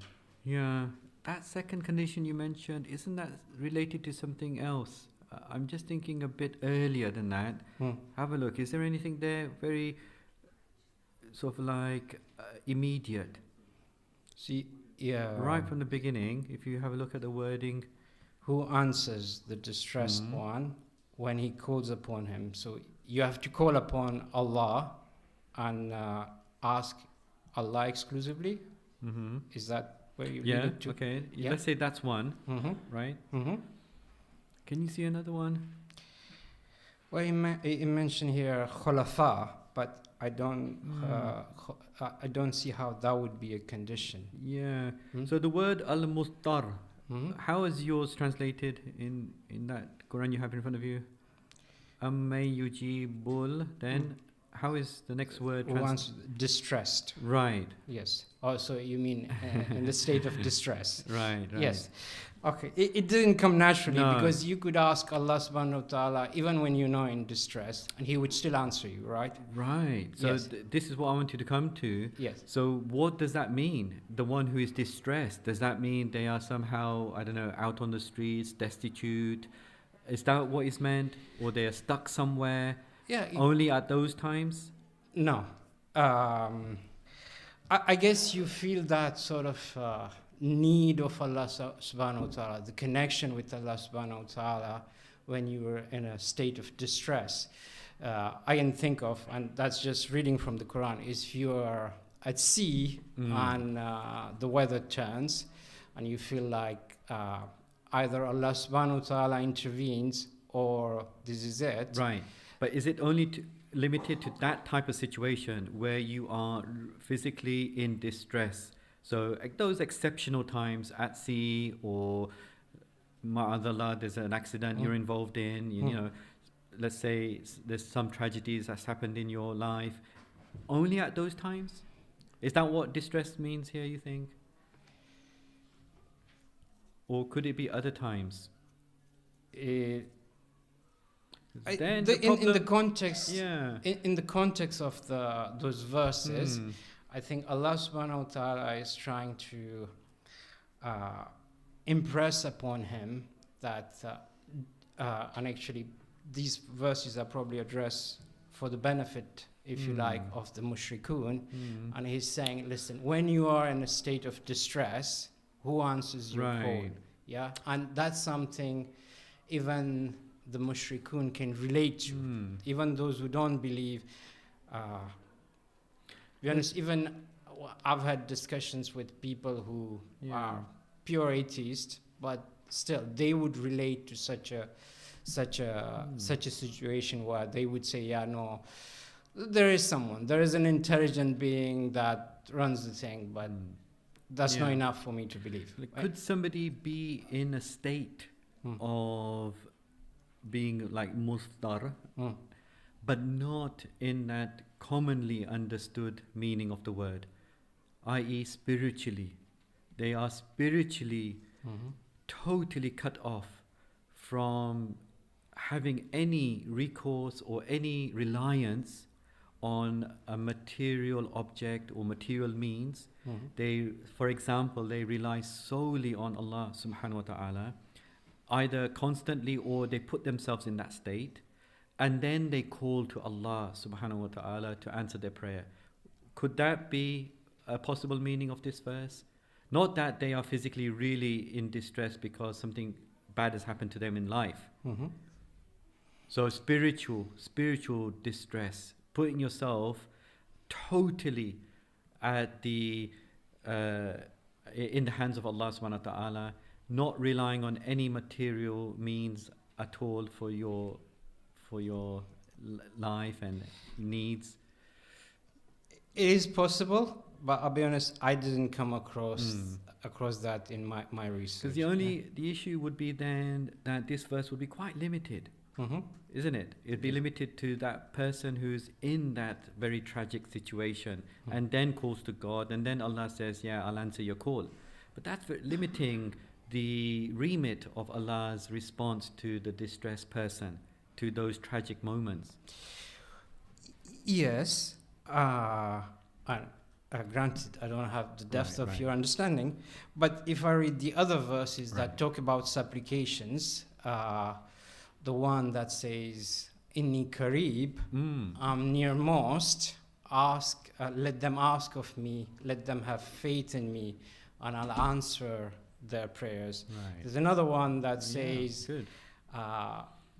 where I'm sorry, I forgot the exact wordings, but he's saying exactly. It says the act of worship, act of supplication, is act of worship. So the point I'm trying to make is that those verses are there to say you can ask from Allah subhanahu wa ta'ala at any time, and actually we should, and we do, most of us, alhamdulillah, we do ask Him all the time. And we should ask Him while detaching ourselves on relying on other things and purely, sincerely, exclusively putting all of our du'as in asking Allah by Himself. I wouldn't have said that any better. Thank you, Shaykh. That's basically being distressed, but in a spiritual sense of the meaning. Yes, true. Okay, I'm done. Yeah, Shaykh.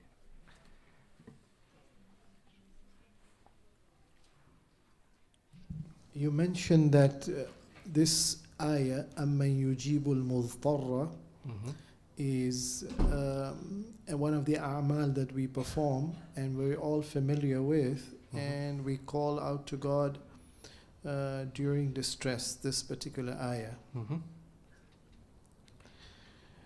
When you call out to God, do you recite the Quran to call out to God, or should you make a dua to God in distress?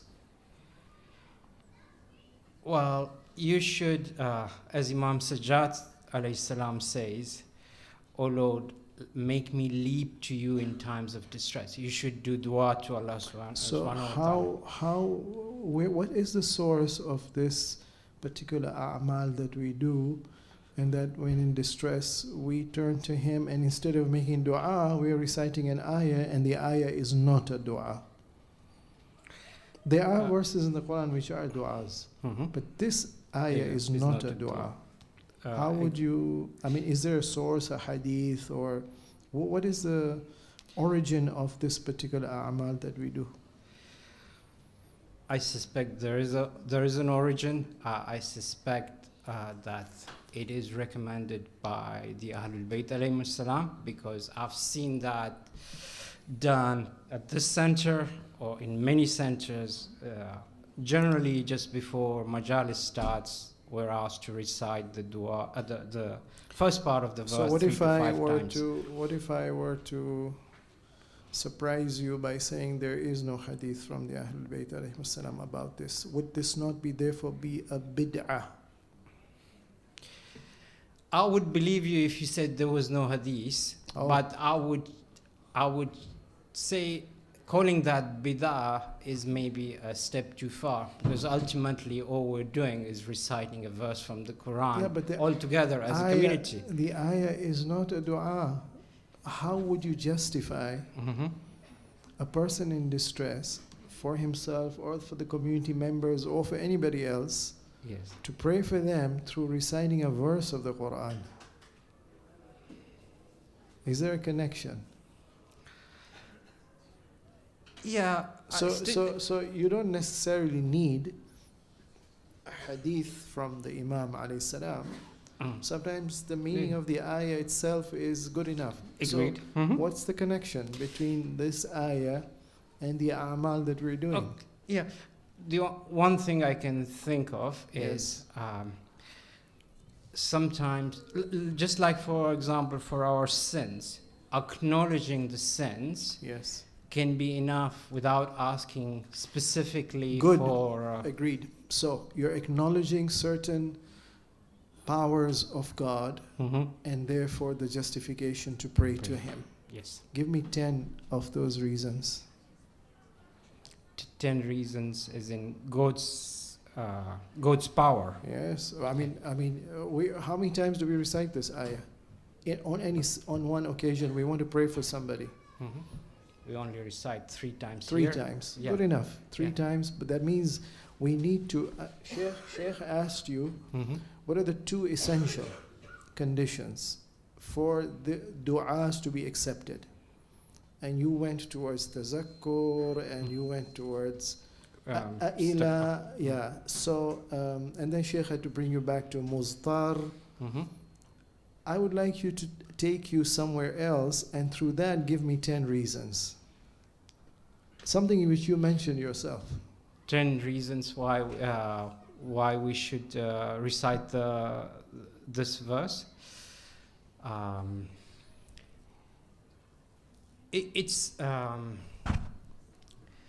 the reason why we would do that. God's mercy is pouring on us all the time. God is compassionate. I want everything to be based on the verse of the Quran. The 10 reasons from the Quranic verses.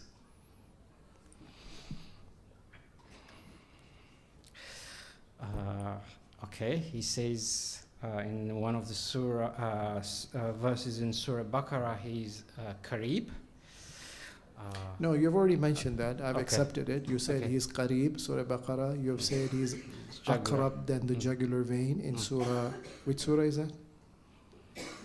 In Surah Qaf. Okay. But what I'm asking you is, there's something you referred to yourself. You said, in order to understand this, I think let's go back and start with ayah number 59 onwards up till ayah number 64. Yes. So in those verses, give me 10 reasons why, therefore, we should pray to God and God alone and have our distress removed. Okay. And sorry, I don't agree with your interpretation to say yakshifu su is to remove evil. What evil are you talking about? Okay, it's poor translation. Yes, so what would be a more appropriate according to the context of the distressed person? Yakshifu su. What is su? State of troubles. Yes, yes. Okay. Agreed. Okay. So give me 10 reasons. Okay.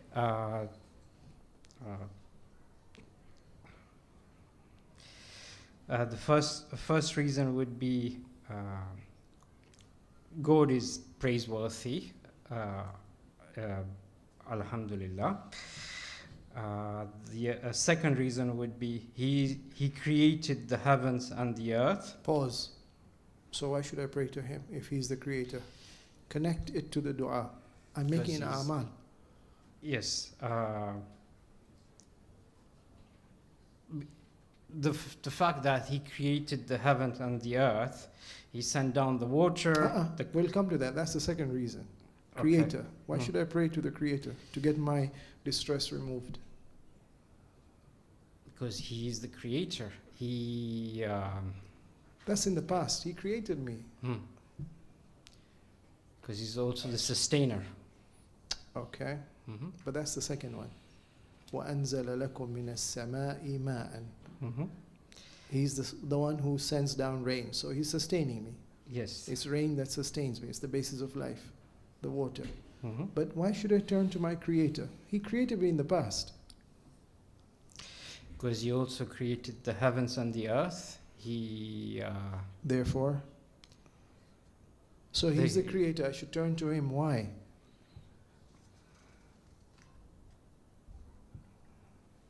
You would turn to him because he's the Rabb. But you're saying that's the second part. Okay. He's the one, as the Rabb sends down the rain. Okay? Yes. Number 3? Number 3.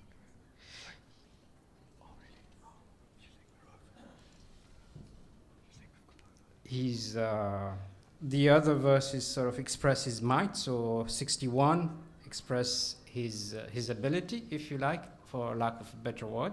So I turn to him because he's all powerful. All powerful. And he's all powerful because 61 says that how has he expressed his power in ayah 61? He made the earth a resting place. Resting place. Mm-hmm. And made it in rivers and raised on it mountains. Man is planning to go to the moon and Mars. Why is that not a resting place? In fact, man has already populated the space above the earth now. Yes. Mm-hmm. So what's so specific about, what's the point here? I should turn to him because he has done this. It expresses his might. But I'm telling you, his might, why not the International Space Station? What about the moon or at Mars? And I don't know, something beyond Mars now? Asteroids, maybe. What's so specific about this?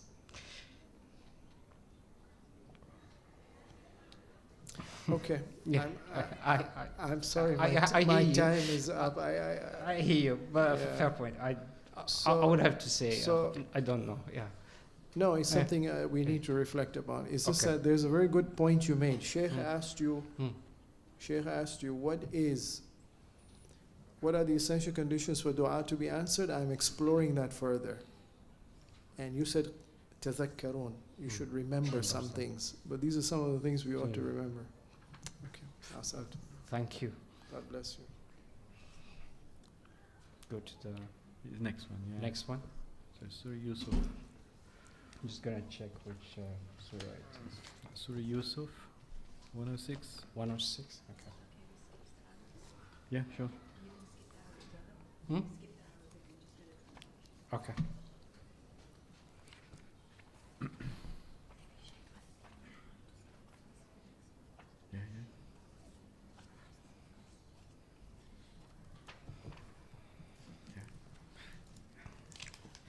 أعوذ بالله من الشيطان الرجيم بسم الله الرحمن الرحيم. And most of them do not believe in Allah without associating others, in brackets, with Him.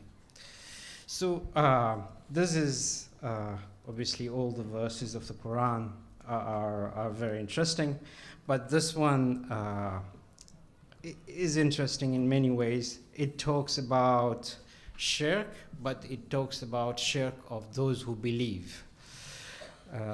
There are two views on this particular verse. One view is that it's actually talking about the mushrikun of Makkah because they call themselves believers as well. They actually, and we have many verses in the Quran scattered around that says they actually believe in one God. They believed in not only the Creator, but they believed in His Lordship as well. I don't think they were developed enough to differentiate between essence and attribute and how the two combine and so on. But they did believe in a God that was a creator and a God that was the sustainer. Because that much is clear from the different verses in the Holy Quran. So that's one view, that it's talking about actually the disbelievers when they say they are believers and they associate partners to Allah. We know that the way most flagrantly they associated partners to Allah was through worshipping others. This brings us to the point where, so the other aspect would be how do those of us who today maybe call ourselves believers, but we commit shirk. An area that I learned a lot just preparing for this, and that's called hidden shirk. But before I go to the hidden shirk, just wanted to finish the point on the disbelievers, how they do shirk. So we know, as I said from the Quran, that they believed in God, they believed in His Lordship, they believed that He was the creator, although they had a problem believing that He could recreate and judge us. There are specific verses about that says, how can He recreate us when we would be rotten bones and so on. But by and large, they believed in God. Where they had a problem was with the worship. They worshipped others because they thought God couldn't be bothered to run the creation. He created, He sustains us, but to get to Him, they needed to go through others, those idols, Hubal and the others. That brings us a question about what is shirk, technically speaking, and what is tawheed. So shirk, we know, and previously was explained through Surah Luqman, that shirk is a great injustice, it's a great zulm towards Allah subhanahu wa ta'ala, but also on ourselves. We also know that in Surah Nisa, if my memory serves me well, it's verse 48, that says, Allah subhanahu wa ta'ala will not forgive shirk. Just saying these words and reading the verse gives us shivers and makes us tremble and uncomfortable with that, because the merciful Lord saying He's not going to forgive shirk. So it's a serious matter. But to define shirk, maybe we need to define tawheed, and anything that opposes tawheed is shirk.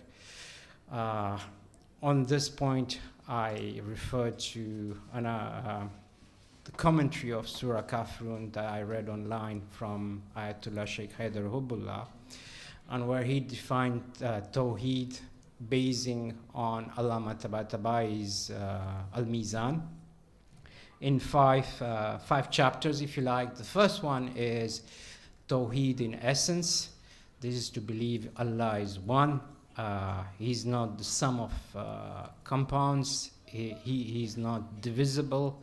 He has no partners. He has no children, and so on. Second chapter of Tawheed is Tawheed in attribute. That is to say, Allah's names or Allah's qualities are part of His essence. So the way to explain that is, for example, to say Allah subhanahu wa ta'ala is merciful, but His mercy is not outside of His essence. To explain this differently, we as human being, or myself as a human being, can be merciful, but I was not always merciful. My mercy is resulting from an emotional experience that I have today, but I might not have it tomorrow. Whilst Allah, when we say Allah subhanahu wa ta'ala is merciful, it's part of His essence, and He's always merciful. So that was number two. Number three is Tawheed in creation. Allah subhanahu wa ta'ala originated and created, and He has no partner in creation. Number four, Tawheed in lordship. Allah subhanahu wa ta'ala not only created, originated and created, but He is our sustainer, and there is no, use the word tafweed, there is no delegation. He alone is sustaining the creation. Essence, attribute, creation. And yes, the final one is Tawheed in worship. We should not worship anyone except Allah subhanahu wa ta'ala. If we did, that would be also a shirk. And as I said earlier, shirk is a great injustice towards our Creator as well as towards ourselves. We know that anything that doesn't go towards Allah subhanahu wa ta'ala will have hardship. And there is a verse in Surah Baqarah that says clearly, if you are not going towards Allah subhanahu wa ta'ala, your life will be difficult. Time is up? Okay, thank you.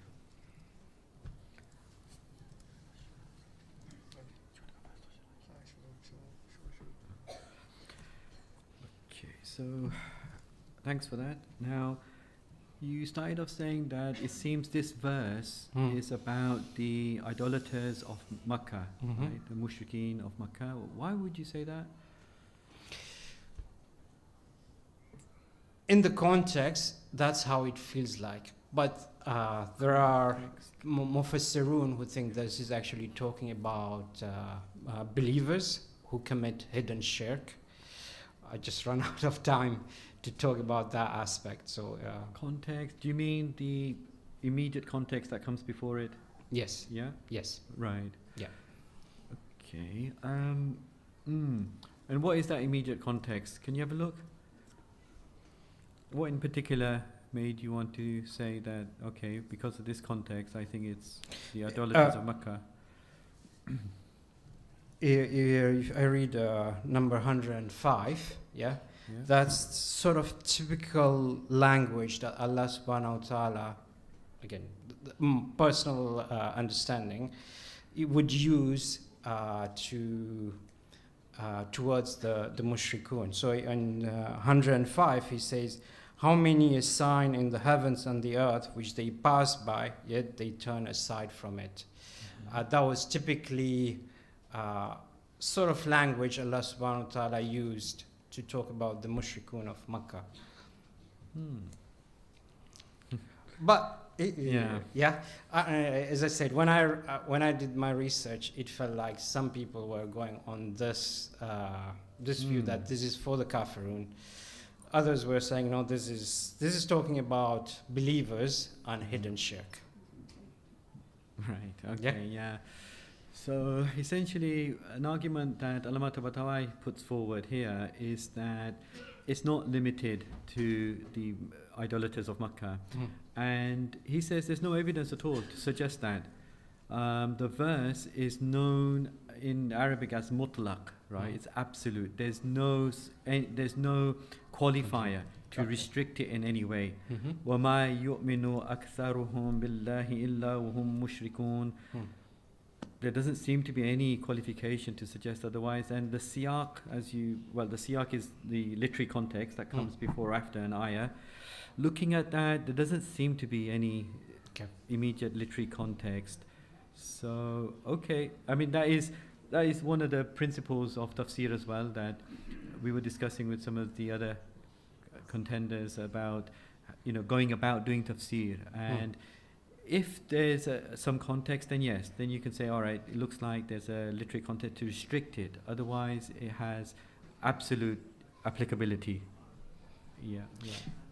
I understand, I take your point, but the study Quran that was emailed to all the participants suggests that it was actually for specifically for the disbelievers. Yeah.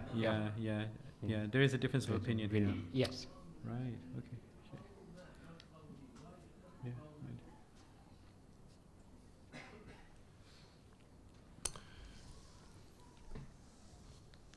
So, in order to impress upon the seriousness of shirk, you quoted ayah number 48 of Surah Nisa, that Inna Allah la yaghfiru an yushraka bih, that Allah will not forgive anyone who does shirk of Him.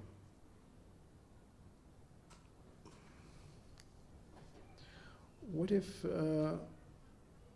I quote a hadith from Amirul Mu'mineen alayhi salam, which says that one of the best verses in the Quran, which should give hope,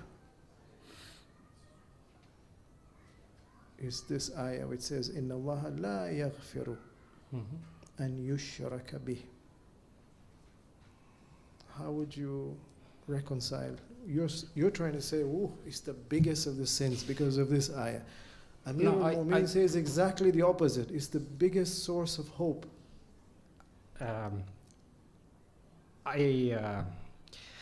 It's because I only read the first part of the verse where Yes. Allah subhanahu wa ta'ala says He will not forgive shirk. And I also read Yeah. only the first part of the hadith.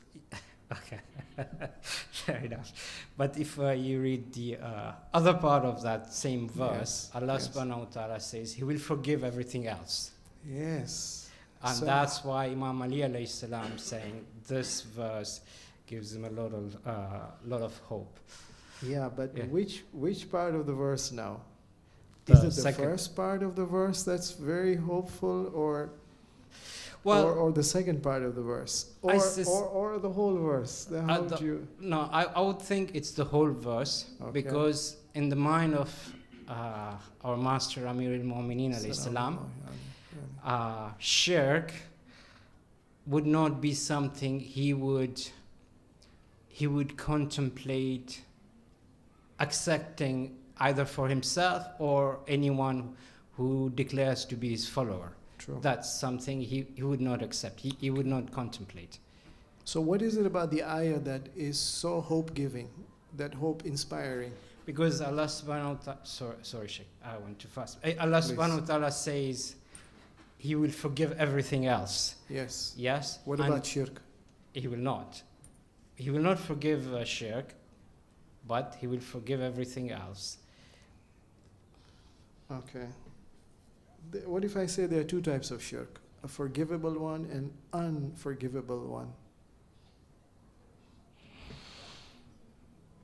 I would say Because the whole of Mecca, majority, Mhm. were mushrik. And majority converted and were forgiven.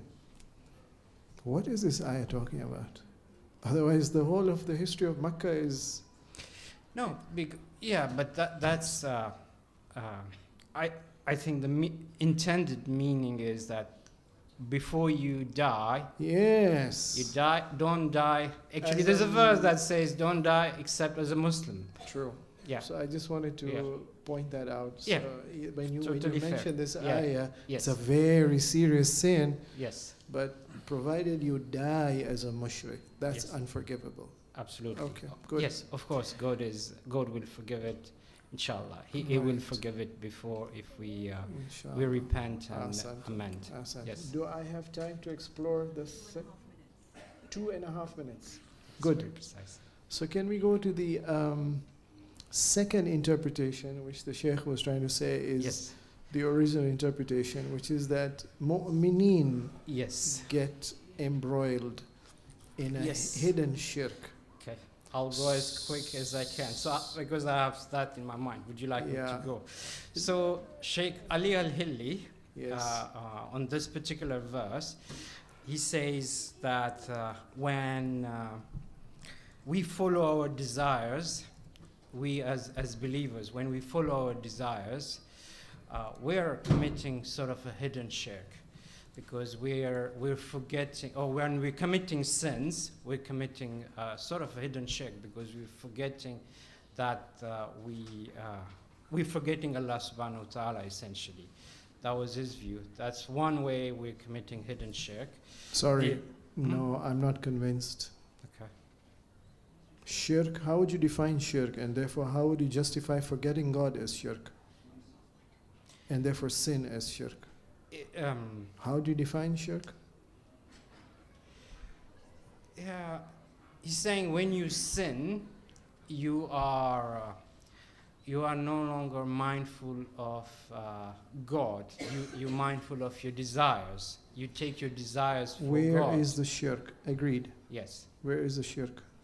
Because you are running towards your desires without, as you should be rather you should be running towards your Creator. You should be aiming to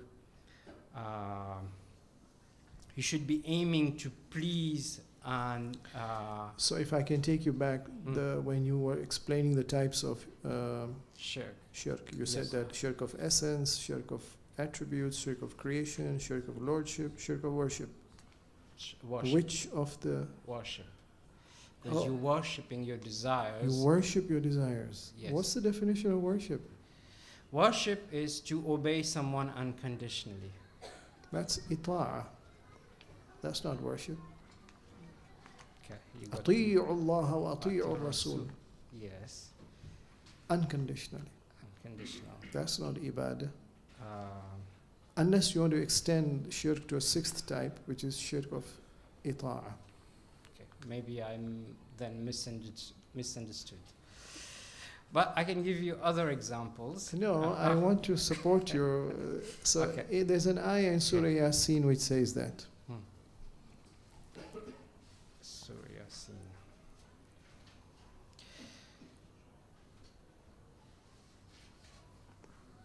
Bismillahir Rahmanir Rahim. Alam a'had. إليكم يا بني آدم ألا تعبدوا الشيطان. Yes, you. إنه لكم عدو مبين. So to worship shaitan means what? To take him as a god, as an idol, as a master. You are no longer following God's command. God clearly is telling you He is your open enemy. And then the next verse in that same surah says, وَأَنِ بُدُونِ هذا هَذَا الصراط صِرَاطٌ المستقيم. مُسْتَقِيم. Same two interpretations apply to this ayah of Surah Yasin. Is it to worship God? Worship shaitan instead of God? Or is it to obey shaitan instead of obeying God? And there's a distinction between the two. So if we take the second meaning, then that would be an example of the sixth type of shirk, which is shirk of ta'ah. Okay, so we come back to Sheikh Hilli. All right, so he's telling you that to follow your desires is a type of shirk because shirk. Would you agree there's a sixth type of shirk? I don't know. I gave you an ayah from the Quran. Yes. Okay, good. Yes. Can we indeed. Okay, can we expand the list? Seventh type. 7 types. So this I came whilst I was reading about verse 165 of Surah Baqarah. Okay. So Sheikh Bahmanpur explains, and he's taking it from Al-Mizan, from Allama Tabatabai, Rahmatullah alayh. He's saying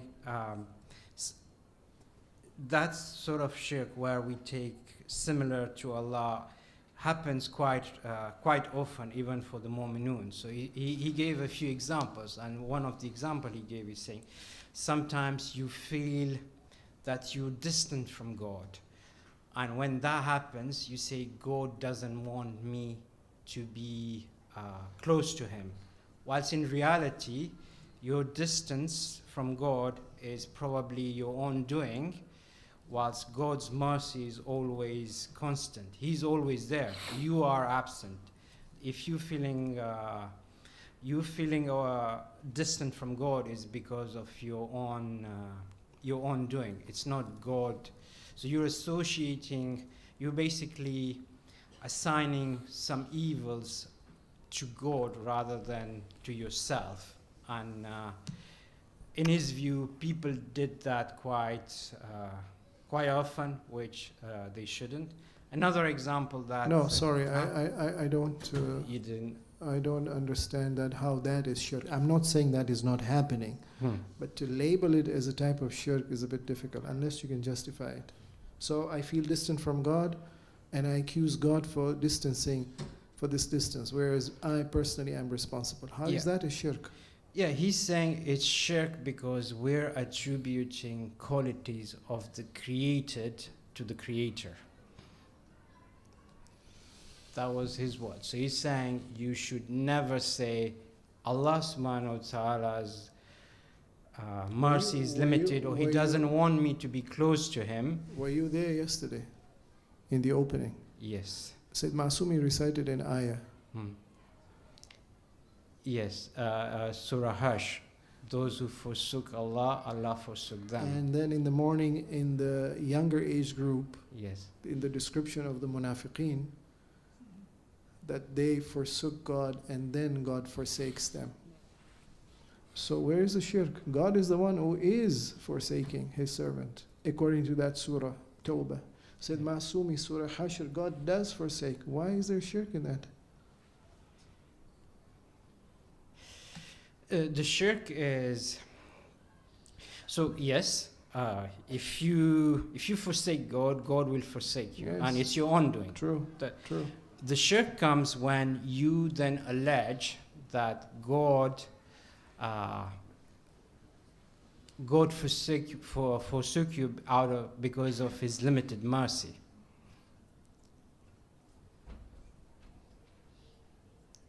So I'm attributing the limitation of mercy to God, and that is shirk. Yes. Shirk of attributes. That God's attributes are not unlimited. Indeed. Okay. I mentioned it because it's a fine point. Fine it's just point, that yeah. this individual has to be cognizant of this fine difference. He's got a lecture on that verse for an Okay. hour. I just wanted to be but to I be hear clear. you. Yeah. Okay. Yeah. Okay. And how much time do we have? All right. Thanks very much. God it was bless a you. pleasure. Thank you both Thank very you very much. much. May Allah bless you, inshallah.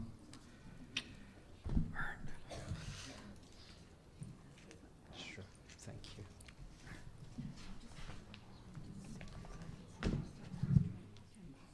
Right. I don't know if we've got time because we also have to go through the marks. So how are we going to... I'm sorry because they're quoting some things from Hyderi, from Rahmanpur, and I don't.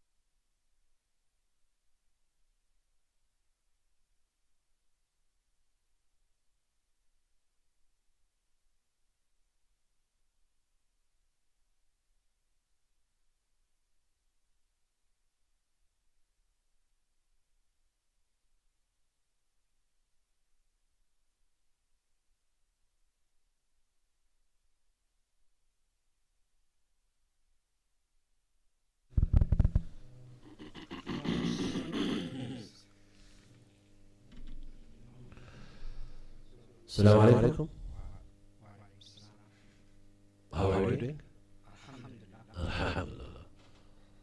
Are you still have energy? Do you have energy? Sorry. Sorry, I can't remember which surah it is. Yes. So the big number is it?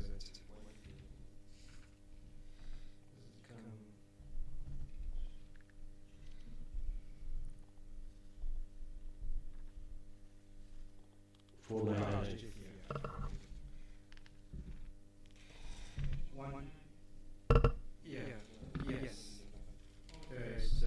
But yeah, I found it. Yeah. 129, verse 129. 130. Okay. Bismillah. أعوذ بالله من الشيطان الرجيم بسم الله الرحمن الرحيم آمين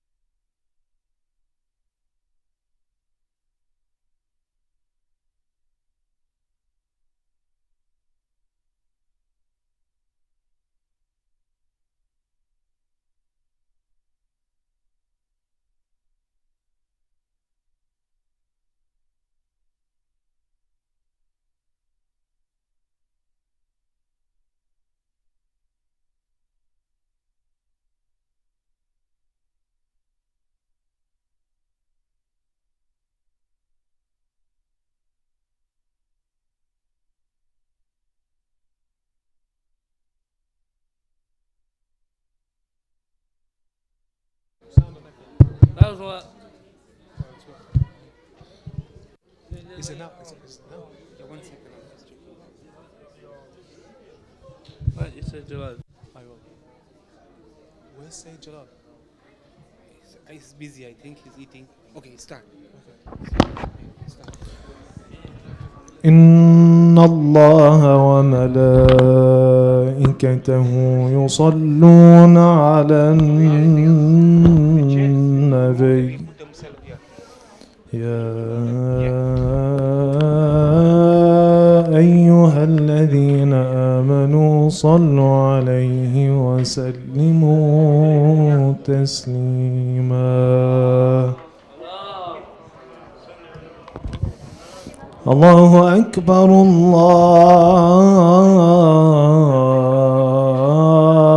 الله أكبر الله أكبر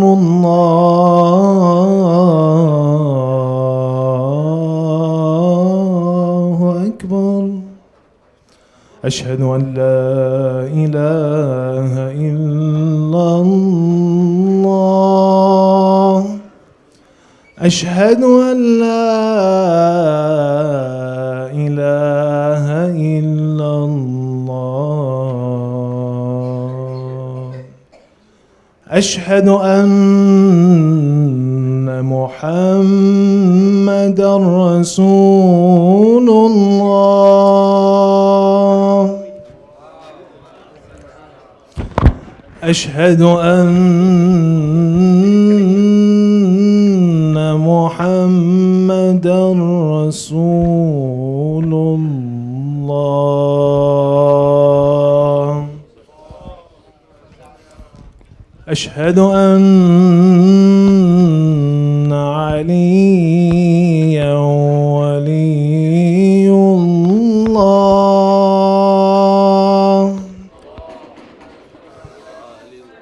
أشهد أن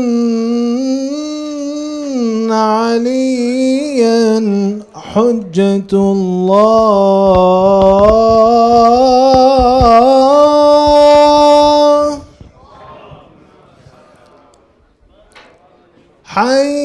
حي على الصلاة حي على الصلاة حي على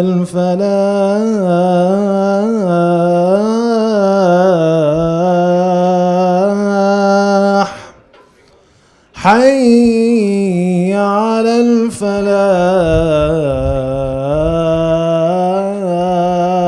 الفلاح حي على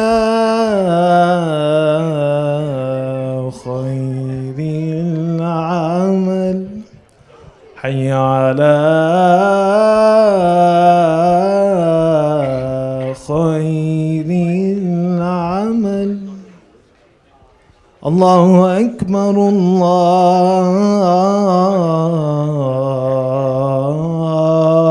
الله أكبر لا إله إلا الله لا إله إلا الله وصل اللهم على سيدنا ونبينا محمد وآله الطاهرين وسلم تسليما كثيرا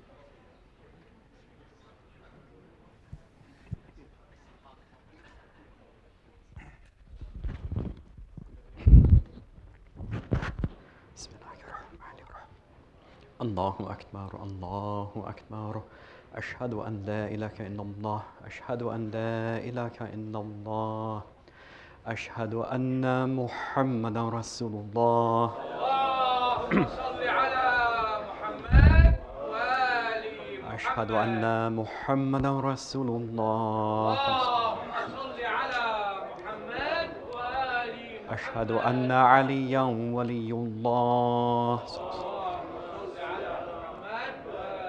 أشهد أن عليا حجة الله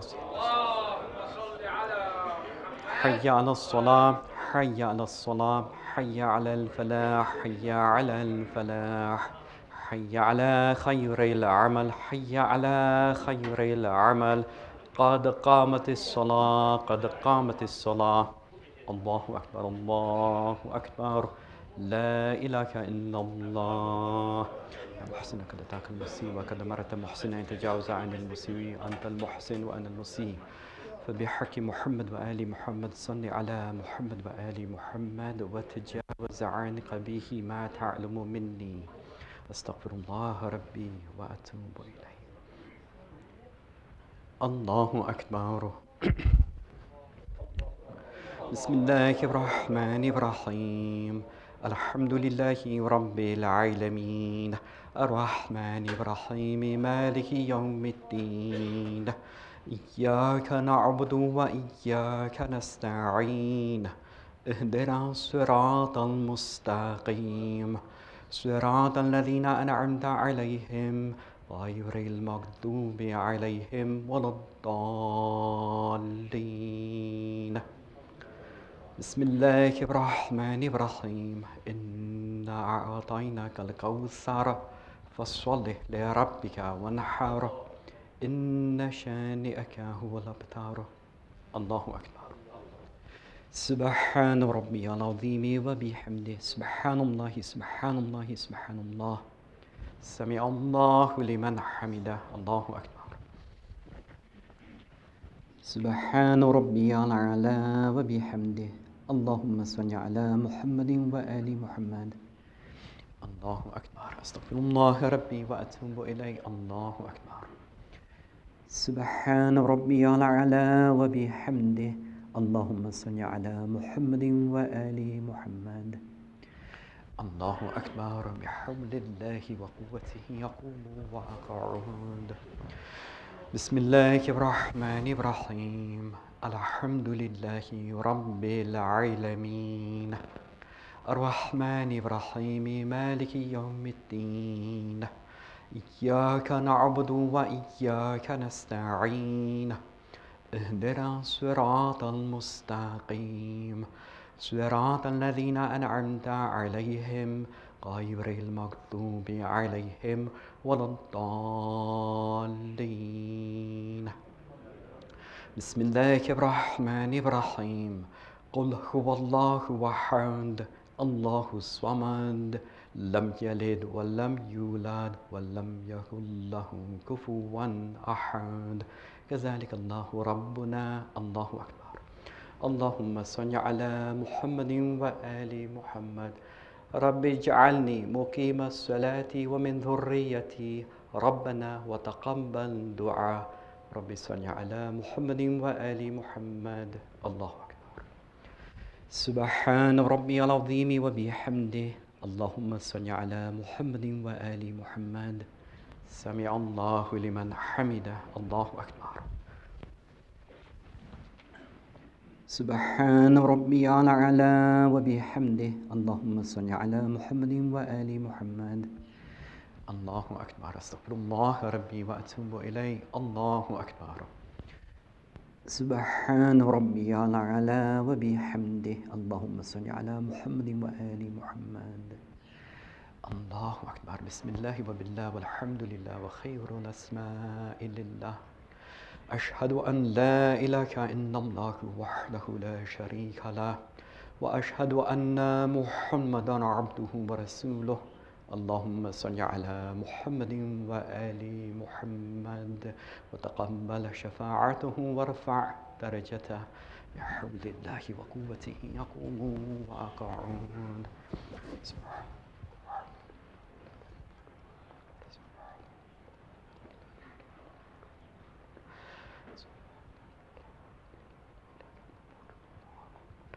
أستغفر الله ربي وأتوب إليه. الله أكبر. سبحان ربي العظيم وبحمده. سبحان الله سبحان الله سبحان الله. سمع الله لمن حمده. الله أكبر. سبحان ربي الأعلى وبحمده. اللهم صل على محمد وآل محمد. الله أكبر. أستغفر الله ربي وأتوب إليه. الله أكبر.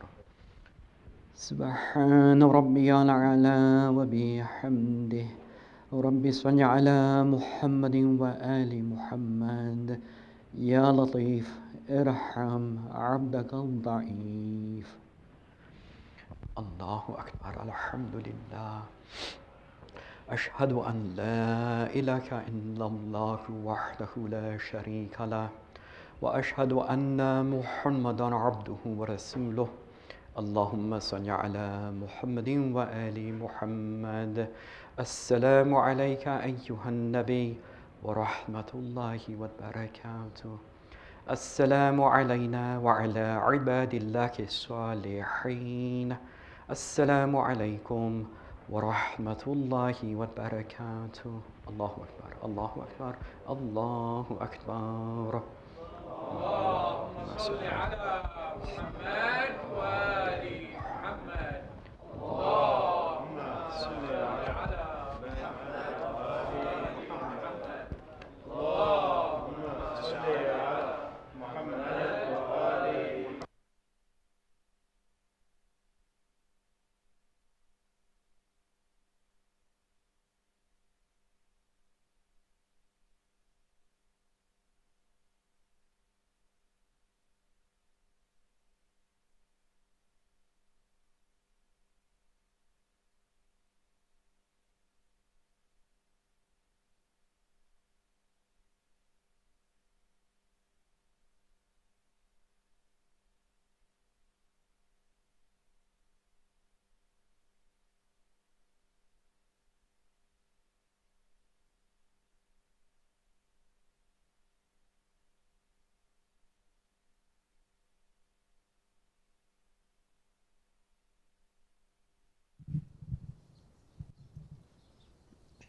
أستغفر الله الذي لا إله إلا هو الحي القيوم ذو الجلال والإكرام وأتوب إليه.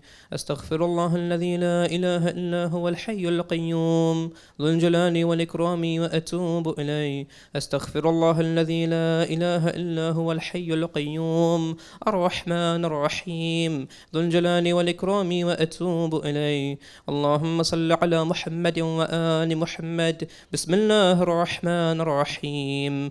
اللهم إني أسألك موجبات رحمتك وعزائم مغفرتك والنجاة من النار ومن كل بلية والفوز بالجنة والرضوان في دار السلام وجوار نبيك محمد عليه وآله السلام.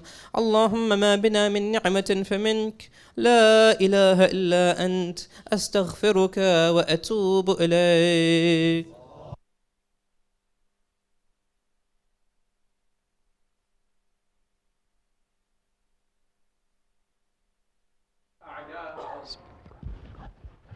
الله أكبر الله أكبر. أشهد أن لا إله إلا الله. أشهد أن لا إله إلا الله. أشهد أن محمدا رسول الله. أشهد أن محمدا رسول الله. أشهد أن عليا ولي الله. أشهد أن عليا حجة الله.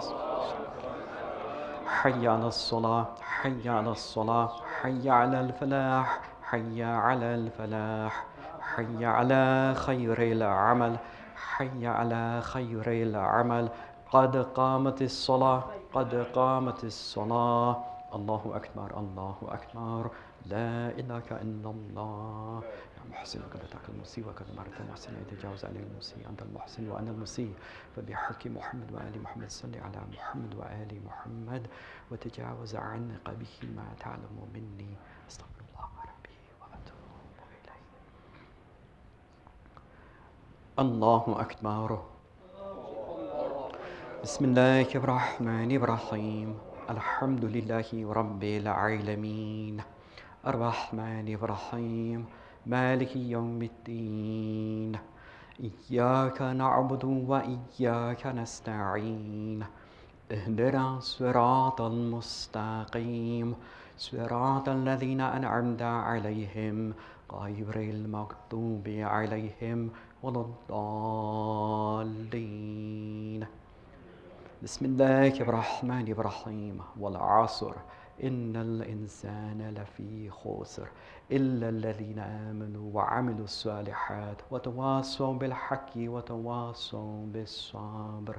الله أكبر. سبحان ربي العظيم وبحمده. اللهم صل على محمد وآل محمد. سمع الله لمن حمده. الله أكبر. سبحان ربي الأعلى وبحمده. اللهم صل على محمد وآل محمد. الله أكبر. استغفر الله ربي وأتوب إليه. الله أكبر. سبحان ربي الأعلى وبحمده. اللهم صل على محمد وآل محمد. الله أكبر. بحول الله وقوته يقوم وأقعد. بسم الله الرحمن الرحيم. الحمد لله رب العالمين الرحمن الرحيم مالك يوم الدين إياك نعبد وإياك نستعين اهدنا الصراط المستقيم صراط الذين أنعمت عليهم غير المغضوب عليهم ولا الضالين. بسم الله الرحمن الرحيم. قل هو الله أحد الله الصمد لم يلد ولم يولد ولم يكن له كفوا أحد. كذلك الله ربنا. الله أكبر. اللهم صل على محمد وآل محمد. ربنا آتنا في الدنيا حسنة وفي الآخرة حسنة وقنا عذاب النار. رب صل على محمد وآل محمد. الله أكبر. سبحان ربي العظيم وبحمده. اللهم صل على محمد وآل محمد. سمع الله لمن حمده. الله أكبر.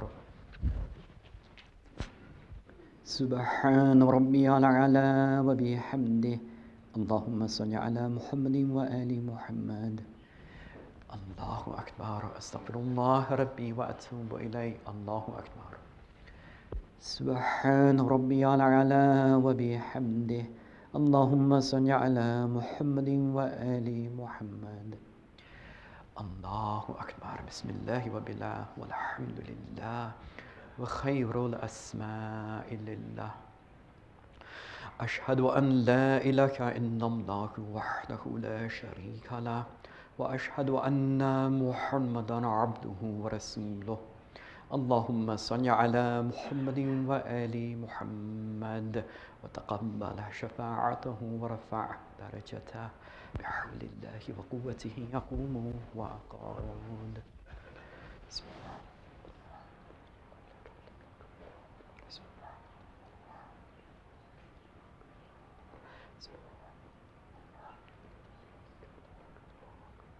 استغفر الله ربي وأتوب إليه. الله أكبر. سبحان ربي العظيم وبحمده. سبحان الله سبحان الله سبحان الله. سمع الله لمن حمده. الله أكبر. سبحان ربي الأعلى وبحمده. اللهم صل على محمد وآل محمد. الله أكبر. استغفر الله ربي وأتوب إليه. الله أكبر. سبحان ربي الأعلى وبحمده. اللهم صل على محمد وآل محمد. الله أكبر. بحول الله وقوته يقوم وأقعد.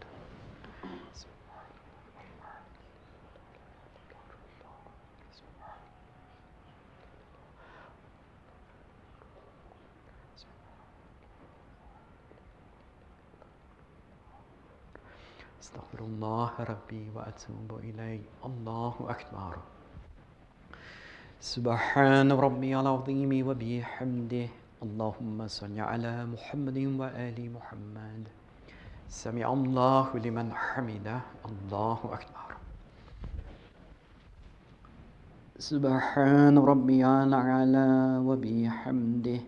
اللهم صل على محمد وآل محمد. الله أكبر. أستغفر الله ربي وأتوب إليه. الله أكبر. سبحان ربي الأعلى وبحمده. اللهم صل على محمد وآل محمد. يا ولي العافية أسألك العافية، عافية الدين والدنيا والآخرة، برحمتك يا أرحم الراحمين. الله أكبر. الحمد لله. أشهد أن لا إله إلا الله وحده لا شريك له، وأشهد أن محمدا عبده ورسوله. اللهم صل على محمد وآل محمد.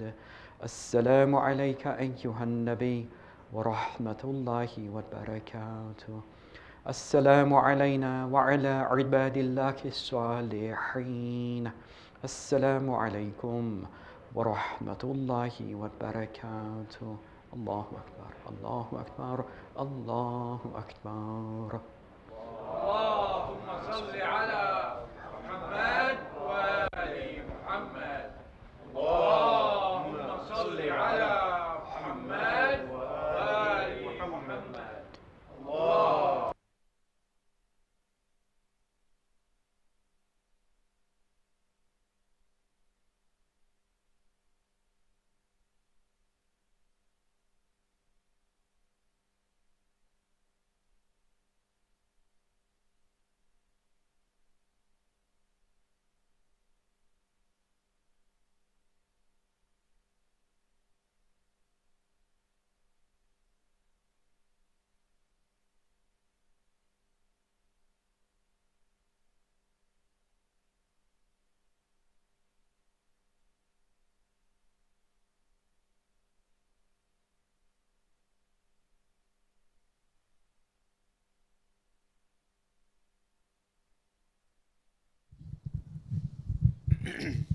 بسم الله الرحمن الرحيم. اللهم صل على محمد وآل محمد.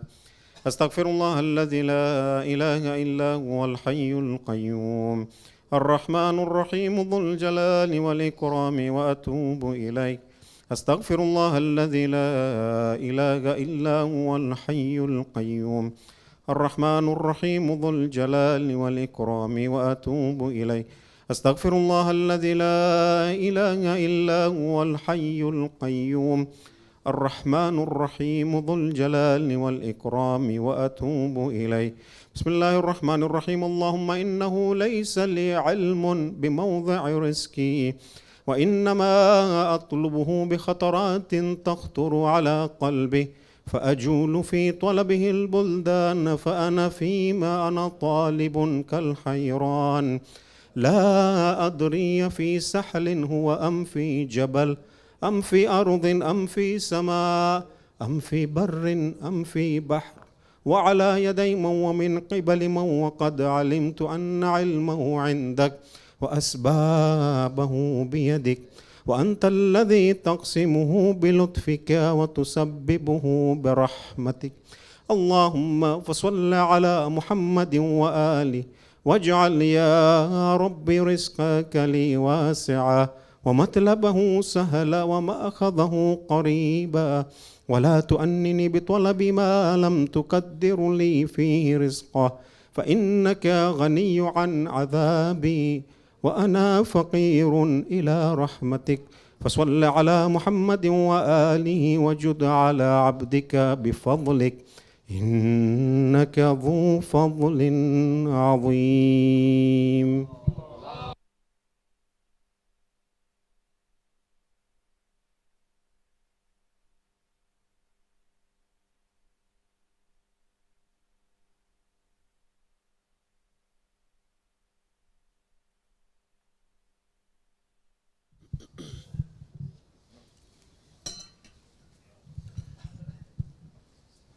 صلى الله عليك يا رسول الله يا حبيب الله يا أبا القاسم مصطفى محمد ورحمة الله وبركاته. السلام عليك يا أمير المؤمنين يا إمام المتقين يا علي بن أبي طالب ورحمة الله وبركاته. السلام عليك يا فاطمة الزهراء يا سيدة نساء العالمين ورحمة الله وبركاته. السلام عليك يا أبا محمد يا حسن بن علي أيها المجتبى الغريب ورحمة الله وبركاته. السلام عليك يا أبا عبد الله وعلى الأرواح التي حلت بفنائك. عليك مني جميعا سلام الله أبدا ما بقيت وبقي الليل والنهار، ولا جعله الله آخر العهد مني لزيارتكم. السلام على الحسين وعلى علي بن الحسين وعلى أولاد الحسين وعلى أصحاب وعلى حامل لواء الحسين أبي الفضل العباس وعلى أخت الحسين الحوراء زينب ورحمة الله وبركاته. السلام عليكم يا أئمة المسلمين يا علي بن الحسين ويا محمد بن علي ويا جعفر بن محمد ويا موسى بن جعفر ويا علي بن موسى ويا محمد بن علي ويا علي بن محمد ويا حسن بن علي ويا صاحب العصر والزمان يا خليفة الرحمن يا إمام الإنس والجان يا مهدي يا مهدي يا مهدي عجل على ظهورك. بسم الله الرحمن الرحيم. اللهم كن لوليك الحجة بن الحسن صلواتك عليه وعلى آبائه في هذه الساعة وفي كل ساعة وليا وقاعدا ودليلا وعينا حتى تسكنه أرضك طوعا وتمتعه فيها طويلا برحمتك يا أرحم الراحمين. آمين يا رب العالمين. وصل اللهم على محمد وآله الطيبين الطاهرين.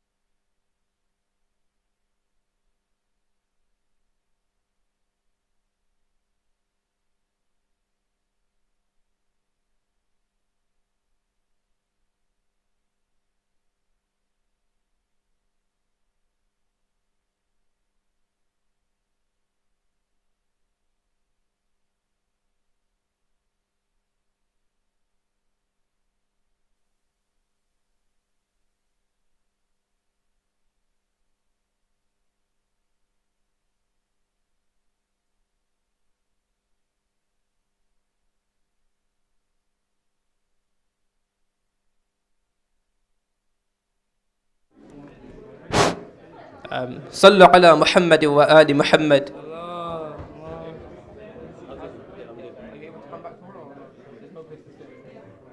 No, that's okay. It's difficult tomorrow. No problem. No problem. I'm just going to present you. Okay. Inshallah, we're going to be finishing Tafseer. We're going to have a few more Tafseer sessions now, inshallah. We just wanted to show our appreciation for a few of the judges who are unable to come back tomorrow. If you can please recite a loud salawat for the 3 judges who won't be able to come back tomorrow, who is our esteemed Sayyid Jalal Maqsoumi, Muhammad Kadhim Kanji, and Ismat Tanti Qasim. If you could just show your appreciation with a loud salawat for all 3 of them, inshallah.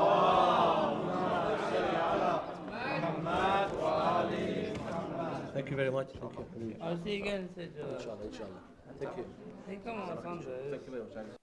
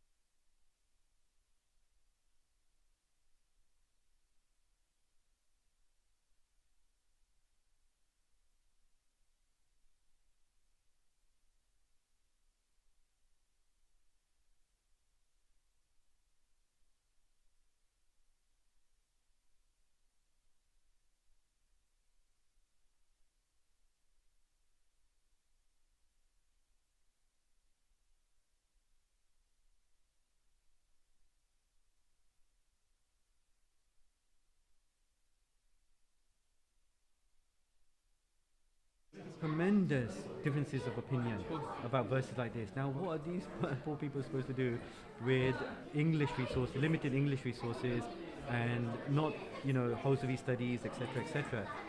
And they'll still tackle it because they find it interesting and they think it's one of the verses. This verse could come up, in the selection, for example. So they have to study it. But as like Sheikh found, some of them were a bit lacking in certain areas. And like, let's say they didn't present, and so we didn't get a chance to correct their misunderstandings. Then that would have been an issue. That stays with them. So I just thought that there's so many verses you could.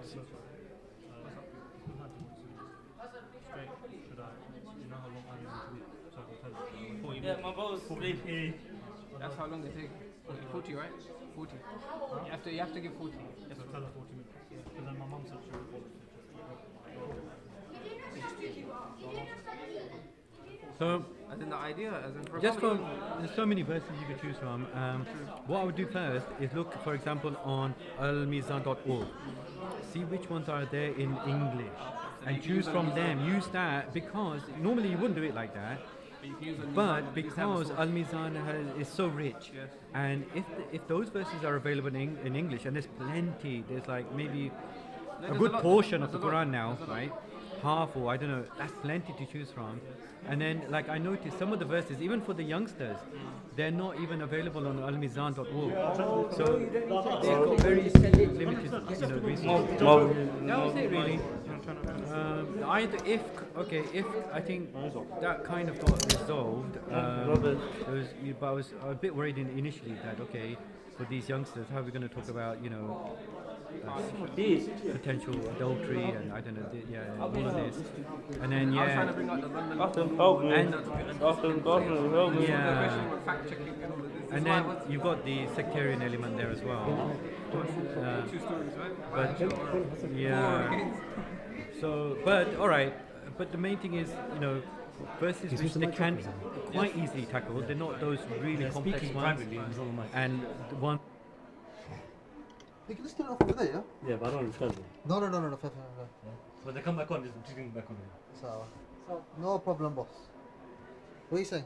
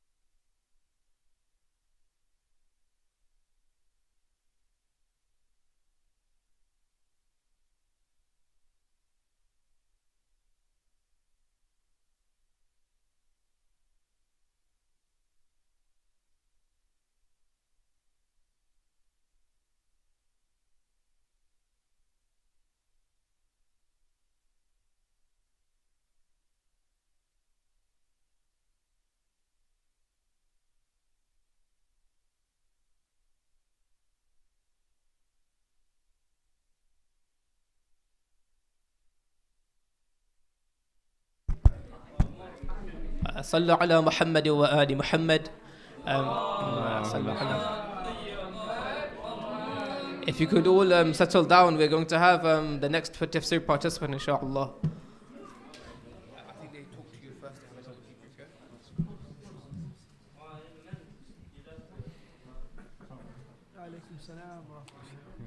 No, right, it's okay.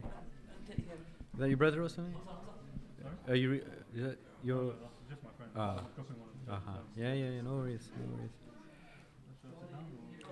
Oh, yeah. So I didn't realize you're the next one. Yeah. Okay.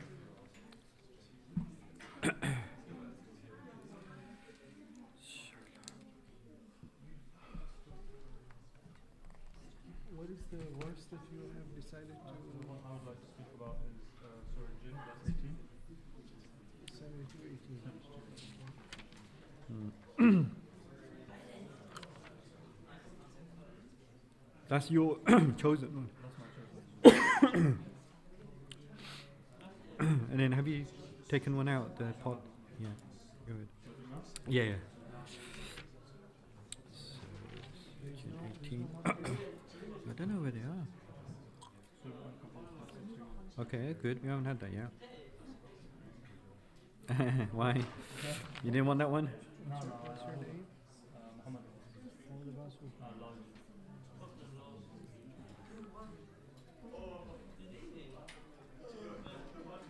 What's your number?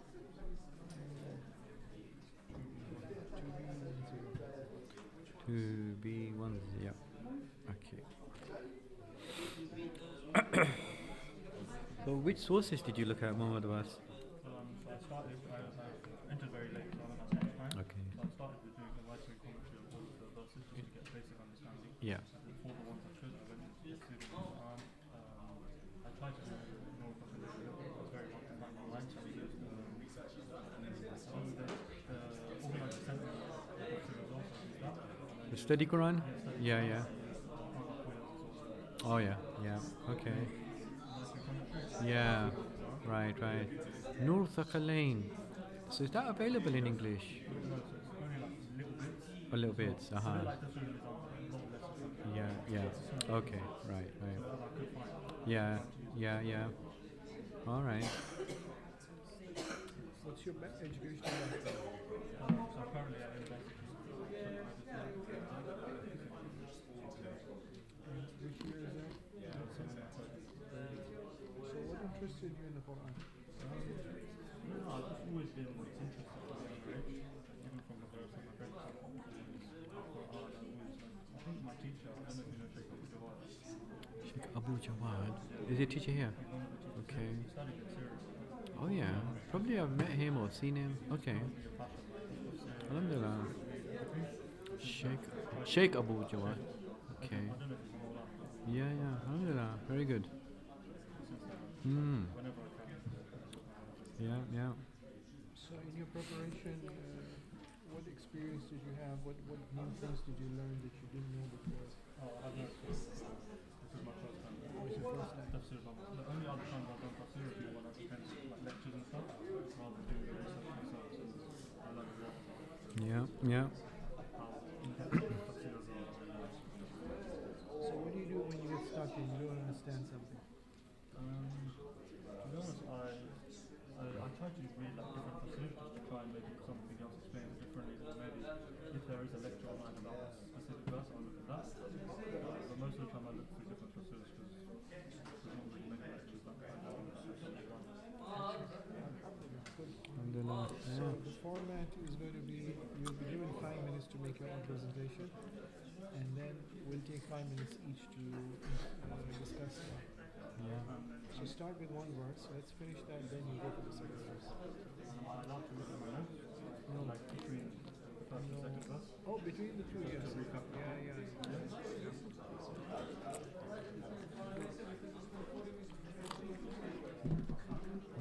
Other competitions is exactly the same. You can't look at notes or anything, right? And once you do look up.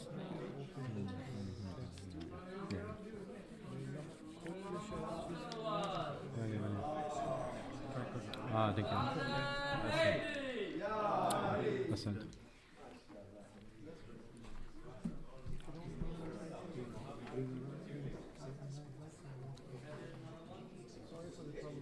Is this alright?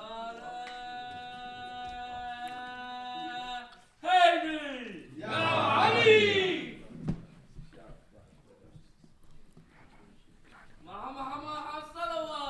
اللهم صل على صلى على محمد وآل محمد عجل فرجهم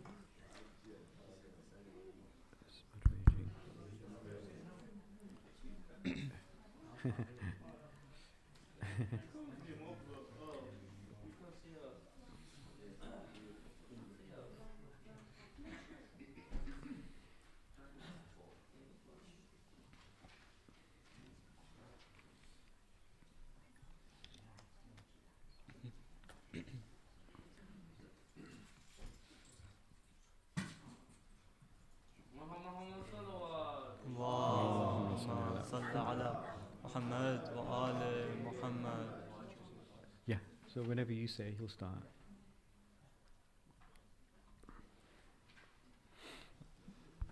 أعوذ بالله من الشيطان الرجيم. بسم الله الرحمن الرحيم.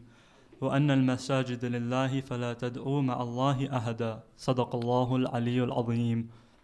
اللهم صل على محمد وآل محمد. The verse I have just quoted is verse 18 of Surah Al-Jinn, Surah 72, and it translates as, and that the mosques are Allah's, therefore call not upon anyone with Allah.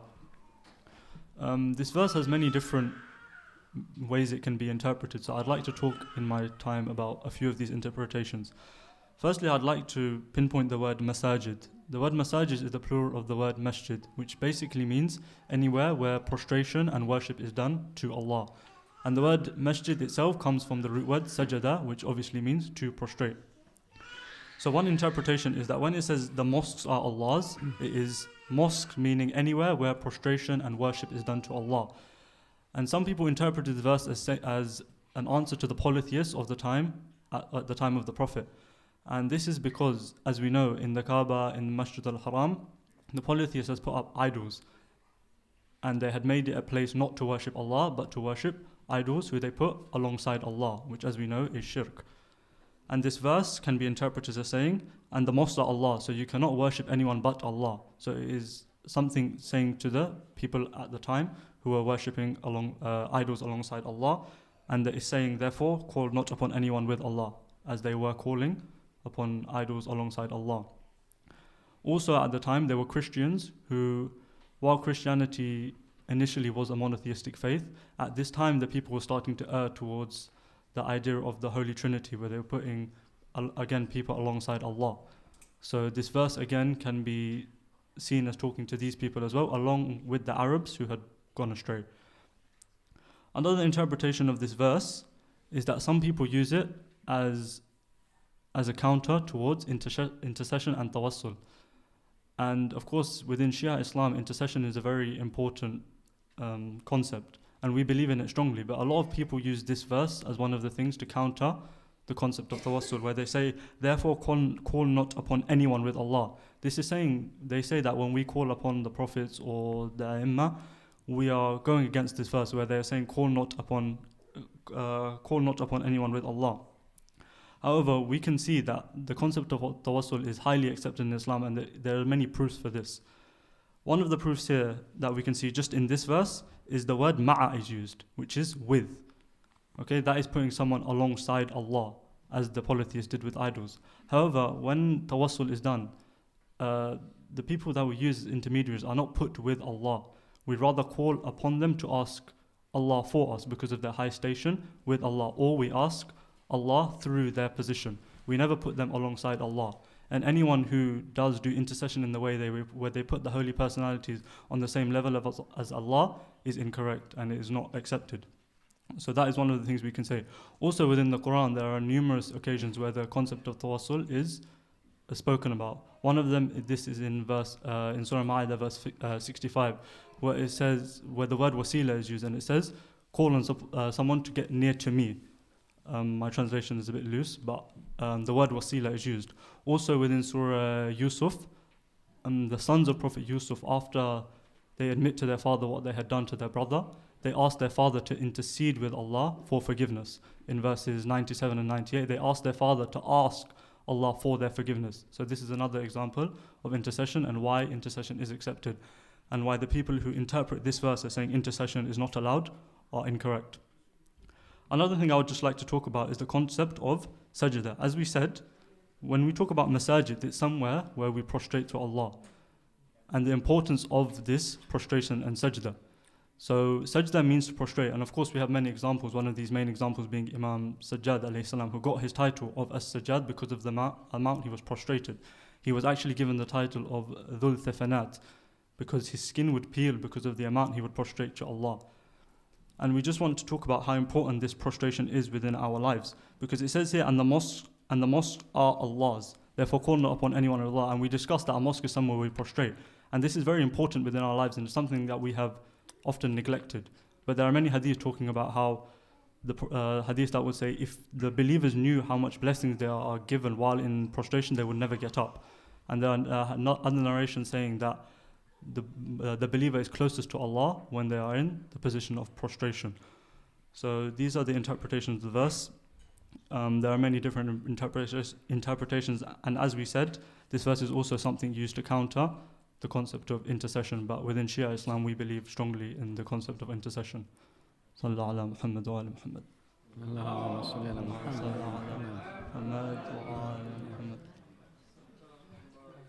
Right, thank you very much. Now I'm wondering if you looked at the different opinions about what masajid could refer to in this verse. Was that something that you looked into?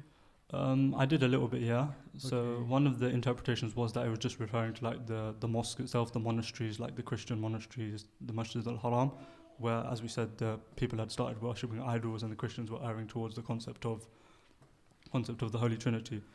Another interpretation, as I said, was just a place to do sujood. And one interesting interpretation I did read was related to Imam Jawad, where I think he used this verse as a proof. At the time, I believe the Abbasids were punishing some of the thieves by cutting off their hands fully. But Imam Jawad said that the hands cannot be cut past the fourth point because the palm has to be used for prostration. And basically, these palms and these 7 points that touch the ground are Allah's belongings, so they cannot be cut. Yeah. So from the perspective of one of the traditions, the ruler Mu'tasim was asking different people there, the scholars, and he was getting different answers. In particular, like cutting off, quite a lot of the arm or the hand, the whole hand at the wrist.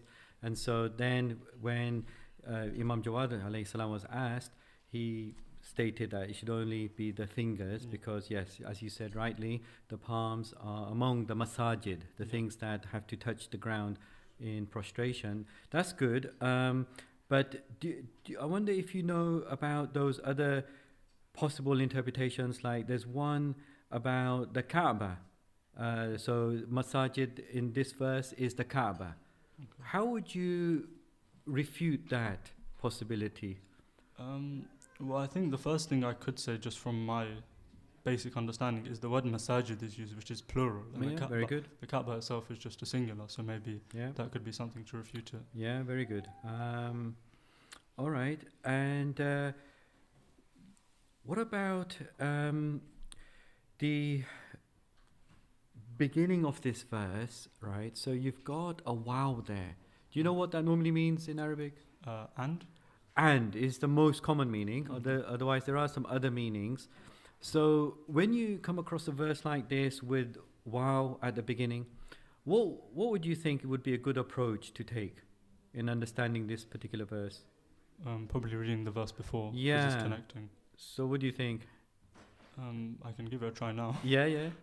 So the verse says, so that we might try them with respect to it, and whoever turns aside from the reminder of his Lord, he will make him enter into an afflicting chastisement. What do you think?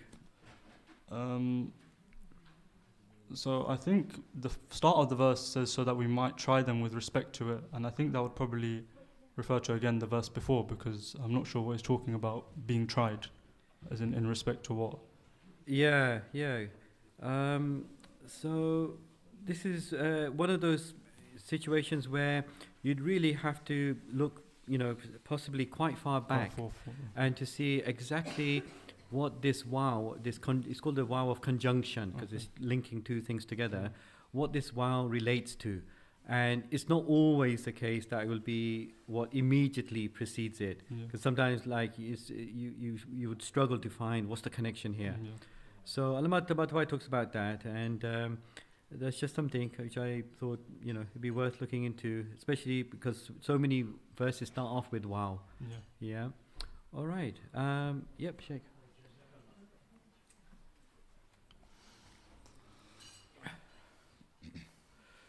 So one of the prevalent objections being made against the Shia practice of tawassul is that the mosque is a place where only God should be prayed to. And your response to that is that فَلَا تَدْعُوا مَعَ اللَّهِ. That ma'a means that you should not pray to anyone considering them to be at par with God. But you can pray, is the implication there? Now I'm asking you specifically. Can you pray to somebody considering them to be lower than God and asking them what you would otherwise ask God? So when you say lower with God, I don't mean to put them in any godly state whatsoever. They are themselves humans, but the best of the best humans, the infallibles, of course. So how much can you ask from them, or how do you pray? To them, through them, by them? So you do not ask them directly, because that, of course, you can only ask Allah. You can ask Allah through them, so you can ask Allah through His love for these holy personalities, or through the high stations to accept your hajah, or in some other practices you can ask them to convey your message to Allah and ask for Allah, just like Prophet Yaqub's son asked him to ask Allah for their forgiveness. So do we have cases in the Quran where a prayer that could have been made to God is now being made to another special of the special creations?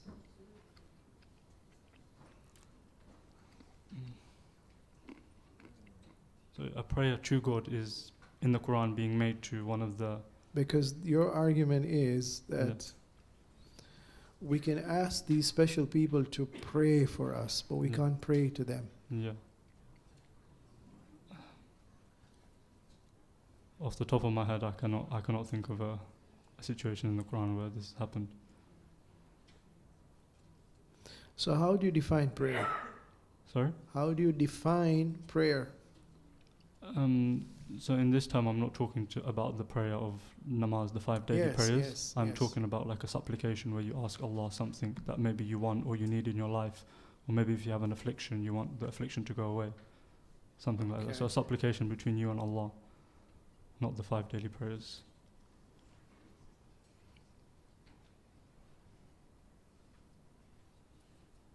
So to ask for help from other than God, would that count as prayer? To ask for help from other than Allah? Yes. You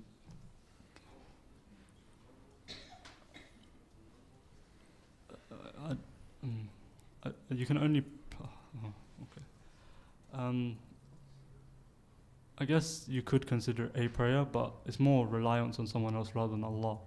In this state, we're not... If you're referring to just in like general life where you ask someone else to do something, I guess maybe you could consider it a prayer. Maybe we don't do that. But in general, when you're speaking to like the Ahlul Bayt, I would say that is a prayer where you ask them to ask Allah for you. That I would count that as a prayer, yes. So a patient comes to the doctor and asks for help.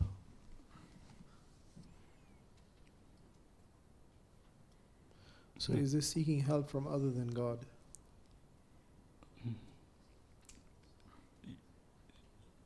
In the literal term, yeah, he is seeking help from other than Allah, but he's seeking their help through the faculty that Allah has given them, the knowledge Allah has given them, that they can then help them. Were you present in the discussion of the type of shirk known as a hidden shirk? No, I wasn't allowed in the room. To be alongside the other participants. Okay. So one of the verses that was given for discussion was ayah number 106 of chapter 12. Did you have a look at its tafsir? I believe so. I can't remember off the top of my head. I can open it up and have a look. Please. So chapter 12, did you say? Yes, Surah Yusuf, ayah number 106.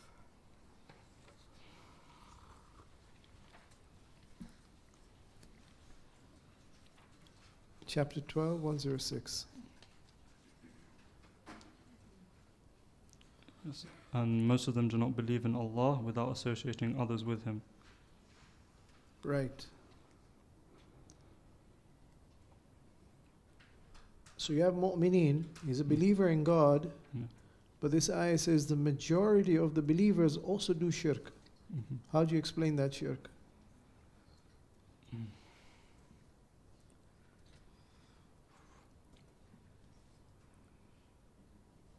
So I would say, I guess maybe their reliance on other people rather than their complete and 100% faith in Allah is maybe a form of shirk. Maybe it's not the direct form of saying, okay, this man is, or this idol is alongside Allah, but having trust in someone else other than Allah can, I guess, be considered maybe not a minor shirk, but something not at the like exact form of shirk where you put someone at the Can be a shirk. Where are you getting that from? From myself, to be honest. From yourself. Yeah. So how can you give yourself credibility? I cannot give myself credibility. You don't give yourself No, credibility. I'm just trying to answer the question as best as I can. So do you think there is a way of gaining credibility for this interpretation that you're offering? Probably if I researched Sorry? it. Probably if I researched it and looked into Okay, it. so let me tell you, there is a hadith which says something like what you are trying to interpret. Okay. So when you turn to somebody other than God and expect them to help you, and then you forget God, that's a type of shirk. Though you're a mu'min, you believe in God, but you're turning to other than God. So in that case, if I asked, would what Prophet Yusuf did in the prison where he asked someone else to ask him to be released, would that be count as what you're trying to say? That's if. Yeah. If. Yeah. So there's a question. It's an if. Not necessarily. Not it's in the way that you are interpreting. Yeah, of course. What do you think about that? Like, do you think that's would have happened? It wouldn't have happened, obviously, with the great prophet. But so, how would you answer that? Do you think? And what would he what would he have done in that situation? In terms of his thinking and asking for some, like a human being to help him. So how would he grapple with that idea of shirk and just relying purely on God, and yet he asks someone? What do you think about that?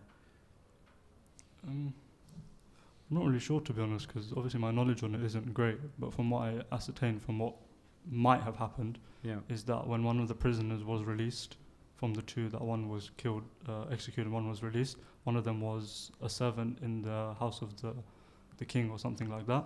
And I believe, from what I read, Prophet Yusuf asked him to just tell the king about him and his situation and just ask him to get him released.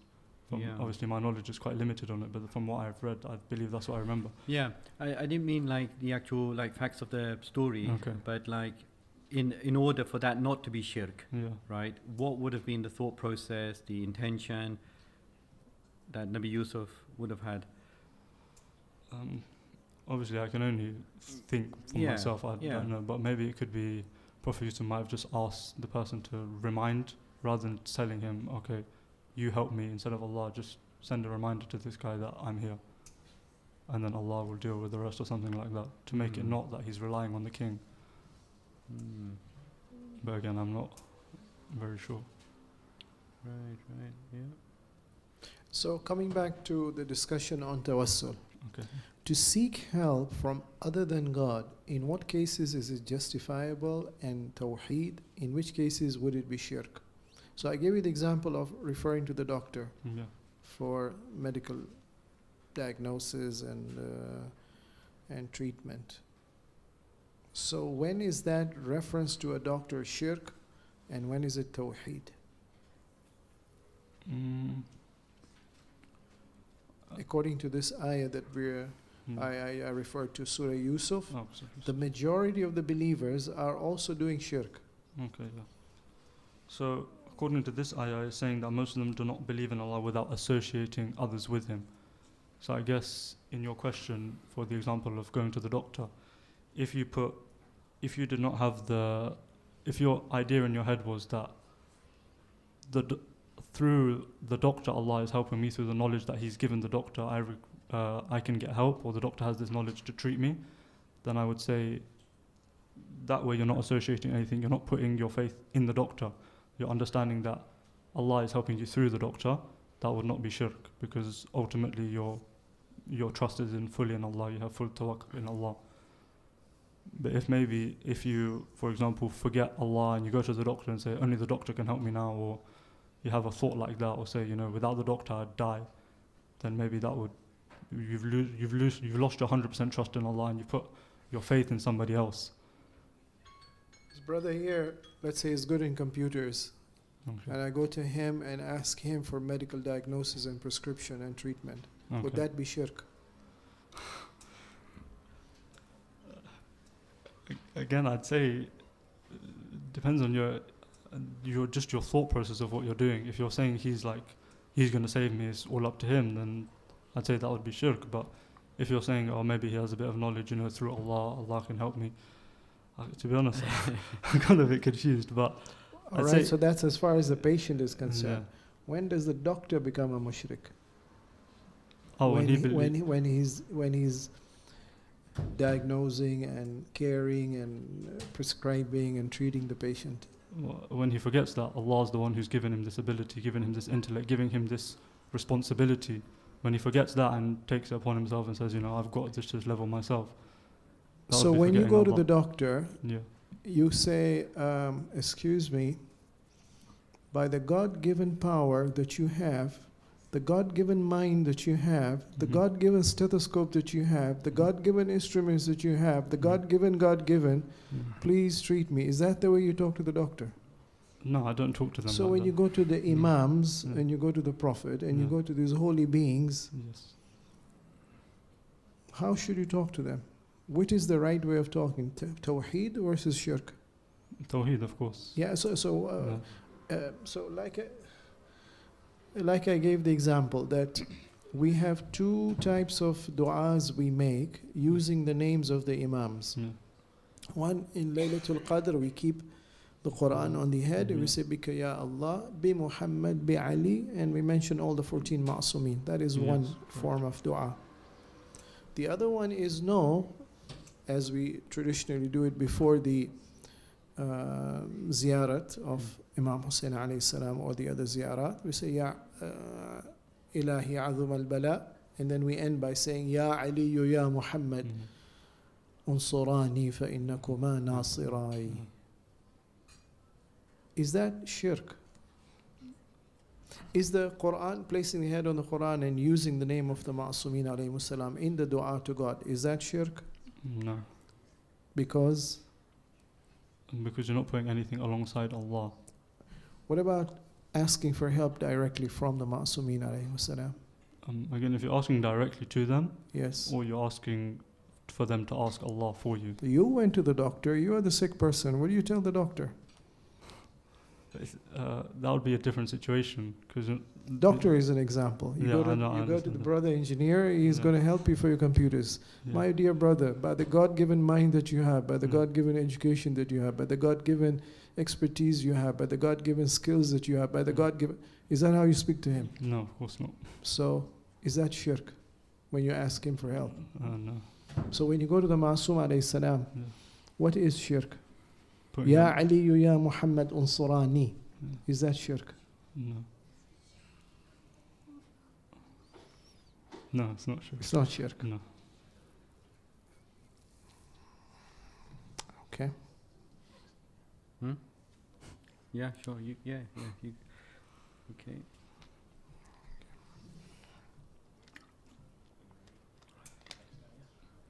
Can I get like a minute just to read over?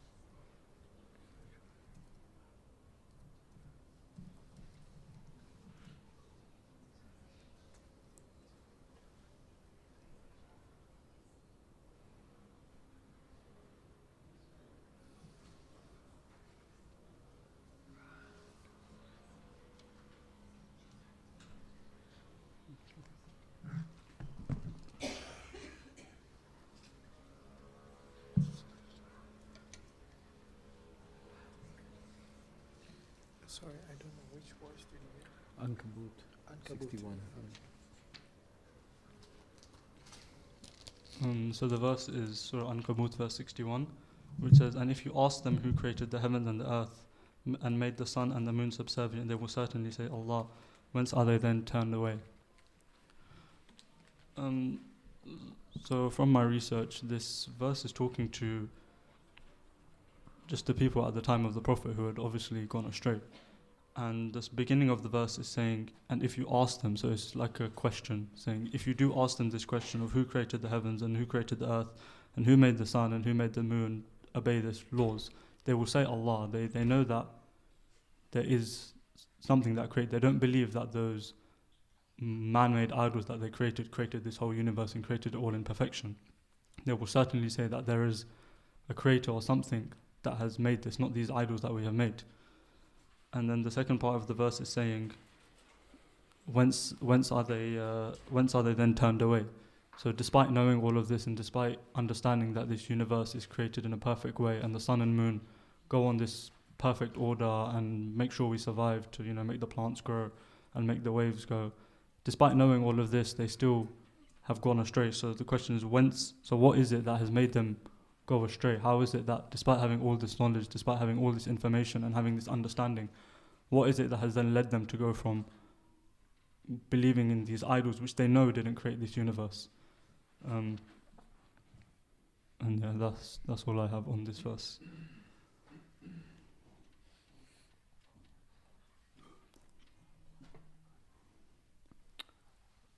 Right. Okay. So who is being addressed in terms of that question? So if you ask who? The polytheists at the time of the Prophet. How would you work that one out?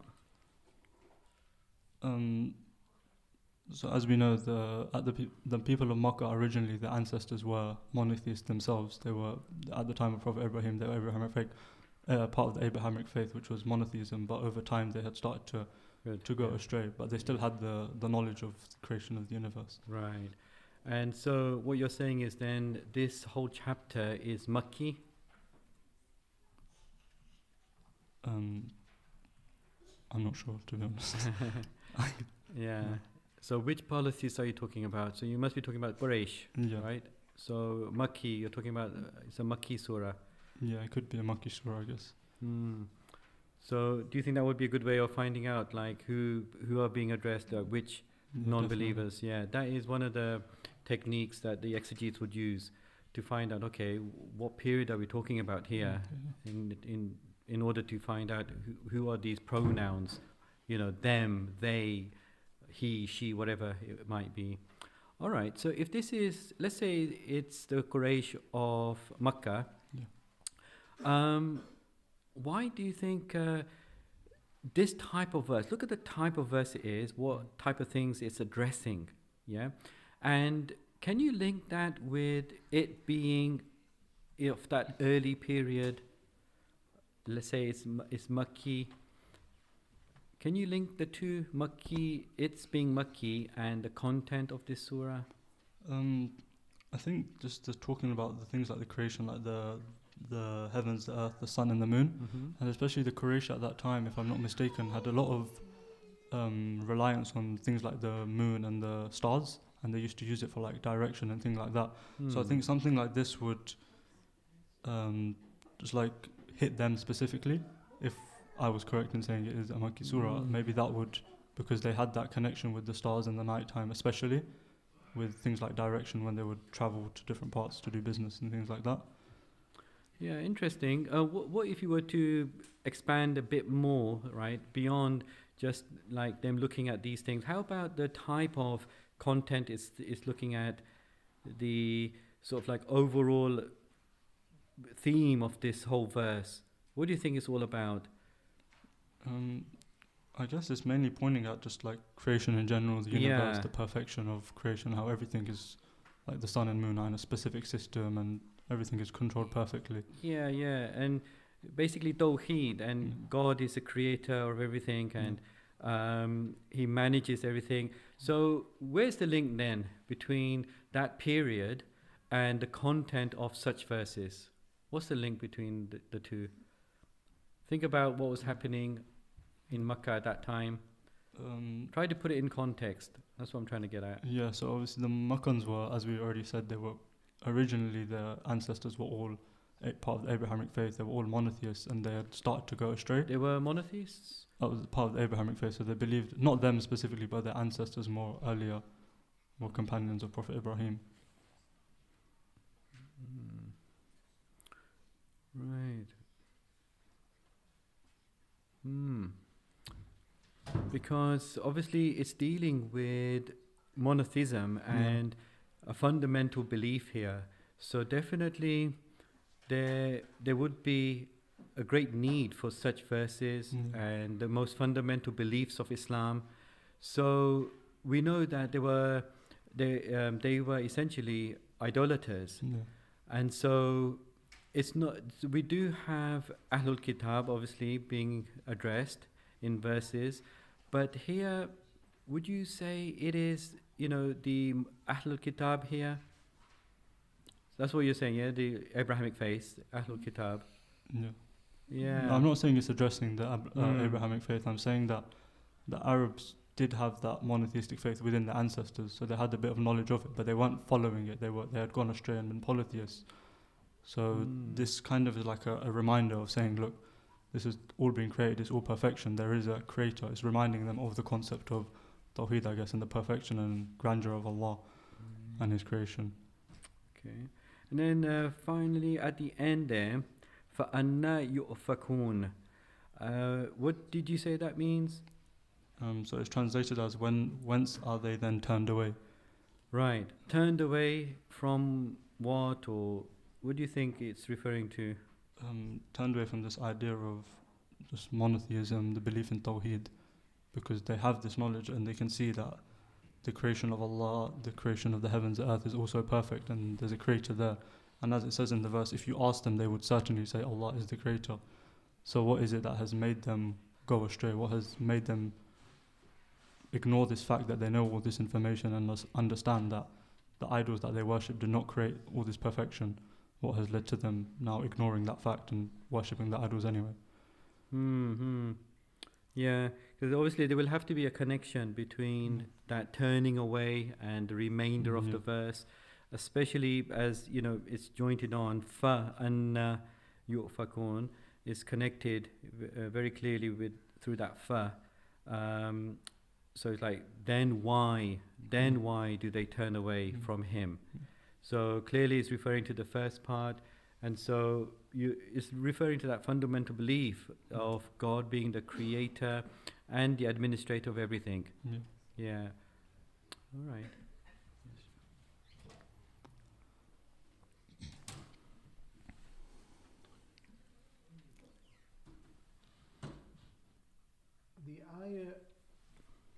The ayah is asking a question from the mushrikeen, whom you say in the Quraysh were the descendants of Prophet Ibrahim alayhi salam through his descendant Ismail alayhi salam.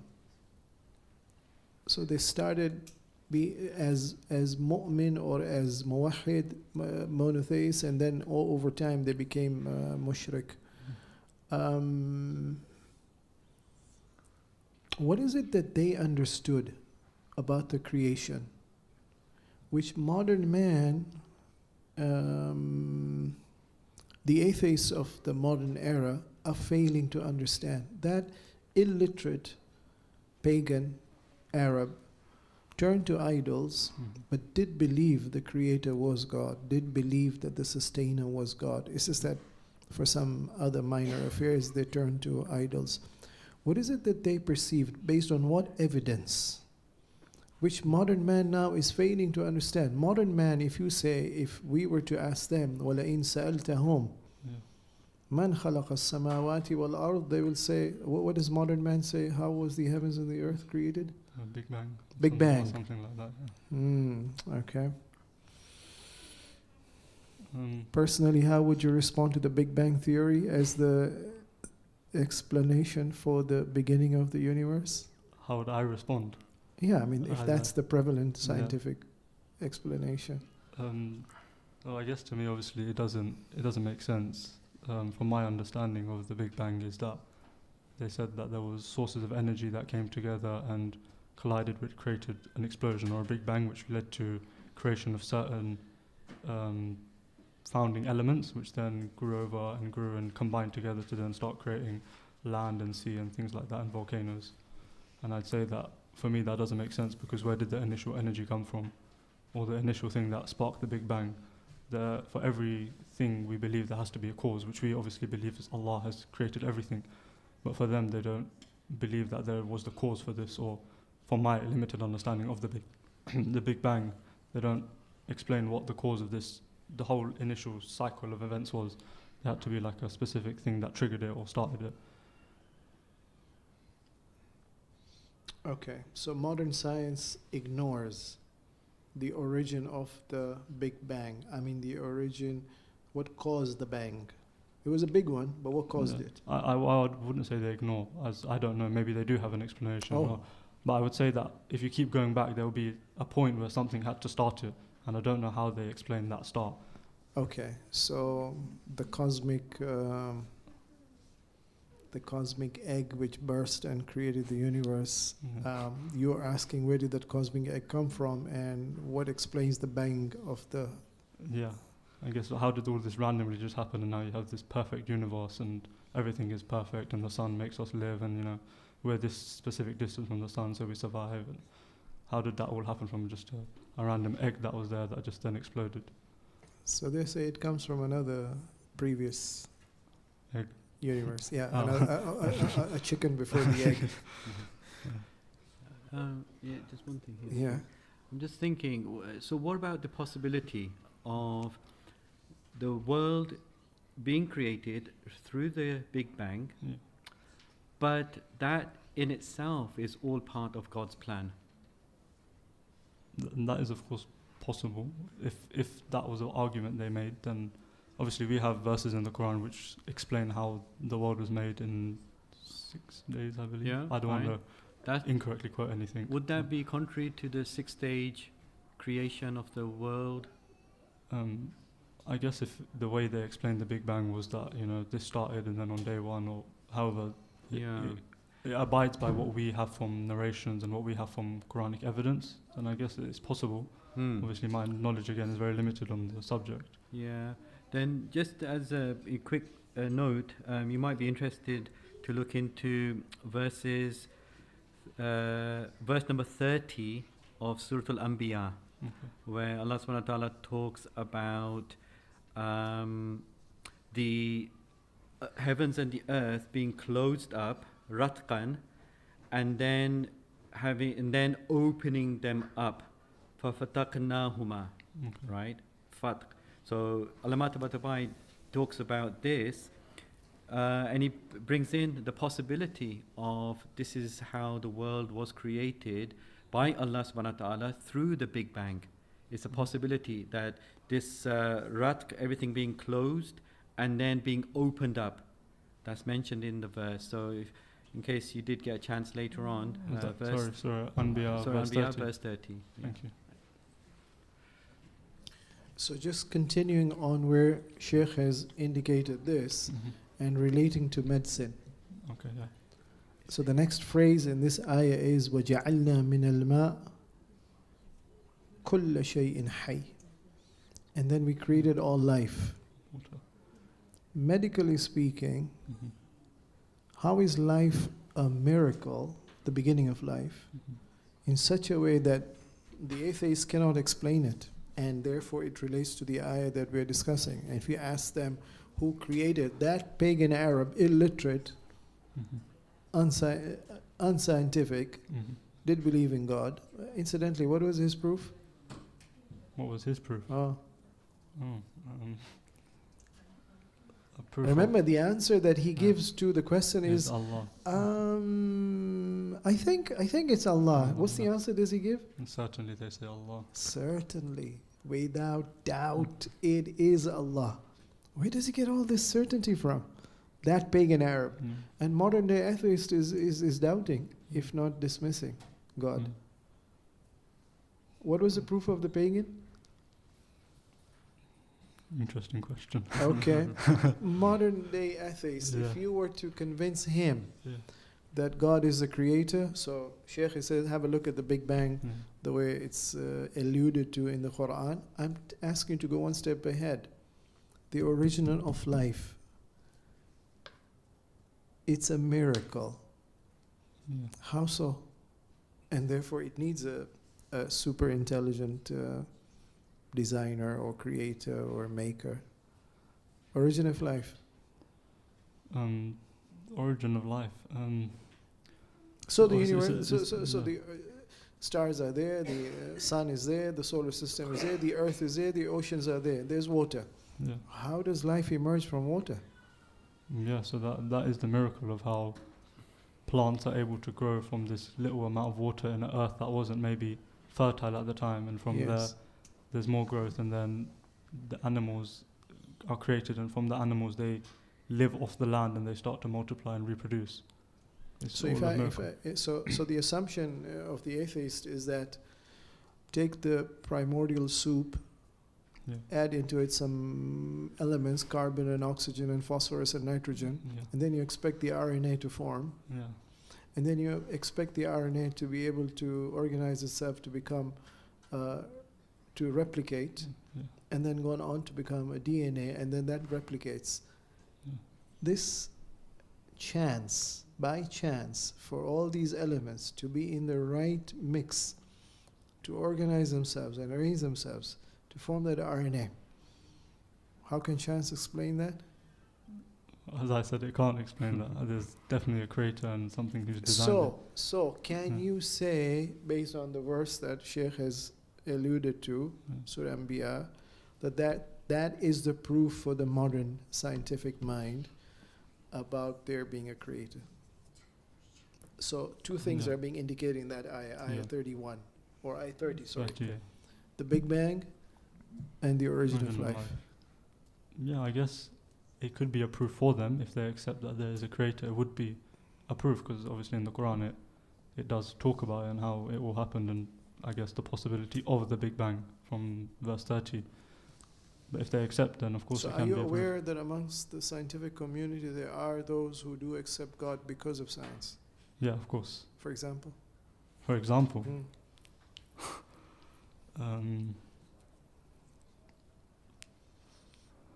It's good to know about them, because that's your evidence that you have against the atheists. Okay, thanks. اللهم صل على محمد وآل محمد. Hassan, very good. Thank you.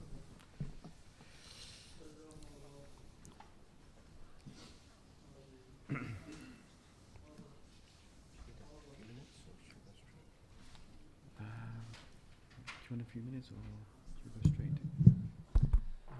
Okay, is this that?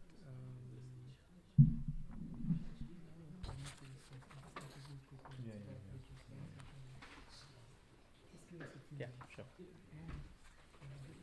Yeah. We've got two left, is it? Two left? Inshallah.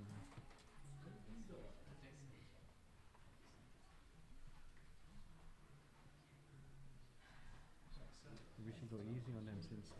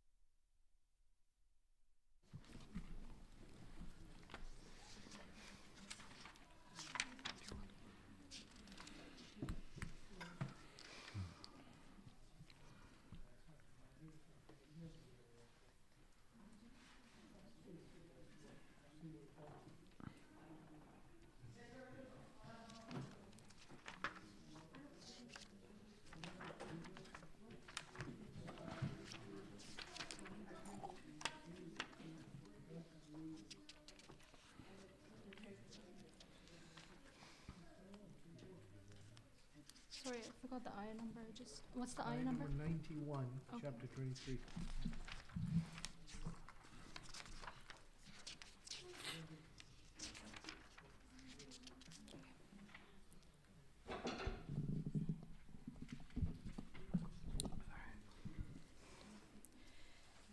أعوذ بالله من الشيطان الرجيم بسم الله الرحمن الرحيم. Today I want to talk about an ayah in Surah Mu'minun, and before I start I just want to say a little bit about Surah Mu'minun.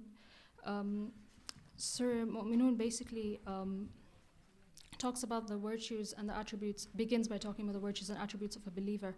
It also talks about the origins of man from clay, and also talks about the man in the womb, for example, starting from a clot of blood. This ayah starts by saying that never did Allah take to himself a son, and never was there with him any other God. So first Allah says a statement, a very confident statement. Allah does not take to himself a son. And this can be in reference, for example, to the idolaters who believed that the angels were the daughters of Allah. Or, for example, the Christians who believe that Jesus is the Son of God. And they also believe that these entities share the same divine power as Allah. And then it moves on to say that, and never was there with him any other God. In that case, each God would have certainly taken away what he created. So then Allah says that with him there is no God. But he didn't stop there. He explained why plurality does not make sense. So the first reason he said was that each God would have taken away what he created. To explain this, I think I want to give an example. Say we have this earth, the world, and there are multiple gods, and each god is in charge of different aspects of the world, kind of like Greek mythology, for example, the god of spring and the god of the animals and the god of humans. So each god would then take in possession what they created and create laws and systems that are different because they're different gods.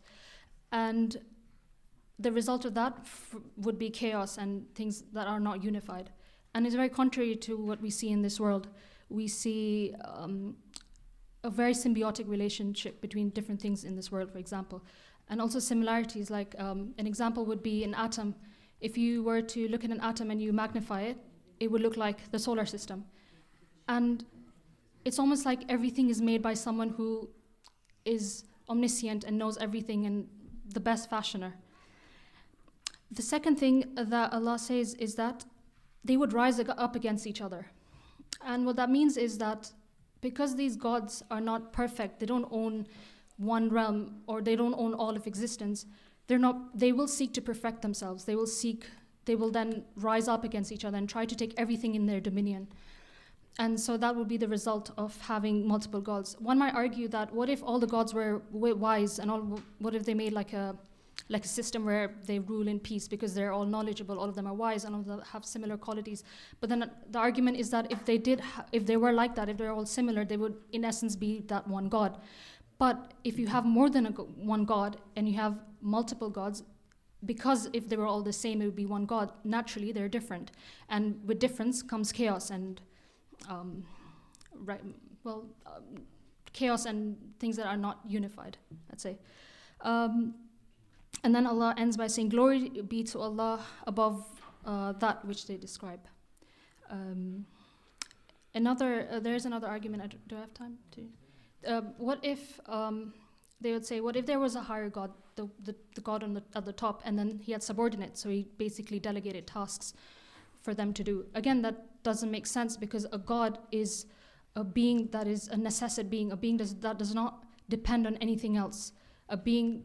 And so those gods that are underneath that God can be easily overpowered, and they hence are dependent, and is not a trait or that entity cannot be God. So that's an argument for that.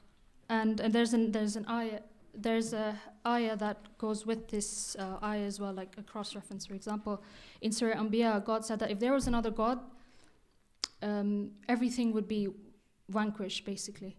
I think it's Surah Anbiya. And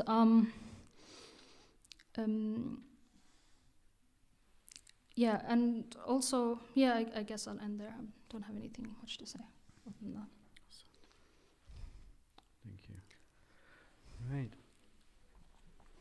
So this verse seems to be quite philosophical in nature, would you say?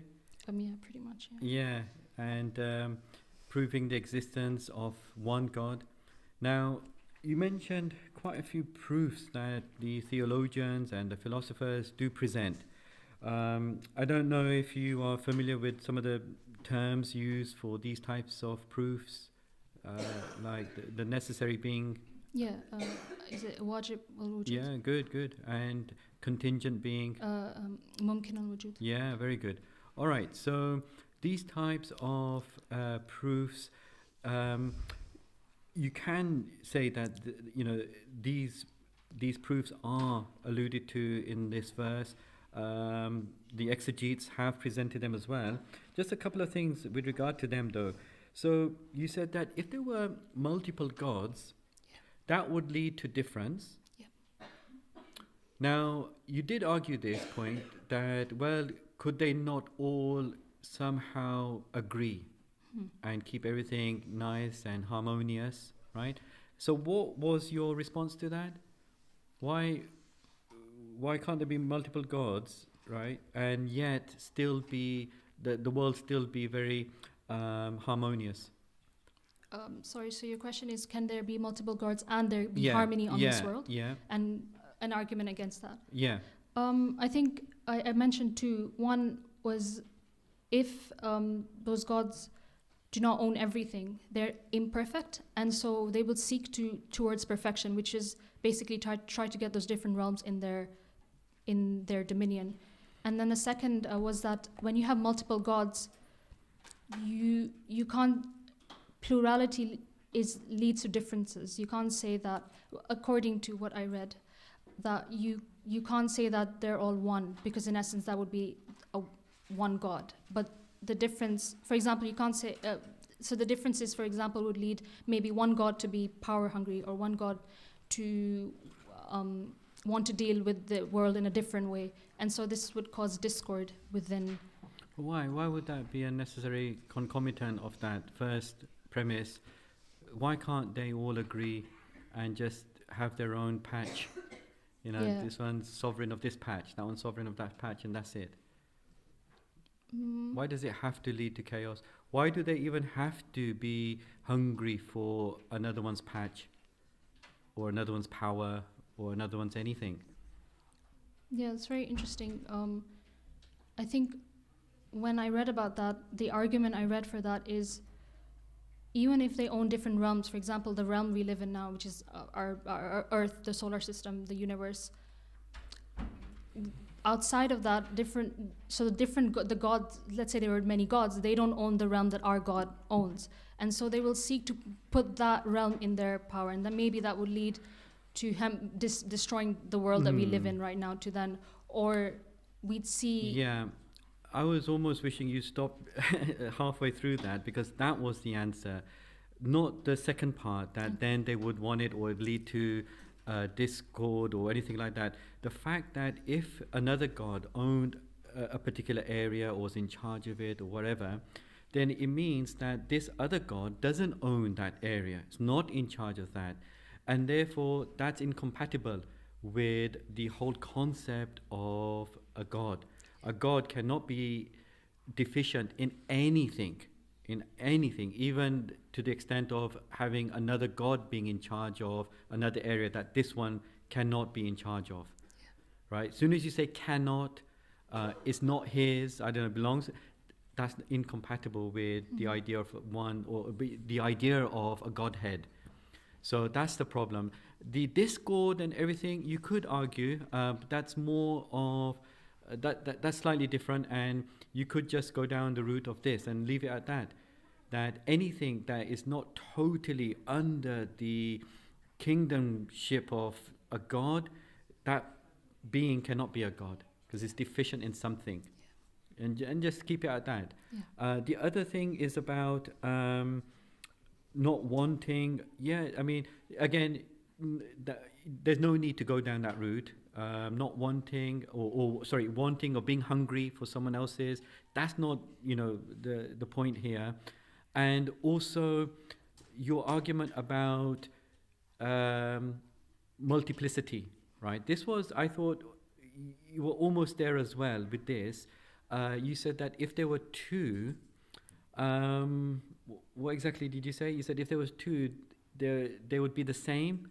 It implies the sameness. If there are two gods, they might as well be the same. Something like that. They are one in essence. Yeah, if one were to say that, what if there were multiple gods, but they were the same? For example, they were all wise, all knowledgeable. Then that would mean that in essence, that would be one God. Because right, there's a bit of an issue.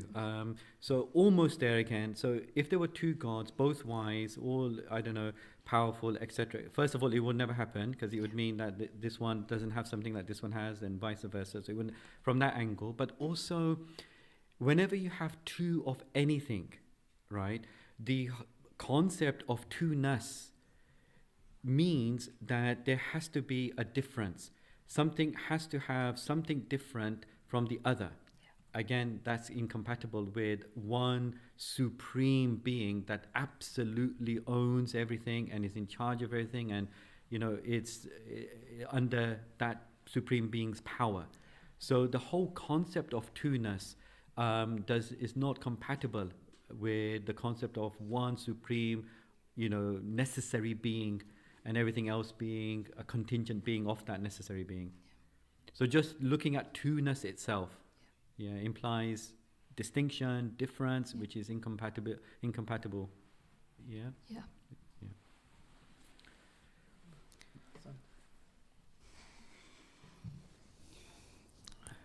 The ayah begins by refuting that God has a son. مَتَّخَذَ اللَّهُ مِنْ وَلَدٍ. He doesn't have any kind of offspring. Walad would refer to a son, daughter would be bint. Yeah. So you extended it to include the polytheists who also believe angels are daughters of God. Yeah. But this ayah seems to be targeting more the believers that God has a son. Do you know why they believe God has a son? I mean, if we know the argument of the justification that they give for God having a son, then we could see how this ayah is trying to refute and counter-argue that. Would you be aware why Trinitarians, for example, or the other polytheists believe that God has a son or many sons? I think in terms of Christians, is that what you're asking? Or okay.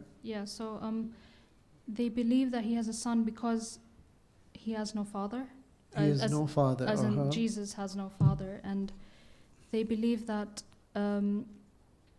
he is the son of God. And I don't know if this is relevant, but then he died for their sins. So God's son died for their sins in a way that all future sins, for example, as long as I think they go to the Pope and then they ask for forgiveness, and then they will be forgiven for all their future sins. But you said something about daughters. Is that?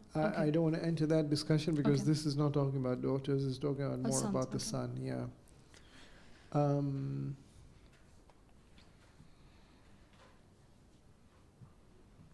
So the fact that he has no father, that argument is rebutted elsewhere in the Quran.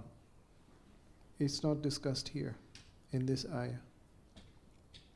Would you know the ayah? This is a cross-reference question now to you. Would you know the ayah in the Quran which refutes just because Isa alayhi salam had no father doesn't therefore justify him becoming the son of God? Is it okay if I try to, I don't know the ayah, but maybe I might know if the theme of the ayah is it okay if I... No problem. Is it that the fact that Prophet Adam does not have a father, but he is a creation of God, in that sense, so in the same sense, Jesus was created such that he has no father, but through the divine power of Allah, he made it such that he... Okay. Would you know the ayah, which surah is it in? It doesn't come to mind at the moment. Surah Ali Imran. Okay. Can you open that and see how this argument is refuted? Chapter 3. Yeah. And ayah number?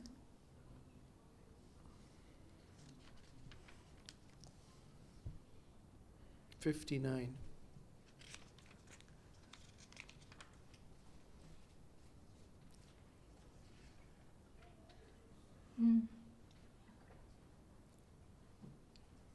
Yeah.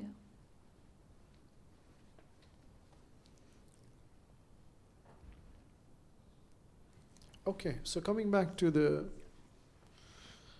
those who believe in Isa alayhi salam to be the son of God. One argument is because he didn't have a father. The answer is in Surah Ali Imran.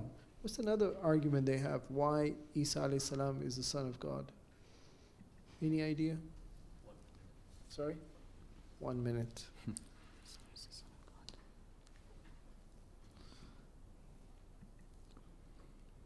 So I don't know, but can I just try to maybe because they believe that he has divine power, and so they believe that because of that, because he has that.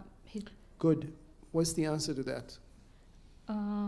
Is there an So ayah in this the is a Quran? discussion of cross-referencing now. I'm Oh. moving away from the rest of the ayah. I'm trying to see other verses that also talk about the same topic. Good. He's the son of God because he's doing something which only God can do. For example? Miracles. Sorry? Miracles. For which miracle?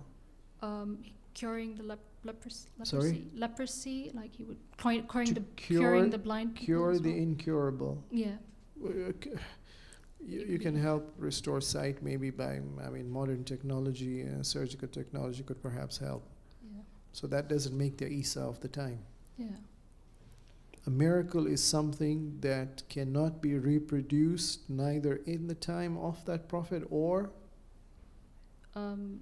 Sorry, can you repeat that? The validity of the miracle of a messenger is such that it cannot be reproduced by any other ordinary person at the time of that prophet or at which other time? Is my question clear? Fill in the blanks. No, I don't. I don't know why I can't. I don't. It's going on top of my head like. Sorry. Okay. No, so it's my. I don't understand. Can you ask it in a? Yeah, so with regard to the definition of a miracle, Yeah. right? Is it just that the miracle has to be something that no one at that particular time can perform, or does it go beyond that particular time? Does it have to be something which others can't perform, let's say, some other time as well? No, it's dependent on the time. Just the time itself?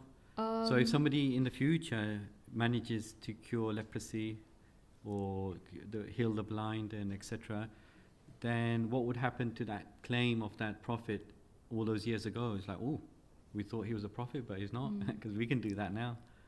So if modern medicine found some herb, some chemicals that can cure some of those illnesses, then somebody can claim Isa alayhi salam had access to some hidden chemicals that you people didn't know about. So Yeah. that's not a miracle. Yeah, that's a good point. I feel like because of that, it would be transcendent, like transcends time, like a staff, for example, turning into a snake. So if Isa alayhi salam is the son of God because he's producing miracles which nobody else could do, how does the Quran refute that? Therefore, that doesn't make him the son of God. If he can give life to the dead, if he can cure the incurable, the one who's born blind, or how does the Quran answer? No, this doesn't make him the son of God. Yes, these are divine powers. Again, I'm not sure, but I Yes. think it's because maybe Allah says that the Prophet does the same miracles, same as in things that are outwardly, and so the messengers of Allah do miracles, but that doesn't mean that they are God. or they have So divine you're power. aware of other messengers who gave life to the dead? Oh, not the same miracle. Who cured the blind? Who cured the incurables? Who shaped and then breathed life unto a bird that became living? Yeah. In all those instances, in the case of Isa alayhi salam, what is it that makes him a servant of God and not God, the way the Quran describes it? I'm not sure, but I think Prophet Isa would acknowledge that in his life. He would acknowledge the fact that he was doing these miracles, but it's not independent of Allah, and it was something. Yes. What's the key word that is used is, if I'm giving life to the dead, it's bi-idhnillah. It's by the power that is given to me by God. Yeah. Okay? So, reason number one, Isa alayhi salam is a son of God because he had no father. Answer given in the Quran. Reason number two, Isa is a son of God because he can do divine miracles. Yeah. This is God-given powers. Reason number three, why was Isa considered as the son of God? And the Quran refutes it.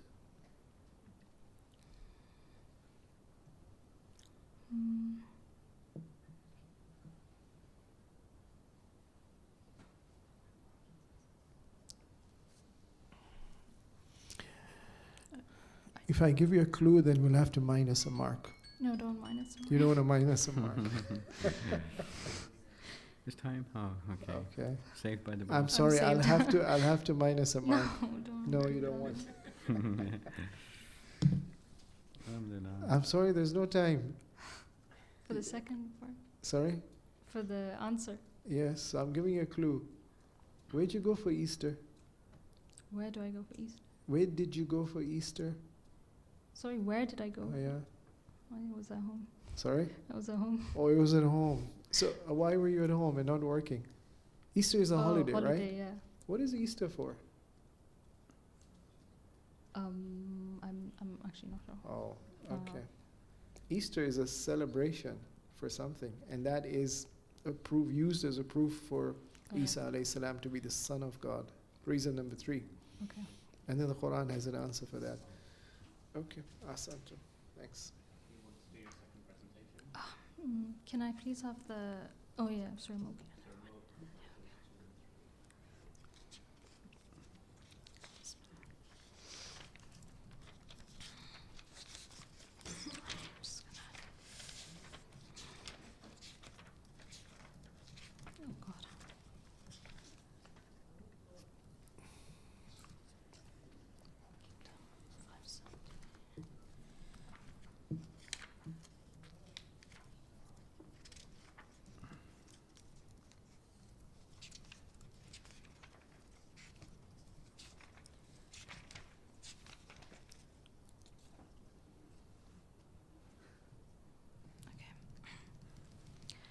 أعوذ بالله من الشيطان الرجيم بسم الله الرحمن الرحيم. This verse is in Surah Mulk, and Surah Mulk was known to be a surah that was revealed very early on in the life of the Prophet, based on the verses as well. So this verse begins by saying that who created the seven heavens, one above the other? And the word one above the other is tibaqa, meaning layers. It also has another meaning where it means seamless, so connected without divide. So not only is Allah saying that He created the seven heavens in layers, He created them seamless such that one begins and the other ends, and we can't see the difference. And a lot of commentators say that the planets that we see, the stars that we see, that is the first layer of heaven, and then there are worlds above it that we cannot see. But then Allah says, you see no, I think this is flaw in the creation of the beneficent God. Then Allah says, after He says that He created seven heavens, He takes our focus from the seven heavens to the whole of the creation of Allah. And He uses the word Rahman. Rahman meaning love and mercy. So He says, you see no flaw in the creation of the Rahman. And also it sort of alludes to the fact that Allah created the world perfect because as a mercy on us, because He's the most merciful. Then He says, look again, can you see any disorder? And for disorder, He used futur. Futur, one of the meanings of futur is divide. So it's almost like an opposite, if I may say so, to the beginning where Allah says that He made like seamless 7 heavens. And can you see any disorder? Can you see any divide? And then He says, turn back the eye and look again. And so He repeated, look again and again, in a way to tell us that don't get complacent. Keep looking, keep reflecting. Do you see any flaws? An example of this is, for example, if you go to a new place, we might be in awe of, for example, a new country. But the more we look into it, we see the cracks in it and we see the flaws. But Allah is inviting us, no, look again and look again. But you will keep seeing perfection. You'll keep seeing that there are no flaws and there's no divide. And then Allah says, your gaze shall come back to you weary and humbled. So again, this is for, Allah says this for several reasons. For example, as a believer, we realize how insignificant we are and how glorious Allah is. And for someone who doubts that Allah created the heavens and the earth and all of creation, they realize that even though they scrutinized, even though they kept looking and kept trying to find fault, their sight just kept coming back to them. Where again, it depends on the type. You need to reflect with an open mind, and then inshallah that you'll come back with that conclusion. So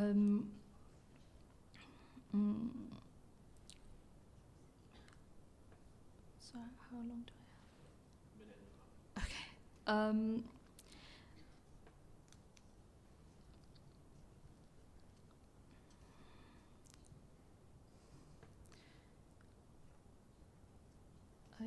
I'm done actually. I don't really have anything else to say. Yeah, all right, thanks. Now, how did you start translating that verse? Can you just say the translation again? Who created the 7 heavens, one above the other, one above another? Sorry. Right. So, as in a question. Yeah. Oh, yeah. Yeah. Yeah.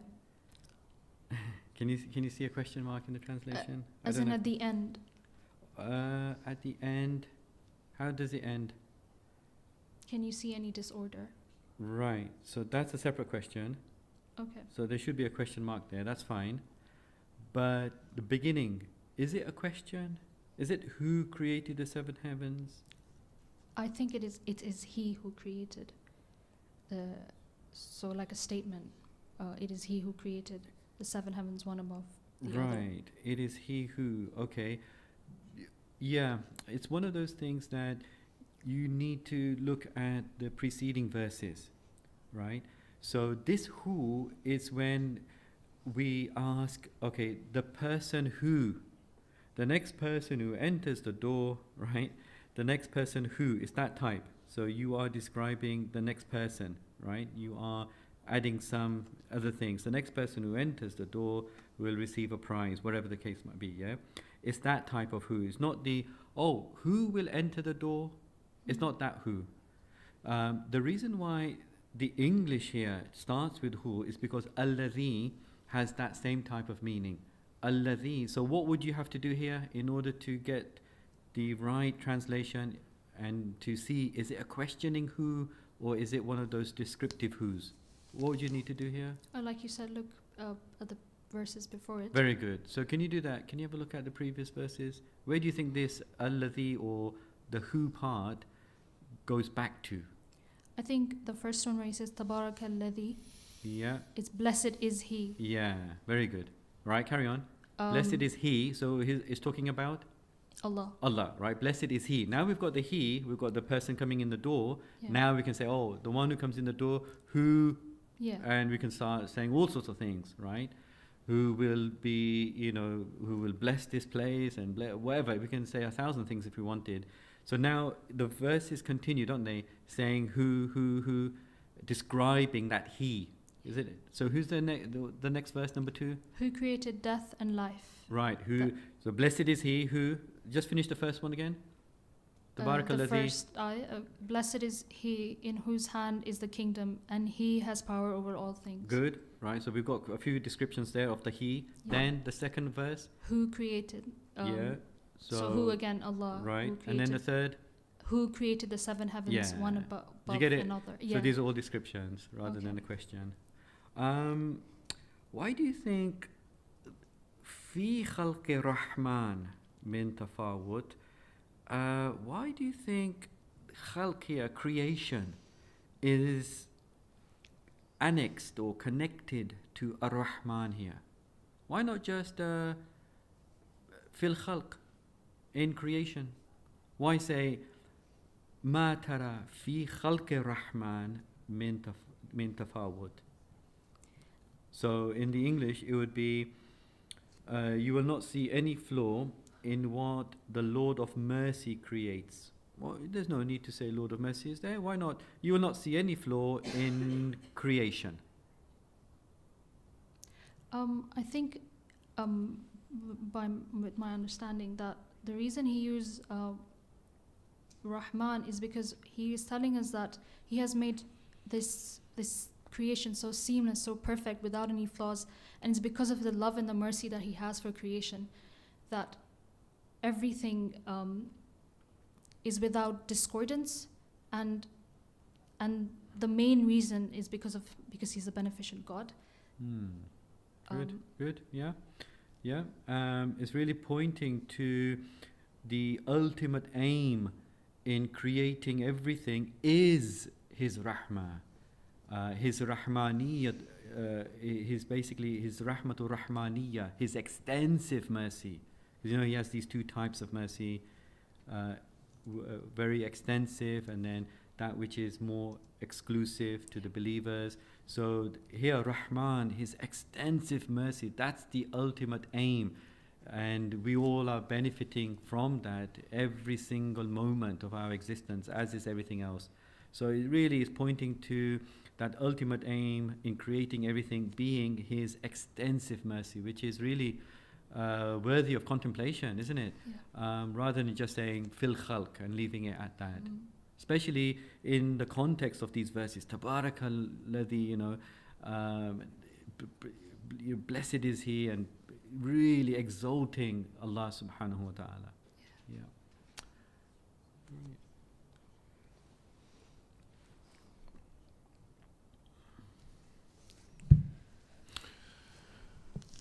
So if I were to act as a skeptic or a devil's advocate and say that, all right, you as a believer are claiming that the all-blessed Lord, the all-perfect Lord, the all-merciful Lord has created a perfect design. The disbeliever or the atheist who doesn't believe in a designer would say that, excuse me, but I found a lot of defects in the creation. So in a human being, for example, a woman can become pregnant, and the pregnancy can be located in the wrong place, not in the womb, but in the tube. And at an early stage, because the tube doesn't have the capacity to accommodate the growth of the fetus, she suffers a bursting of the tube and bleeding, and it becomes a disaster and emergency, and she could potentially die. That's not perfect development of a baby. Or they could say that cesarean section. You need a surgical medical intervention to save the child, because this child will not be able to pass through the normal birth canal, and we need to cut open the abdomen and cut open the womb and rescue the child. Defect. It's not a perfect creation. The atheists also are asking the way the breathing and the swallowing mechanism has been designed. If you make a slight mistake, you could be sitting enjoying your meal, and then accidentally, if you don't swallow carefully, if the reflex doesn't work carefully, you could have food going into the air canal. If the lungs get infected, you could potentially die, or no, the food can choke the air canal. Defect in God's so-called God's creation.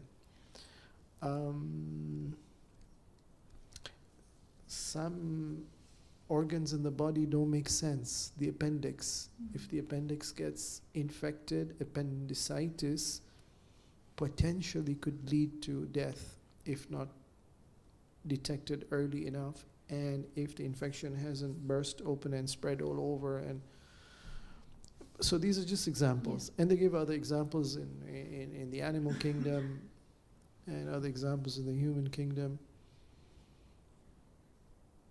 So as a believer in the all-merciful Lord, in the all-perfect Lord, in the Lord full of blessings, how would your response be?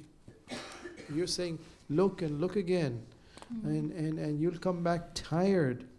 Oh, they looked again and they didn't come back tired. They came back challenging. Yeah, that's quite interesting.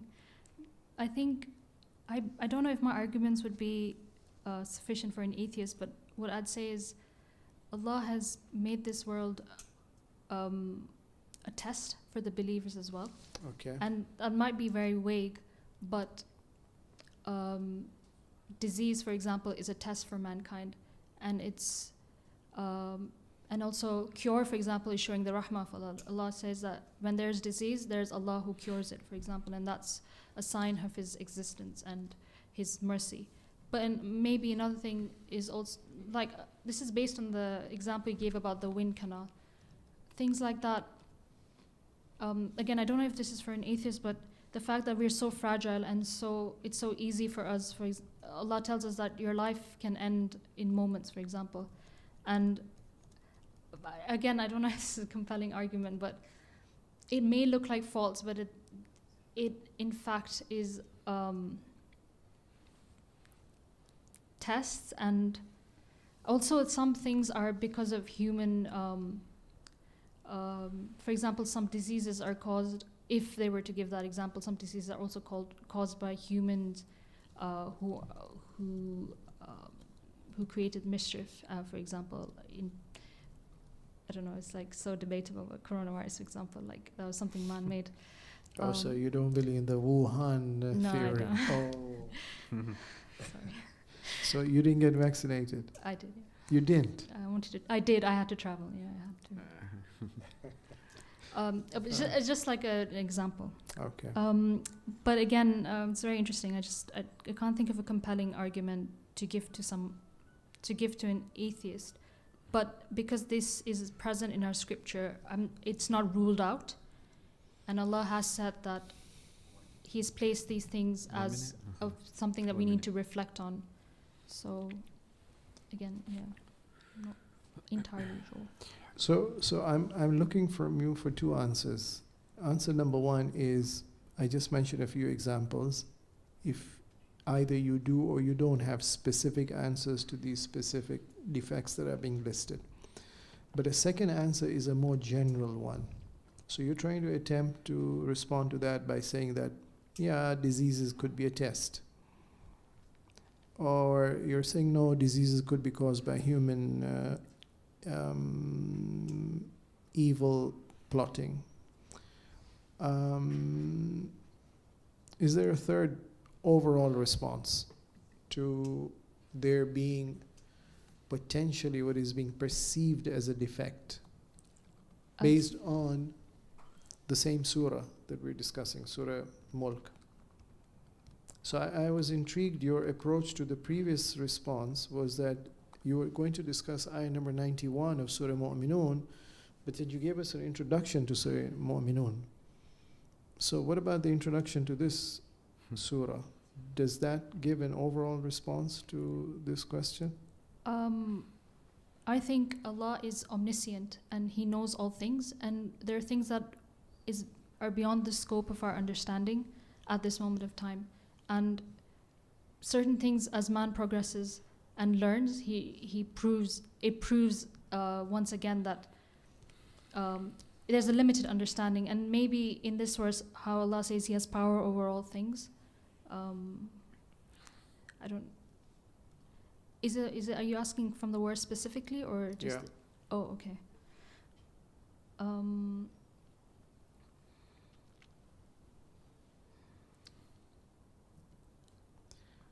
So coming. I'm not sure. Okay.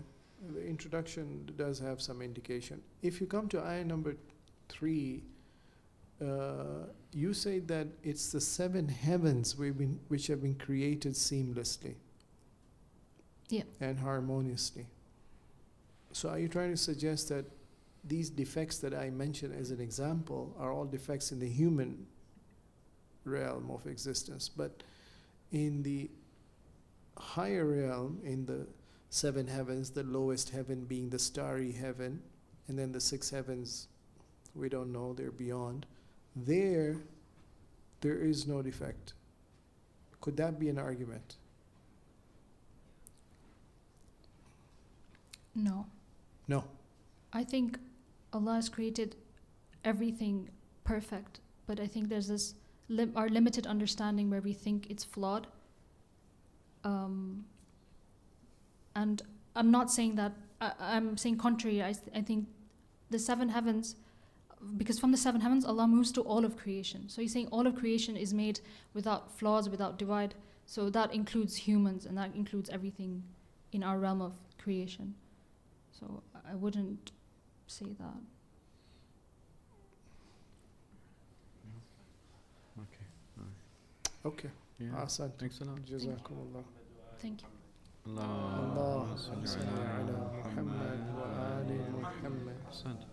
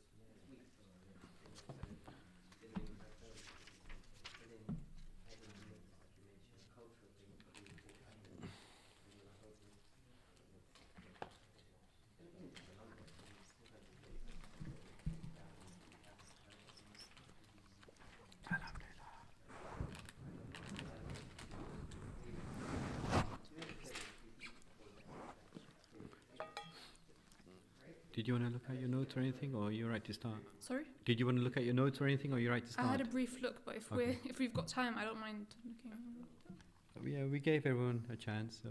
Okay, sure. Yeah.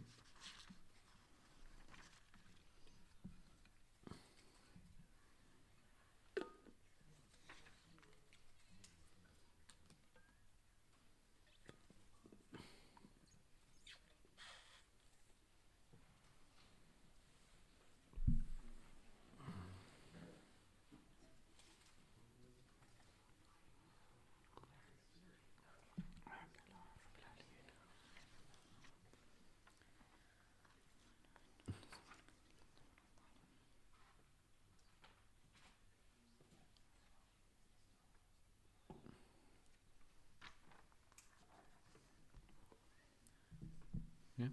Okay. So. بله من همچنین. بله بسم الله.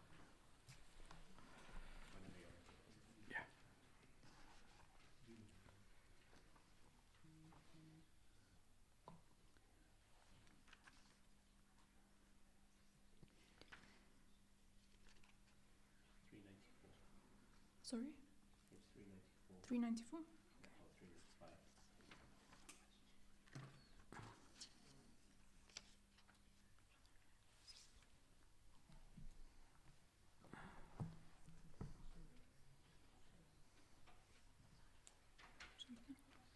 أعوذ بالله من الشيطان اللعين الرجيم بسم الله الرحمن الرحيم. In Surah Rum, verse 30, Allah says, "Then set your face upright for religion in the right state, the nature made by Allah in which He has made men. There is no altering of Allah's creation. That is the right religion, but most people do not know." So I'll start by speaking about the fact that so the first part of the verse where Allah says, "Then set your face upright for religion in the right state." So فَأَقِمْ وَجْهَكَ لِلدِّينِ حَنِيفًا. To set your face upright for the religion is to turn your attention towards the religion, Islam, and specifically the word wajh is used, but this could mean not the physical wajh, so the physical face, but rather one's heart. So to turn one's heart towards the religion. That is the religion that preaches monotheism and oneness of God. Hanifa has from my research and reading, it has two meanings. So it could the first meaning could mean that for the human being to set their face towards the religion in the right manner, so completely and entirely upright. Or the other meaning could be that the deen is hanif, so the religion is without crookedness and it is pure, perfect and without any flaw. The next part says فطرة الله التي فطر الناس عليها. So Islam is based on the primordial nature of the human being. So that means that the fitra of the human being, the primordial nature of the human being, is not something that's far from Islam. It's something which is based on Islam and based on Allah's laws and regulations. So one cannot say that, for example, Allah is asking of me as a human being something which is outside of my nature, or something which is impossible for me to attain, because it is something which is instinctively I am able to do. An example of this is or a comparison that's made regarding this is how the love of a mother is instinctual to her child. So similarly, Islam and the religion and the regulations and the rules that Allah has set for humankind is not outside of their instinctual nature. It's something which they love and they go towards naturally. A verse then goes on to say, لا تبديل لخلق الله. So the creation of Allah, this instinctual nature that Allah has created in the human being, there is no changing it. So one cannot say, for example, that I am not inclined towards Islam, because your nature as a human being is inclined towards Islam and monotheism. However, for many reasons, people may turn away from this instinctual nature, and they turn to sin, and they turn to disbelief or hypocrisy or many vices which are against human nature.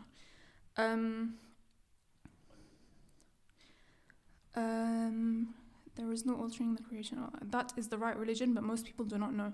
So I think this is meant to mean that although although obviously all of us, all human beings have that fitrah, there's no one that is not created with that fitrah. Most people do not acknowledge it. Most people do not have awareness of that fitrah, and therefore they direct for example, their love or their worship towards that which is other than Allah.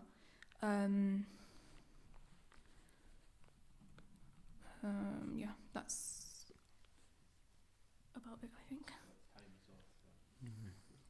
Yeah. Thank you.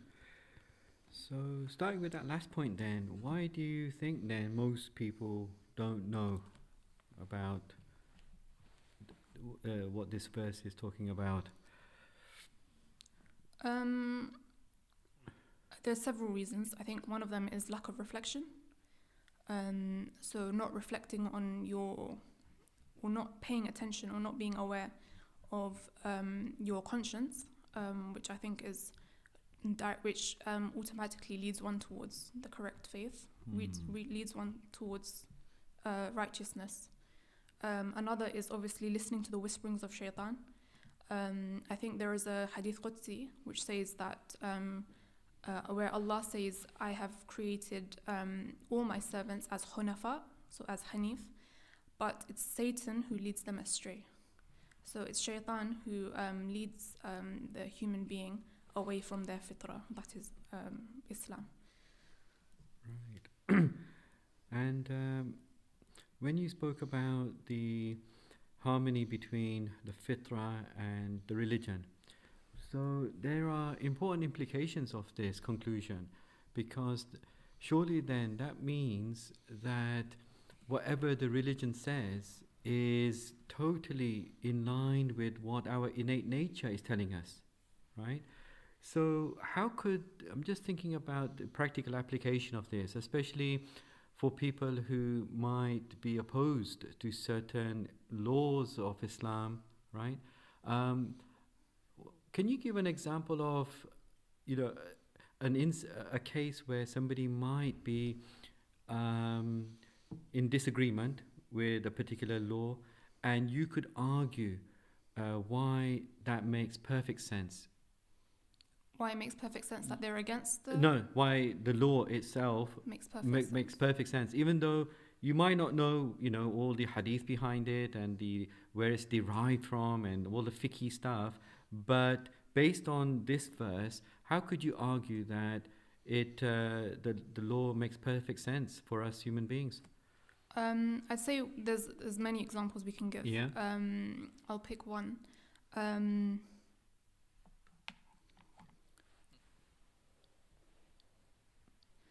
One of the things that is highly recommended in Islam is, or wajib in fact, not highly recommended, is sillat al-rahim. Right. So keeping relations with your familial members of your family. This also extends to your mu'min brothers, so your community. I think one of the examples we can use is that in recent years, there's been breakdown of family structures in society. There's increase of divorce rates. There's a whole emphasis on, breakdown of family, and there's like independence and individuality. So once you grow up, you can do what you like. You can pursue your own life, your career, your desires, etc. And you don't have to, there's less emphasis on, that family connection and family bond. And because of that, we can see that there has become a lot of mental health issues, and even psychologically it's proven that human connection is something that is a primary need of a human being. You need human connection to be mentally healthy and psychologically healthy and spiritually healthy. Again, I think because these mental health issues arise because people are moving away from their fitrah. They're moving away from what's instinctually how Allah has created them. And I think this extends to any situation where you move away from what Allah has prescribed for you. It will result in things like mental health issues, because you are not fulfilling your purpose on this life, what you've been created for. You are moving away from your purpose, essentially. Yeah, right. So everything that we are instructed to do or not to do, whatever the case might be, is in perfect harmony with the way we have been created and what our innate disposition is calling us to do as well. So there's a lot that can be done with that awareness when we discuss with people. And you're right, it's a good example you gave. Yeah.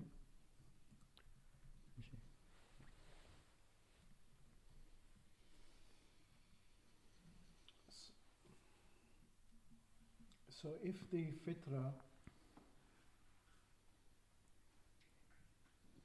is the God-given disposition, and the deen of Islam has been sent by God to develop this fitrah.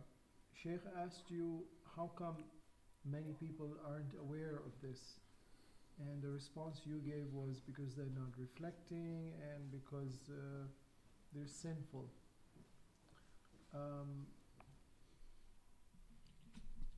So what does the Quran say about how to develop the fitrah? What are the 3 steps to be taken according to the Quran?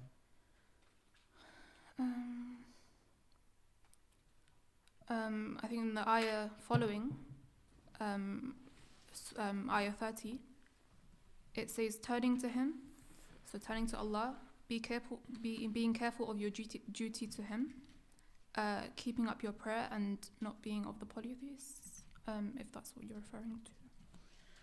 Okay, good. So, can you elaborate? So how is turning to Him, and how is being careful of your duty, and how is salah going to develop the fitrah? First of all, turning towards Allah. So that is to acknowledge His existence, I think. It's to acknowledge and acknowledge His oneness, His monotheism, and the unity of Allah. That is to, and I'm going to tie in the last part of that ayah as well, where it says, "Be not of the polytheists," because it's against the fitrah to believe in more than one God. Logically, it doesn't make sense, and that's not how Allah has created us, essentially. In terms of be careful of your duty to Him, so that is to, of course, worship Him. But I think what would be useful is to quote Imam Sajjad in his Risalat al-Huquq, where he says, Haqqullah. So the first thing that he mentions in the right of Allah is the right of Allah is that you don't associate partners with Him. So polytheism, of course, has several meanings, one of which is the more apparent meaning, which is to worship other than Allah, or worship alongside Allah, some other, anything else. But another meaning, or a deeper meaning, is also to to hold or to attach yourself to something to the extent where to attach yourself to something the way you are supposed to attach yourself to Allah. So again, the fitrah of the human being is to attach to something greater than oneself. And if you misplace that fitrah and attach to something else, that is a form of polytheism. And keep up prayer. Prayer has many philosophies behind it. So one of them is to obviously constantly or every day, 5 times a day, remember Allah, to not forget Him, to not be negligent of His blessings, and acknowledge His existence. That is by praying. But also to it's an opportunity for the human being to turn to Allah at these 5 times throughout the day, and to turn back to Allah and realize, okay, this is where I'm going back to. I'm going to return to Allah ultimately. So if it's these 5 times a day, it's an opportunity for believers to remind themselves of, essentially, where they can't forget their nature, which is to worship Allah.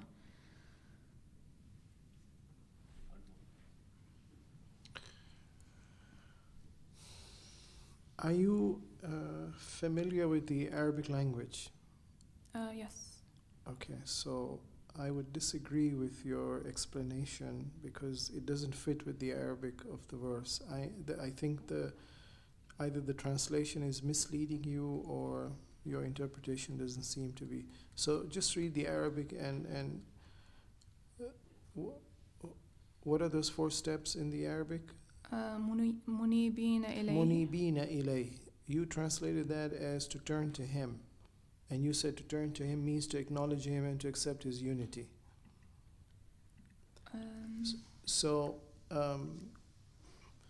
The word related to munibin is inaba.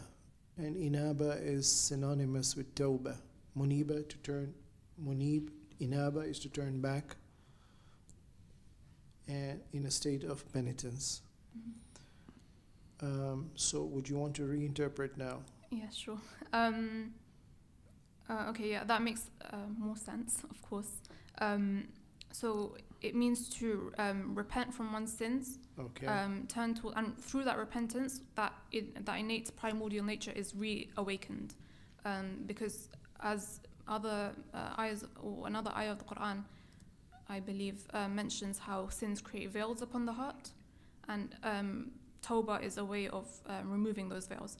So once those veils are removed, again, that primordial nature of obedience to Allah is reawakened. The second instruction to develop the fitrah was, what does the Arabic say? Wattaqu. Okay, yeah. And you interpreted that as be careful of your duty, and then you went into worshipping and risalatul huquq. And how would you want to reinterpret this now? Taqwa. So taqwa is translated to as awareness of God. Okay. So to be aware of Allah in every action, at all times, to not be negligent of Allah. So how would you fit it into the first act, which was inaba and tawbah, and then taqwa? How does it connect? So once you repent, yes, you should ensure that you are aware of Allah and you do not fall back into sin. Okay. And then the third step is salah. وَأَقِيمُ الصَّلَاةِ. But isn't salah already implied by saying that have taqwa? No. No. Because no, the first ayah of the Surah Baqarah says this Quran is a guidance for the muttaqeen, and the muttaqeen are those who establish prayer. It's implied in taqwa, isn't it? Prayer is a sign of a muttaqeen. So why is God repeating Himself? It could be for No, I think just because salah, just because taqwa implies someone who prays, that doesn't mean that it can't be mentioned again, because it could be for emphasis that. So taqwa basically covers everything that I am supposed to be mindful of, my duty towards God. Of all those duties, how come salah therefore is being mentioned?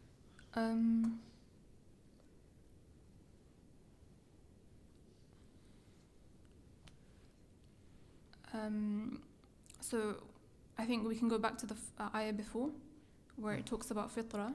Okay. And the reason prayer is mentioned is because, now it makes sense. Because prayer is one of the means of doing away with sins. I think there's another ayah in the Quran which says that prayer stops one from fahisha. Yes. So to establish prayer is a way to keep yourself away from sin after you've that done is already tawbah. achieved by inaba and tawbah, isn't it? And then you're ever vigilant through taqwa. Why mention salah specifically? What role does it play in the development of fitrah? To worship Allah.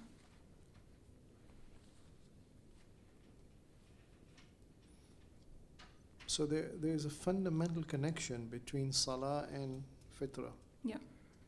That has to be elaborated upon. And then finally, Can I elaborate on it? Sorry? Can I elaborate on the? Please. Sorry. So 20 seconds, sorry. Yeah, please. okay, so to keep up prayer is part of the fitrah of the human being, because it's a. Okay, my mind's gone blank.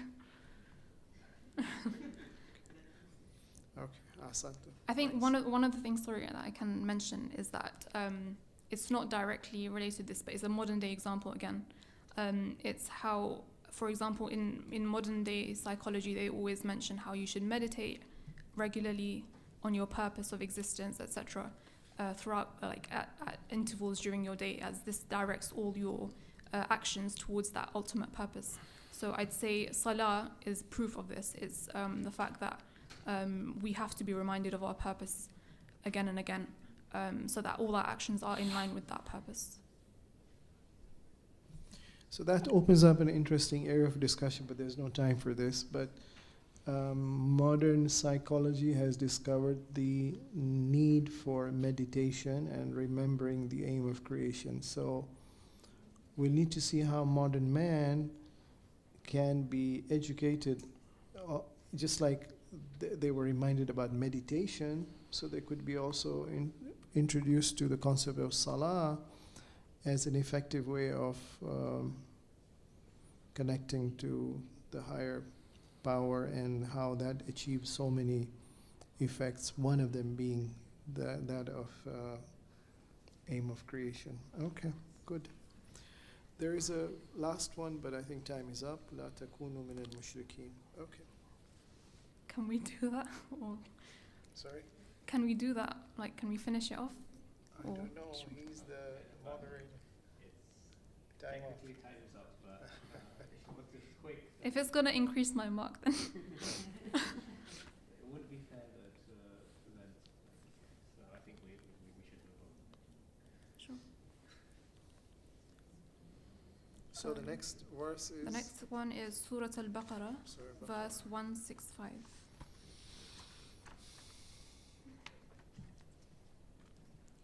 Sorry.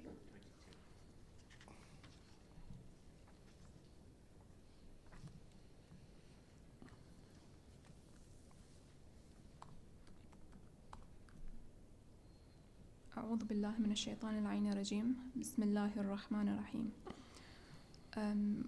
Surah Al-Baqarah verse 165 says, "And there are some among men who take for themselves objects of worship besides Allah, whom they love as they love Allah, and those who believe are stronger in love for Allah, and that those who are unjust had seen when they see the chastisement that the power is wholly Allah's, and that Allah is severe in requiting evil." I'm just going to read the Arabic as well. ومن الناس من يتخذ من دون الله أندادا يحبونهم كحب الله والذين آمنوا أشد حبا لله ولو يرى الذين ظلموا إذ يرون العذاب أن القوة لله جميعا وأن الله شديد العذاب.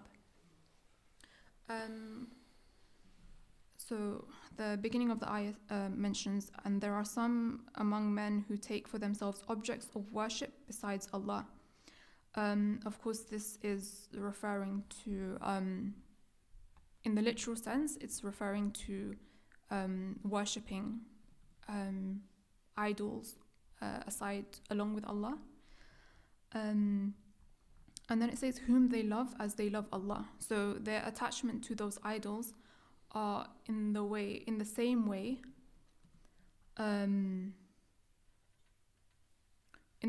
that they love Allah. So their love is shared between Allah and the idols. And of course, we know true or monotheism is to only love Allah in the way that He's deserving of that love. You can't share the love that Allah is deserving of with any other creature. And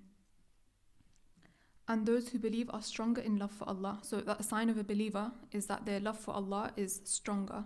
I think in this verse specifically, Allah is trying to show that in comparison to the polytheist, a believer, of course, has stronger love for Allah.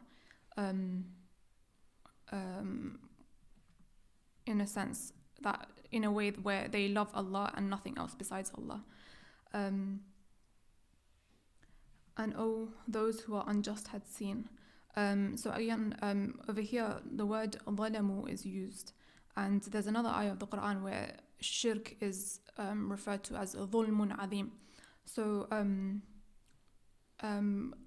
here, those who are unjust are referring to the polytheists because it's referring to those who have done this specific ظلم. And then it goes on to say, when they see the chastisements, that the power is wholly Allah's. So, of course, the polytheists believe that power is shared between Allah and the other deities that they worship or the other entities that they worship. But when they see the chastisements of Allah, they will realize that actually the power, or they will see that the power only belongs to Allah and none of these objects of worship. And Allah is severe in requiting evil. So this is obviously alluding to the attribute of Allah being Shadidul Adhab, being the one who punishes those who are unjust. 1 minute left. I think, again, I want to reference the ayah that I just mentioned before, the one about the fitrah, where love of Allah is in the fitrah of the human being. It's natural to love something to that extent, but to direct it towards anything but Allah is polytheism. And no human being can say that they can believe. No human being can truly not believe in Allah whilst at the same time loving something else in place of Allah. So, for example, the disbeliever, they have chosen the life of this world as their object of love. Yeah, that's it. All right, thank you. So when you said that, I'd like to compare it with the previous verse. I thought you might refer to the end part of the previous verse and the beginning part of this verse. وَلَكِنَّ أَكْثَرَ النَّاسِ لَا يَعْلَمُونَ.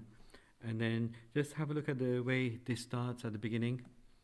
And there are some among men who take for themselves objects of worship. Right. Do you think a link could be made there? The way you have most people don't know, and then this starts off by saying there are some who choose to worship others besides God. Sorry, I'm just need to remember the other ayah. Just the end part, you know, where God says that most people don't know. وَلَكِنَّ أَكْثَرَ النَّاسِ لَا يَعْلَمُونَ. Yep. And then this one starts, some people. Yeah, there's a link for sure. Yeah, what would you say the link is? I'd say the link is that again, those who are not aware of their fitrah, who have neglected that consciousness of their primordial nature, they will automatically take for themselves objects of worship besides Allah. Right. And in this verse, there's a lot about love. Now, again, it'd be interesting to see your analysis of how this could be applied in everyday life, because we live in a very materialistic society, and a lot of love is given to so many other things. How do you think you could use this verse and the teachings from it to help yourself or others, you know, just get that monotheistic type of attitude towards everything that's around us, and not fall into the trap of materialism? Because there's quite a lot of pointers here about loving God and taking other things as gods instead. How would you use this verse in that context? I'd say in today's society, especially, today's society, people are they take their desires as objects of worship, in the sense that they attach to their desires, or they work towards fulfilling their desires as their ultimate goal, as opposed to worshipping Allah. And obviously Allah says in the Quran, I have not created man and jinn except to worship me. So if you are not worshipping Allah in the way that He deserves to be worshipped, that is to, of course, a part of worshipping Him is to love Him. Then that's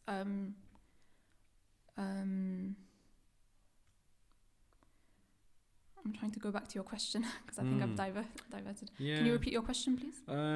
Well, what about this part? So it's all about like using the verse to help oneself or help others get a correct perspective on how we can interact with the material world and live in this society, not fall into some of the traps that this verse is talking about as well.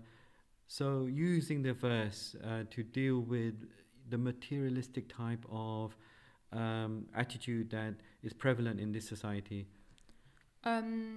So of course, it's to, I think intellect is the first kind of, what's the word? I forgot the word. It's like basically through using your intellect, you realize that these things are not deserving of my attachment, because they are transient and they are from Allah, and they are not deserving of my attention. In the sense that aside from Allah, I'm just trying to articulate. Yeah. How about the part where it says وَالَّذِينَ آمَنُوا أَشَدُّ حُبًّا لِلَّهِ? So those who believe, they have greater love for God.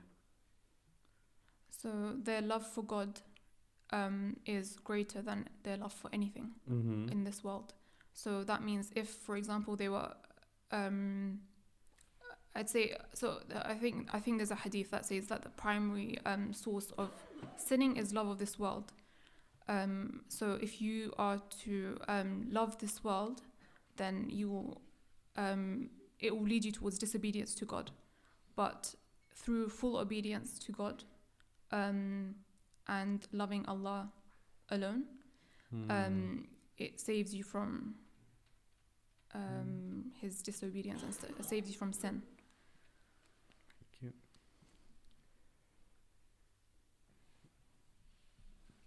Thank you. If I can ask you to connect the discussion on the previous ayah about fitrah and how to develop the fitrah to this ayah. And we said that there are 4 steps to be taken: munibina, wattaquhu, aqimu as-salah, and la takunu min al-mushrikeen. Do you think there are other verses in the Quran which talk about how the fitrah is suppressed, under what circumstances? Can you define what you mean by suppressed? So check Surah 39, verse number 8. That's Surah Zumar, ayah number 8. 39.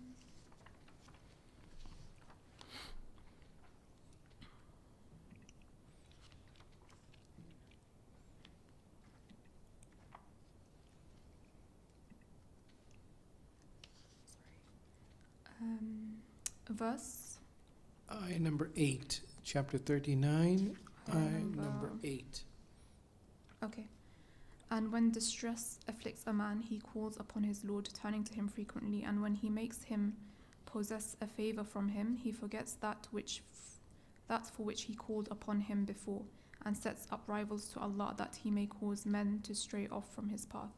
Say, enjoy yourself in your ungratefulness a little. Surely you are the inmates of the fire.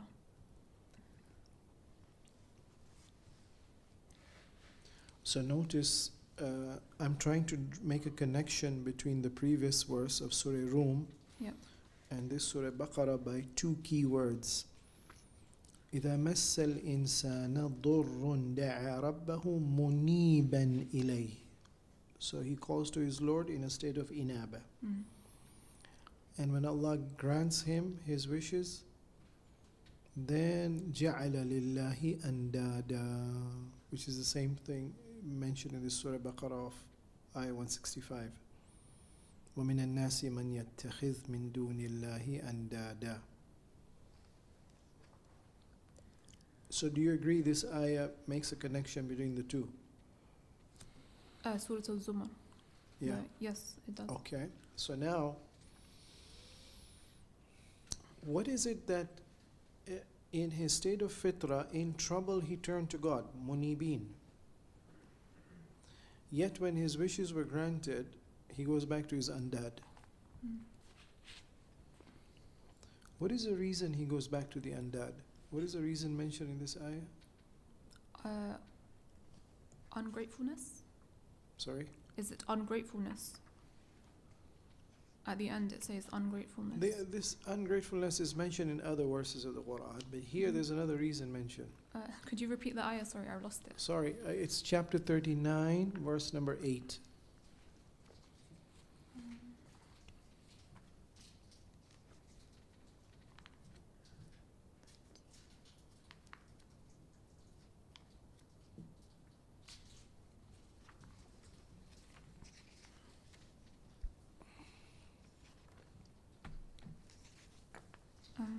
Verse 8, okay.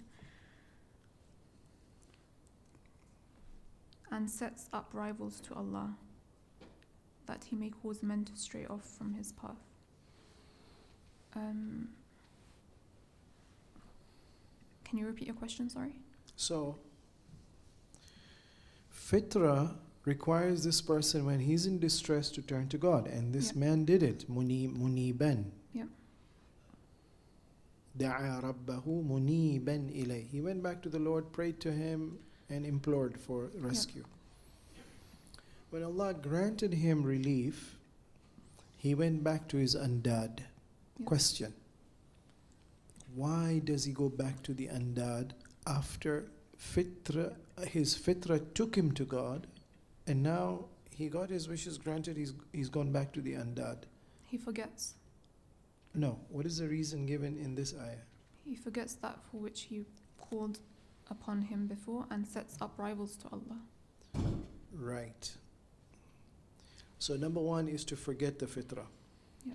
What is that makes him forget that fitrah? Because if I can identify the cause of forgetfulness, I can keep my fitrah active. I was in the worst situation of distress. Nobody could help me. God helped me. And then I suddenly forget. What is it that is causing the forgetfulness? When he makes him possess a favor from him. So what is it in the possession of favors that makes me forget the fitrah? I would say love of Allah. I'm sorry, love of the dunya.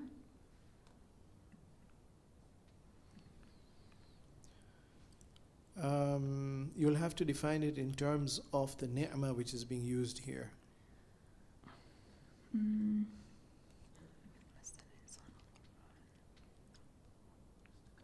So dunya, this ni'mah is all a blessing from God. Yeah. Right? So he forgets God by receiving the blessings of God. Yeah. So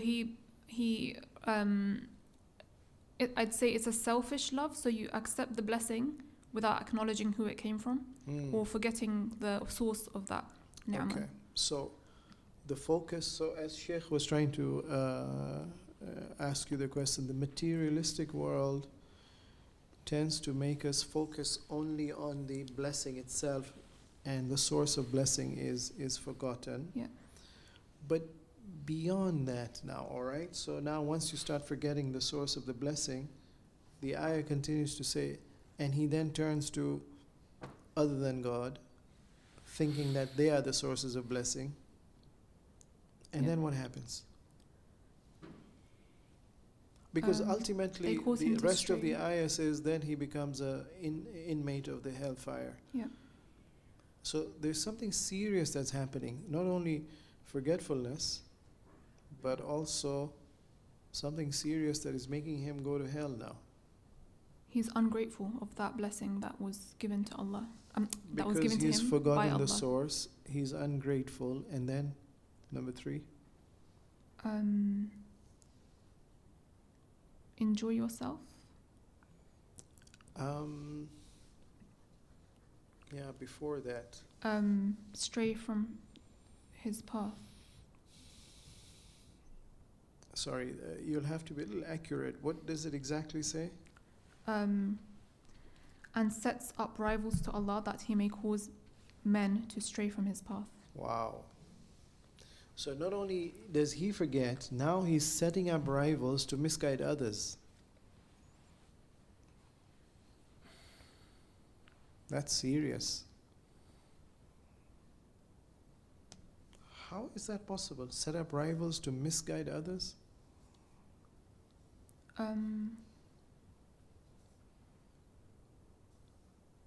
I would say such a person didn't believe sincerely to begin with. It was for their benefit. It was not with acknowledgement or knowledge of Allah and His greatness. It was for His benefit. So one aspect is you set up rivals to God and you get misguided yourself because you've forgotten the source and you got attached to this world and you're in a state of denial. But the ayah says he sets up rivals. Not only he is going to the rivals, he's using now that to misguide others. Sorry? 1 minute. Yeah. Can you imagine a situation where this person is setting up rivals not only to be misguided, he's already misguided, but he's now misguiding others through those rivals? He is enjoining evil. To do what? To love other than Allah. Okay. In the Tafseer research that you did you not come across a hadith which tries to identify who are these rivals that people turn to other than God? Shaitan. I haven't come across that. But I didn't study this verse specifically. Sorry? So I didn't study this verse specifically. The Andad mentioned in 165 of Baqarah. What did the hadith say? What is one of the examples of the Andad that people turn to? Idols. Another hadith. Desires. Their desires. A third one. The world. You're getting near. Fourth.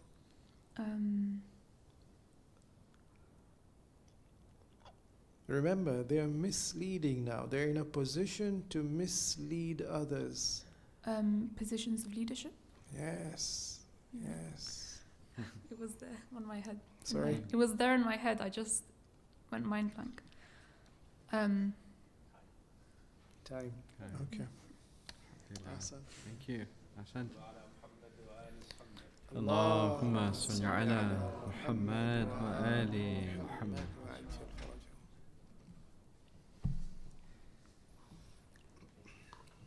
Welcome.